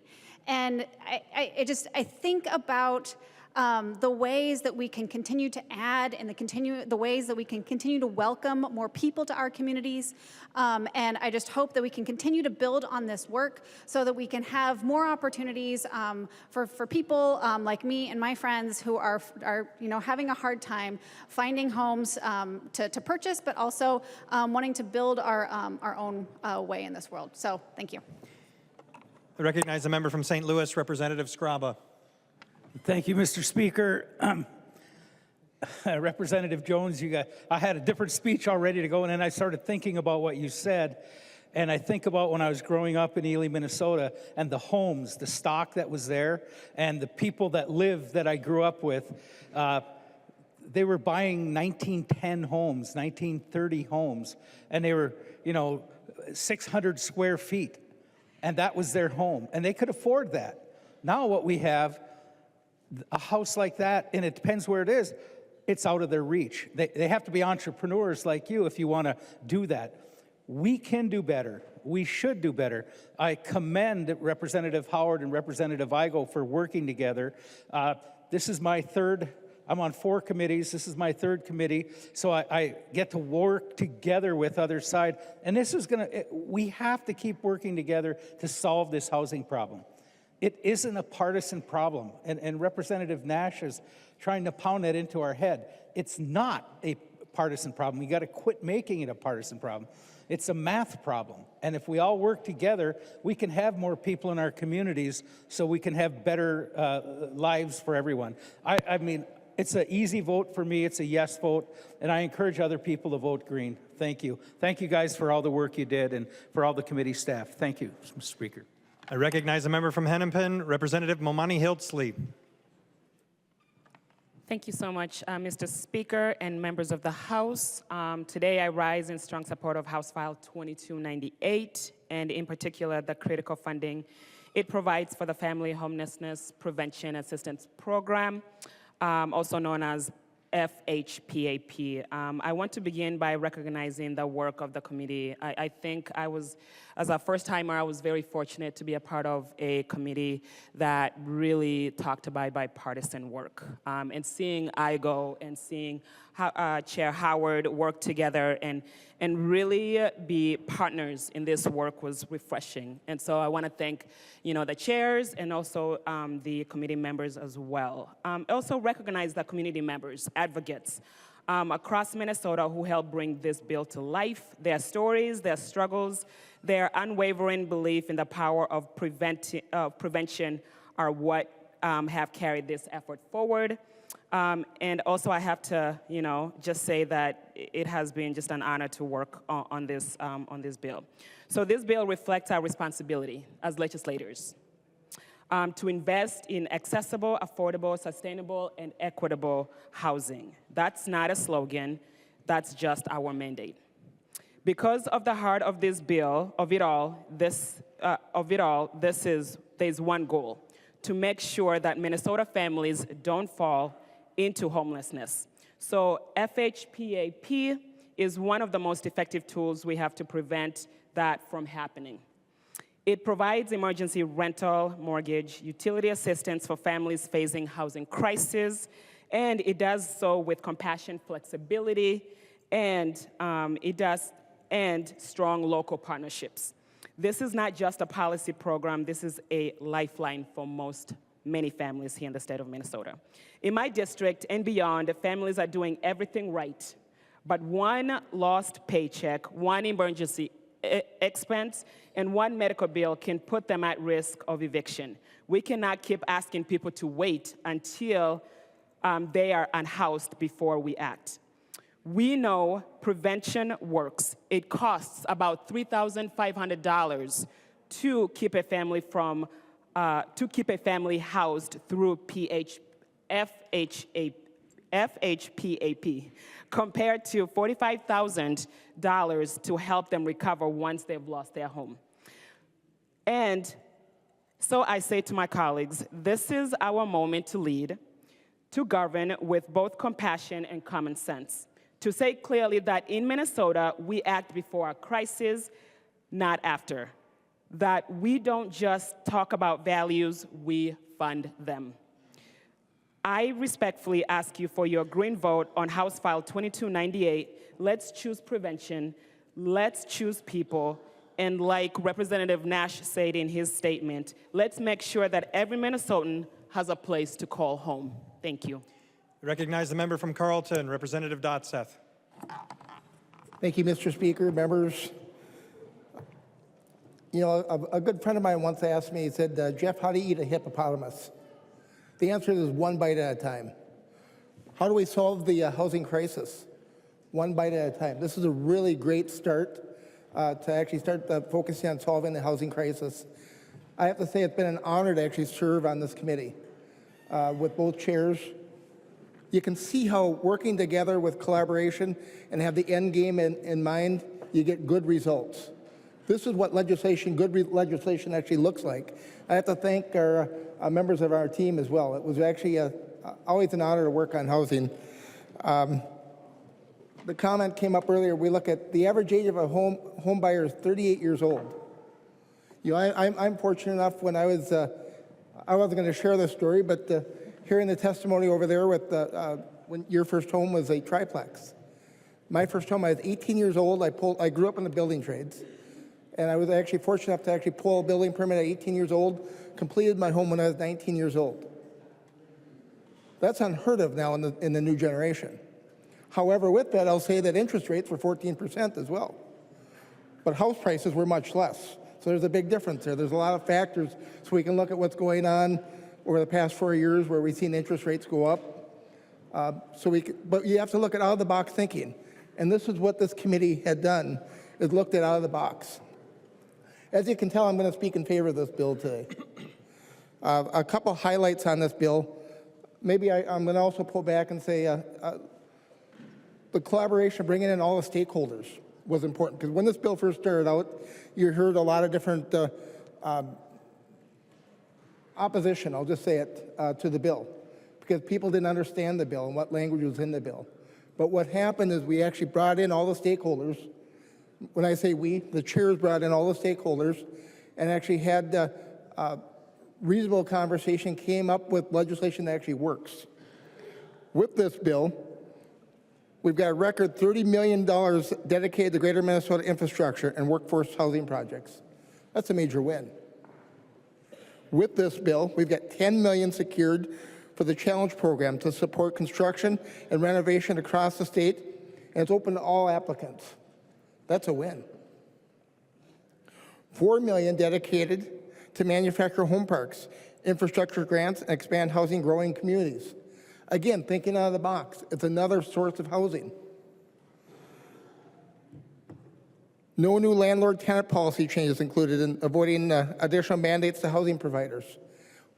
We lighten up the load on some of the housing providers, and we realize that that's what had to happen. That's a win.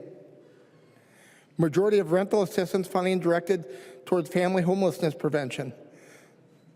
This is mostly one of the bigger issues that were requested from some of our counties. Major investments prioritized in infrastructure, roads, sewers, construction to boost home building capacity. That's a win. Approximately $200 million in total funding is secured for housing production, renovation, infrastructure statewide. I'd say that's a win. Removal of certain income restrictions from key programs, broadening access for more builders and families. That's a win. $100 million allocated for housing infrastructure bonds with a near 50-50 split favoring Greater Minnesota. That's a win for Greater Minnesota. Of course, that's relative to population count is what that's set up as. So I'll give that disclaimer there. I can see Chair Howard running the numbers in his head over there. 60% of the funding increase went to building, and record amounts went towards Greater Minnesota. That's a win. We secured $20 million for Greater Minnesota infrastructure, 5 times more than last session, and $10 million for Greater Minnesota workforce housing. That's a win. There are no new programs and no name grants. I believe that's a win. We stayed focused on building and infrastructure. That's a win.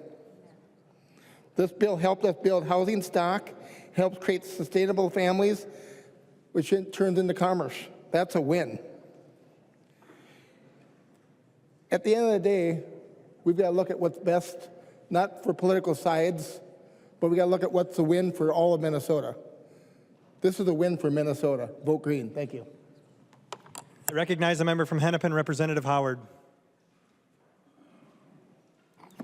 Thank you, members, for the discussion on this bill. I want to close. I mentioned a lot of thank yous, and I thank Chair Igo, but I also want to thank our entire committee. It really was a great committee. I especially want to thank my Vice Chair Kozlowski. And our Vice Chair chaired the first hearing that when I had the gavel, did so swimmingly while I was at home out sick. And we've just had such a strong team on our side, but really good discussions on both sides of the aisle. In my closing on the bill, I want to talk less about the specifics, but ask you all to, with me for a second, dream a bit. And if you want to, you can click your heels and repeat after me, there's no place like home. There's no place like home. We're now in the year 2040. And dream with me here. We're in the year 2040. This chamber probably looks a little different. Maybe there's a few of us still here, probably not a ton of us. And it looks different outside these walls as well. More than ever, our state is thriving. And it's because after years of consistent, bold action, perseverance, partnership, listening to our constituents, we have solved our state's housing shortage. I want you to think about that. Think about that future in Minnesota where we've solved our housing shortage. And in that Minnesota, people have more choices in a variety of homes when they're searching to rent or to own. Prices have leveled off too and are tacking with inflation rather than outpacing it by 2 or 3 times like has been the case for decades. For renters, this means that most renters are able to afford their home. And it means that if they catch a bad break, they're not going to be thrown into a housing crisis and experience homelessness. And they're in a better place to have upward mobility. For our prospective homeowners, it means that for that young family, maybe they are able to buy a home in the community where they want to live. Finally, teachers, nurses, police officers, firefighters, they can afford a single-family home in the community where they work. And finally, a generation of Minnesotans are once again able to buy a home in the community where they grew up. And importantly, we've eliminated one of our nation's worst racial home ownership gaps. Solving our housing shortage has even more positive ripple benefits. Since we know that the lack of an affordable home is the #1 cause of homelessness, we have drastically cut homelessness in the state of Minnesota. And because we've done that, we're spending less public dollars than ever before to support the programs needed for Minnesotans experiencing homelessness. And it also means that Minnesota has become one of the first states to functionally end children's homelessness in this country. And that's why the Department of Education has announced that Minnesota has some of the highest achieving students in the country, and our opportunity gaps are evaporating because we know that students are achieving at a higher level when they're not worried where they're going to sleep at the end of the night. We're setting the standard of addressing climate change because more people are able to live in homes near access to their near transit, near community amenities where they want to work. Businesses are thriving, especially in greater Minnesota, where we're finally able to produce the homes that support the businesses and the workforce needed from border to border. And we're experiencing in-migration because Minnesotan young people all across the country and region want to move to a state for a high quality of life and the affordable ability to live close to where they work and want to raise a family. Simply put, Minnesota is a shining light of opportunity, all because collectively we've worked hard, we've made it a priority, we've thought outside the box to solve our housing shortage. Okay, let's click our heels or snap back to reality. We're sitting here in the year 2025, and my question to this body is this future possible? And I will tell you with every fiber in my being, I believe it to be true, that we can build this future in Minnesota. We have the power to collaborate, to be creative, to challenge the status quo, to dare to dream what is possible. If we do that, if we listen to the people, our powerful people who are demanding that we take action to make the dream of home a reality, we can build a future in Minnesota where everyone, every single Minnesotan has the ability to find a home that they can afford in a community where they want to thrive. And so as we take this final vote on the bill, if you want to click your heels a few more times and say there's no place like home, that's great. But most importantly, click your green button and vote yes for homes. And vote yes to put Minnesota on a path to becoming a place where everyone can reach the dream of an affordable home. Thank you. I recognize the author of the bill, the representative from Itasca, Representative Igo. Well, thank you, Mr. Speaker and members, for the discussion on this bill. Again, I think everyone kind of covered just a little bit of everything there, which was really great. Again, thank you to the committee. We did put together a good bill, and there's a lot of stories there that I talked about, so it spurred my brain and got me thinking about a lot of things. But I think the first thing I wanted to say is just how a bill like this is exactly why I put my name in and filed to run for office, because this is what happens when people leave partisan politics at the door and actually work on solving an issue. You get a good bill in front of you where you get people from both sides standing up saying this is a good thing. and I'm especially proud to be carrying this bill. And I wasn't going to say it, but this is going to be my first bill to pass the House floor, so I'm really proud of that. If you guys vote green, which I hope you will.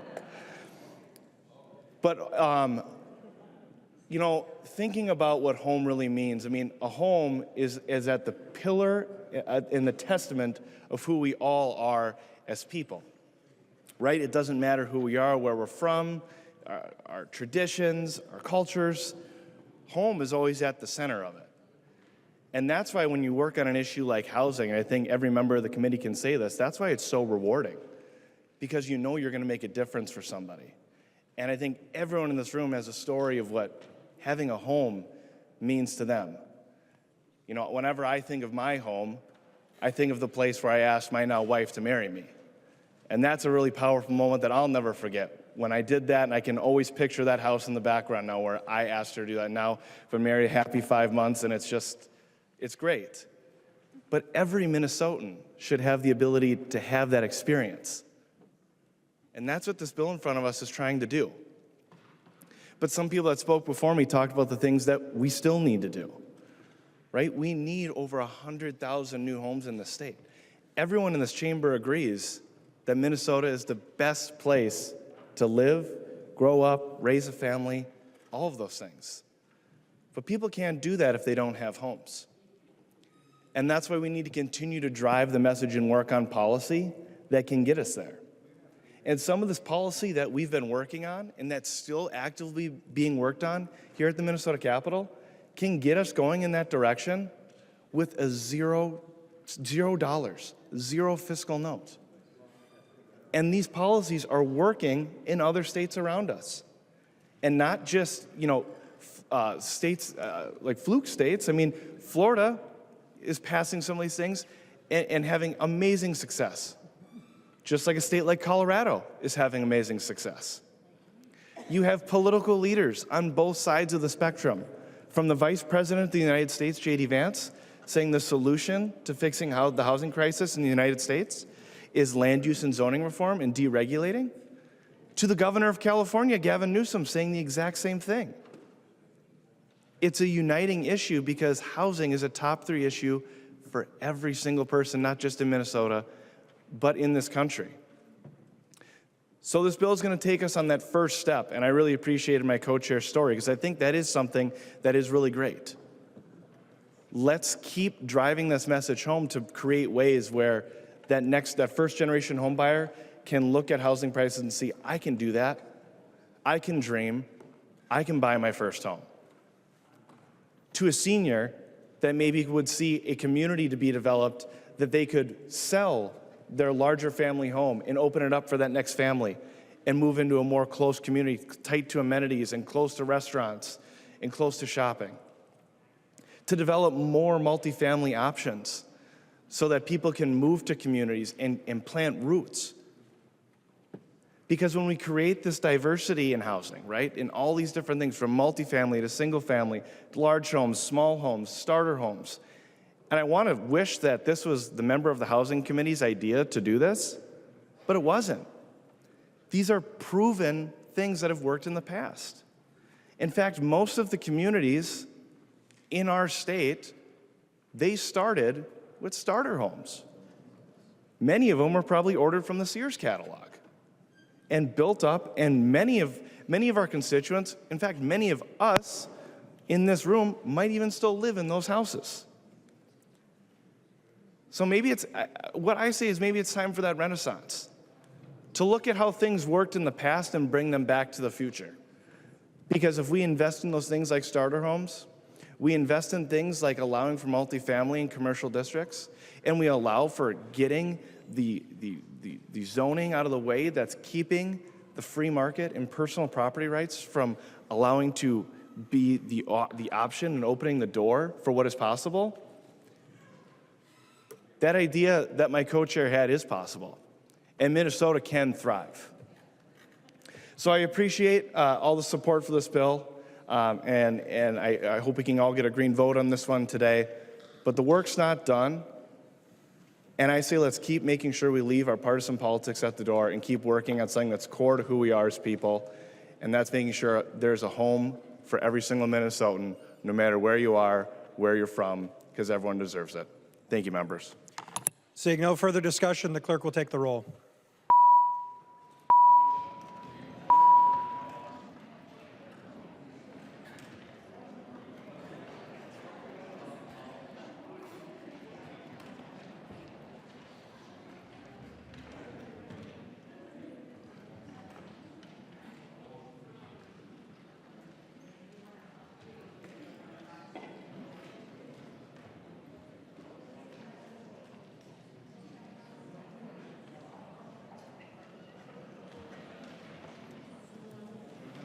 Members, please vote.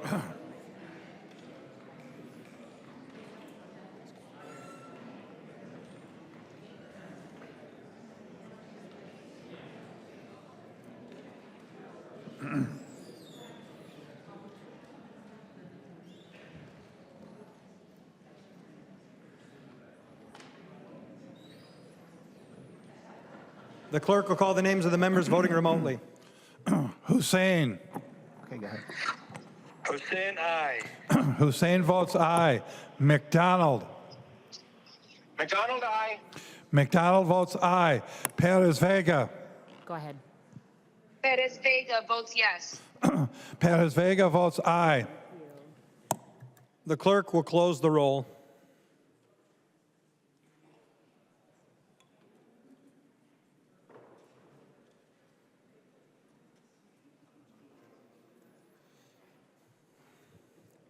There being 106 yeas and 25 nays, the bill is passed as amended and its title agreed to.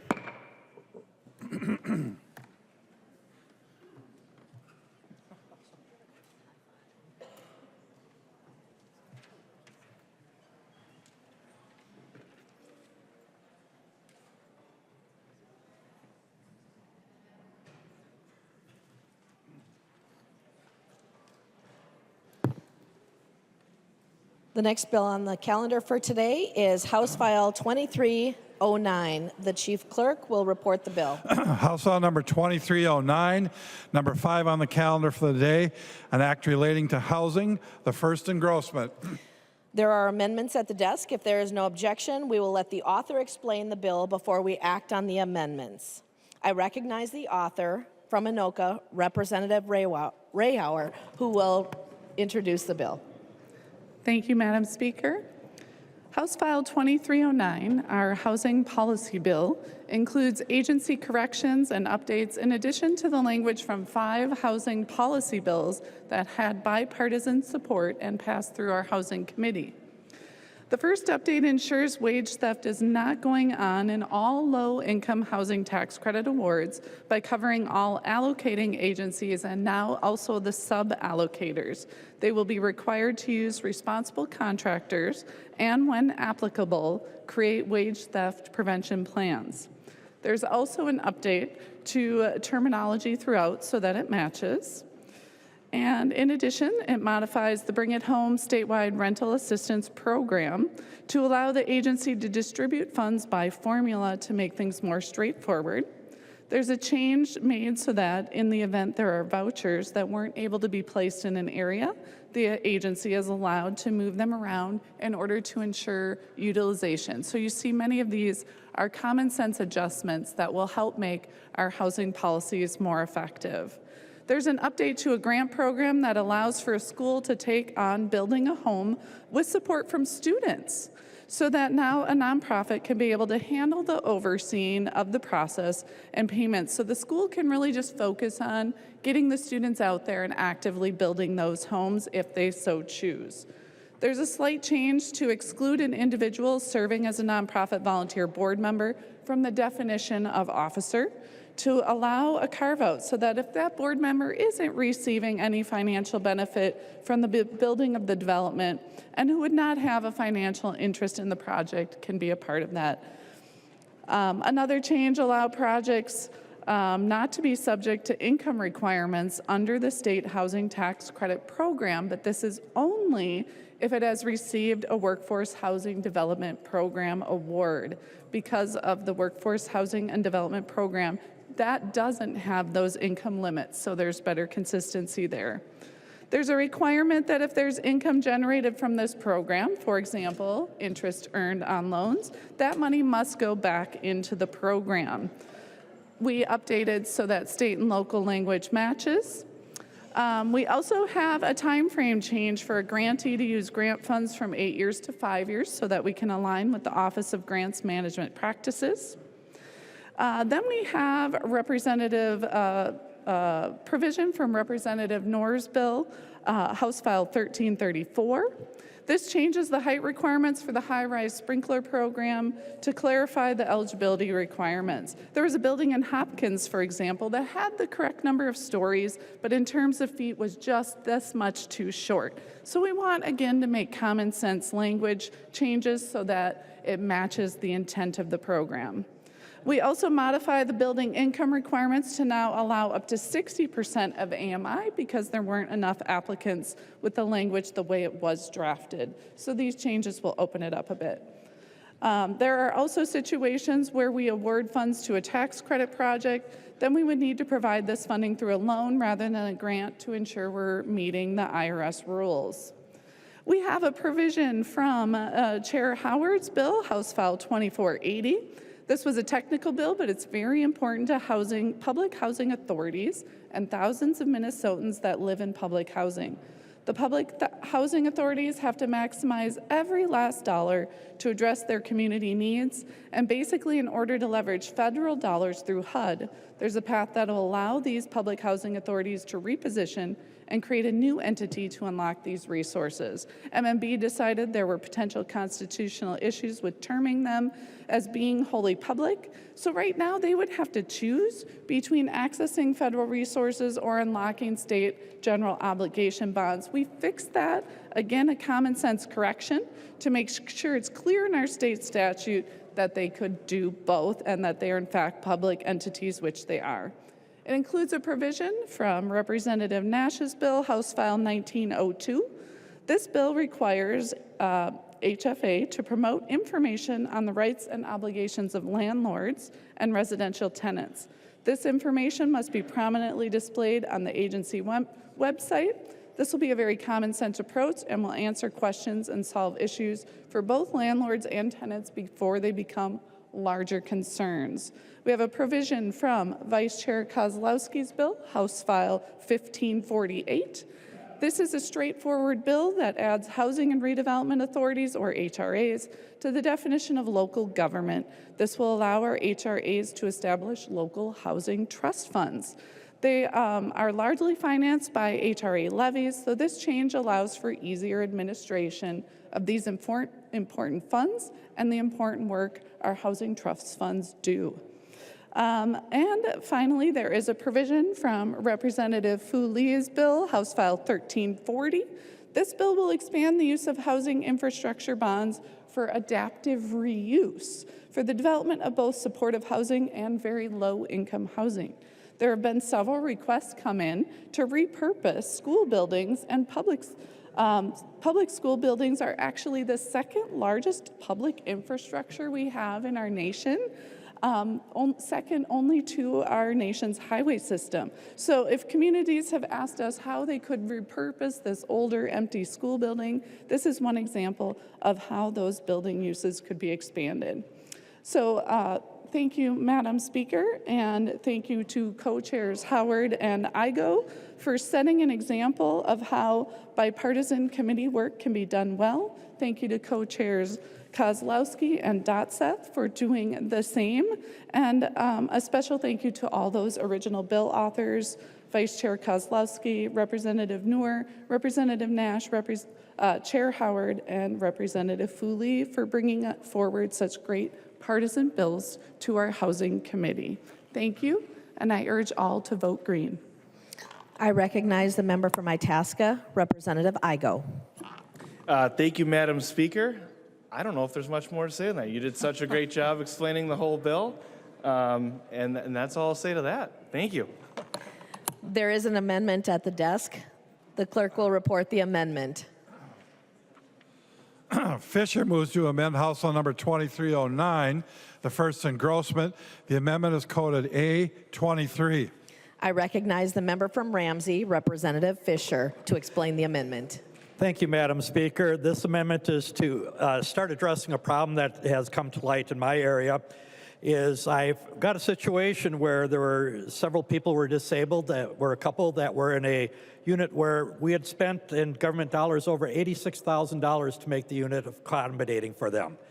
In the process, the landlord changed, and the new landlord coming in decided that while the final improvements were being made, after they were made, the new landlord decided to evict the people. So we've got over $86,000 of government investment into this unit, and the people are no longer able to stay there. This was an investment that helped make it very accommodating to them so that they didn't need as much in government services and personal care attendance. Some of the things that came to light in the process is that there are temporary improvements that were made, but unfortunately they were attached to the facility, and as a result, under current tenant law, they were not able to take them with them. And as a result, this shows some of the highlights. These were also improvements that they'd made in other landlord establishments when they had rental agreements before that they're able to take with them. Now they cannot. So what this bill does is get to the situation is that allowing where we've got temporary improvements made that could go, and examples of these would be for wheelchairs. Now these days, a lot of the wheelchairs have charging stations that get attached to the unit. Well, if they're attached to the unit, that means they can no longer take it with them. So if you've got a wheelchair and you leave, you got to leave your charging statement behind because it's now attached to the unit, becomes property of the tenant person, of the landlord. In addition, another example is metal temporary ramps. You have to secure those so they don't blow away, but once you secure them, that's considered now part of the landlord's. And these are examples of several things that are temporary that should go along that we consider as medical equipment. Now, I know there's a lot of work that we need to address this going forward. I do appreciate Chair Igo and Chair Howard giving the opportunity to have the original amendment heard. I've been working with different groups to continue to improve this bill so that we can get to some of the basics. And I also know I'm going to have some provisions coming up in other bills to get to the bigger problems out there. So what I'm going to do is I'm going to withdraw the amendment, and I know I have agreement from Chair Igo and Chair Howard that I'll continue working on it, and if we get some peace in the valley, which I think we'll be able to get to, I've got more language that came to me since we've been meeting today, that as we get agreement, that I would hope that you consider it in conference committee as it goes forward. So thank you for the opportunity. Representative Fisher withdraws the amendment. There is an amendment at the desk. The clerk will report the amendment. Rehrauer moves to amend House Bill number 2309, the first engrossment. The amendment is coded A24. I recognize a member from Anoka, Representative Rehrauer. Thank you so much, Madam Speaker. This is a very straightforward amendment. It removes a provision from House File 1064 from the bill. Since it's a tax bill, we hope that will become part of the larger tax bill instead. It also modifies this one more modification to the Bring It Home statewide rental assistance program. And this is so that those on the program could potentially stay on this program if their income were to go just that little bit above 50% threshold. But if their household income dedicated to rent is still at or above 30%. So thank you, Madam Speaker. I recognize the member from Itasca, Representative Igo. Thank you, Madam Speaker. Good amendment. We can vote green. All those in favor? Aye. Aye. Any opposed? Nay. No. The motion prevails and the amendment is adopted. There are no further amendments at the desk. The clerk will give the bill its third reading. Third reading, House Bill number 2309, as amended. Third reading. Discussion to the bill. I recognize the member from Hennepin, Representative Howard. Members, I'll just speak briefly and thank all the members that provided their bills for this pretty narrow housing policy bill. It's a bunch of things that add up to be important work from a policy perspective, and I hope folks can vote yes. Thank you. I recognize the member from Carlton, Representative Dotseth. Madam Chair, I don't have nothing else to say. Vote green.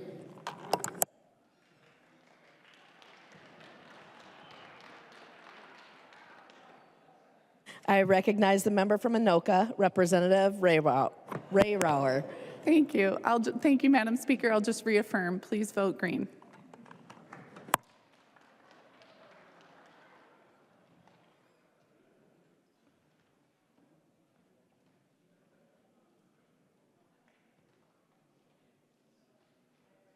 I recognize the member from St. Louis, Representative Kozlowski. Thank you, Madam Speaker and members. Everybody else was short, but you put a Ojibwe on the microphone for last, so I do have some comments to make about the housing policy bill before we wrap tonight. And that is that housing is stability. And the conversations that we've been having on the floor and in the committee, we know that we all do better when we have a place to call home and a place to belong. Whether we're trying to improve educational outcomes, close racial wealth gaps, or grow our local economy across the state, no matter what way you cut it, all roads lead back to home. But the reality right now that we're facing is Minnesotans are being priced out of our communities and priced out of their homes in every corner. Over 690,000 Minnesotans are cost burdened and living on the edge. We also have stagnant wages that are forcing people to live paycheck to paycheck.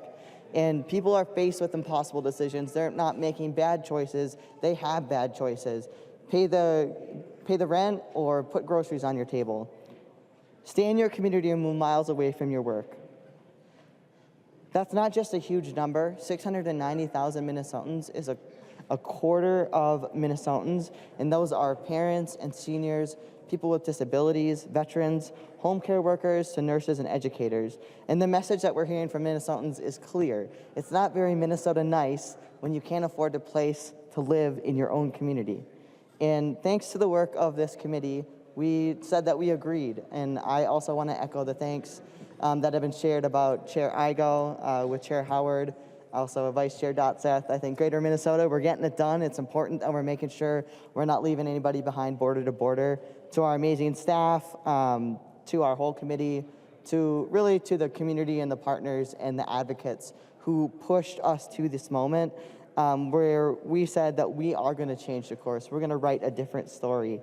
So our community worked hand in hand on this policy bill that's before us, and I want to give kudos to Representative Rehrauer for your work as well with our technical policy bill.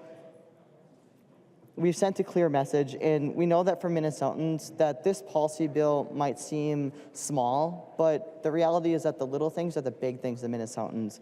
And there's actually some good stuff in here that I want to make sure that we don't lose sight of. That we went on a bonding tour to over 60 cities across Minnesota, and communities over and over, they said, with a little love and some attention and a little policy change, we can take vacant office building spaces and community spaces and repurpose those, especially for the kind of housing that's most deeply affordable for our lowest income neighbors.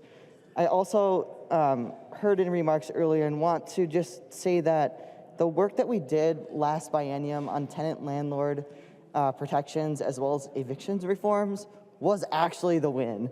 Those are super important for leveling the playing field because 30% of Minnesotans are renters. And so we know that we have more work to be done, but right now we have tenants who are mobilizing and exerting and practicing their rights to make sure that they don't get evicted at a time that we're seeing escalation in evictions, that they have a right to their emergency repairs. This isn't just about bricks and mortar, and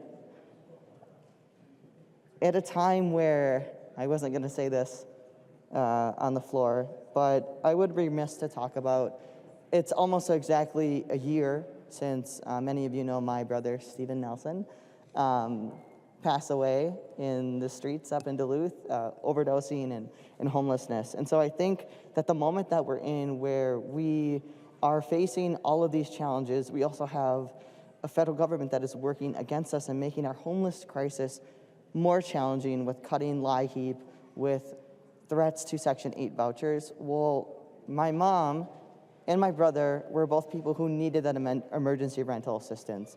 My mom, before I got elected, she passed away, and I got a letter from our local HRA that said, congratulations, you are awarded an access a voucher, 3 months too late. And my brother is somebody who, the work that we did last biennium to preserve housing, to create 5,000 more new homes and growing, to make sure that we're getting pathways to home ownership, we didn't get that done in time to help people like my brother. But I think the work of this policy bill and the finance bill sure is important and renews my commitment, and I hope renews your fervor, that we can press on, and we must press on, that we have the Minnesota nightmare with our housing crisis, that we can make that the dream again attainable for housing and guaranteed. And so I know folks want to wrap, but I think it's so important that we don't lose sight that housing is the foundation, and when you don't have it, everything else crumbles. And so I just want to reground us in the good work that we've done, but also just say that it's not enough and we need to keep going. You know, the Wilder Foundation puts out the homelessness study every 3 years, and we know that the work of our committee with the policies to tackle the racial wealth gaps, there's 27,000 Minnesotans who are people of color and ready to step up into home ownership. And thanks to the good work that we did together with the first-gen home ownership, 600 of those were housed in the first 7 months of that program. While the state's indigenous population makes up 2%, our homeless population makes up 20%. And that's not right and that's not fair. And so I just want to urge you that we have a lot of work to do. We've talked about the zoning reforms. We talked about the work to build more housing with less barriers to accessing it. This is our moment, and this is the movement that we can lead. And so I just urge you to vote green, to put us on a path to saying yes to challenging the status quo, yes to building tenant power, yes to building more homes, big no to more homelessness, and yes to ending it, and a yes to homes for every single Minnesotan, safe, stable, and affordable. Thank you, members. Vote green. There being no further discussion, the clerk will take the roll.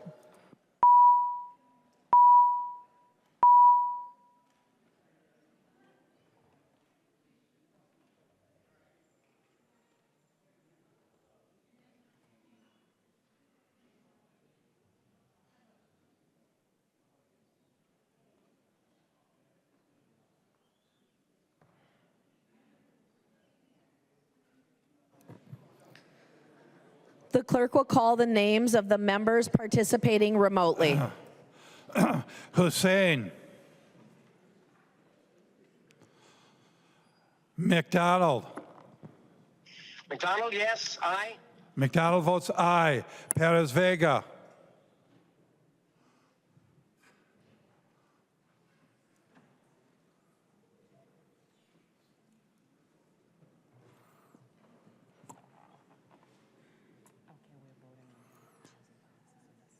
Perez Vega. Okay. Go ahead. Perez Vega, yes. Perez Vega, aye.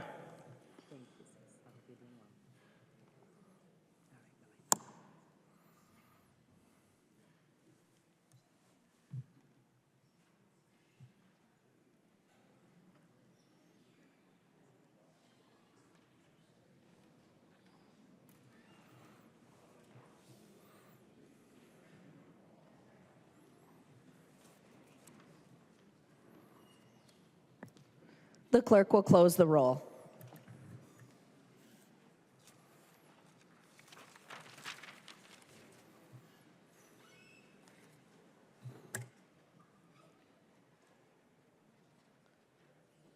There being 109 yeas, 22 nays, the bill as amended is passed and its title is agreed to.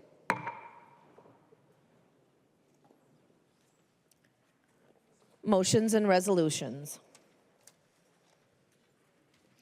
There are copies of the non-controversial motions at the House desk and online. If there is no objection, we will take actions on these motions first.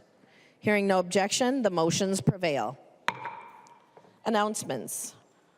I recognize a member from Martin, Representative Olson. Thank you, Madam Speaker and members. This evening is arguably the greatest party in the Minnesota legislature. The I-90 party is going on right now. It was scheduled to end at 9 o'clock, but the Greater Mankato Growth individuals helping me organize the party have said that they will stay as long as the party's raging or until CHS Field kicks us out. So you're all invited to come hang out and enjoy a party that celebrates Southern Minnesota along I-90 and Highway 14. We hope to see you there. I recognize a member from Hennepin, Representative Long. Thank you, Madam Speaker. As a brief stop before members stop to the, head over to the I-90 party, if Democrats could come to our caucus room after we adjourn. Thank you. Representative Niska. Thank you, Madam Speaker. I move that when the House adjourns today, it adjourns until 11 a.m. Wednesday, April 30th, 2025. Representative Niska moves that when the House adjourns today, it adjourns until 11 a.m. Wednesday, April 30th, 2025. All those in favor say aye. Those opposed, nay. The motion prevails. Representative Niska. I move that the House do now adjourn. Representative Niska moves that the House do now adjourn. All those in favor say aye. Those opposed, nay. The motion prevails and the House stands adjourned until 11 a.m. Wednesday, April 30th, 2025.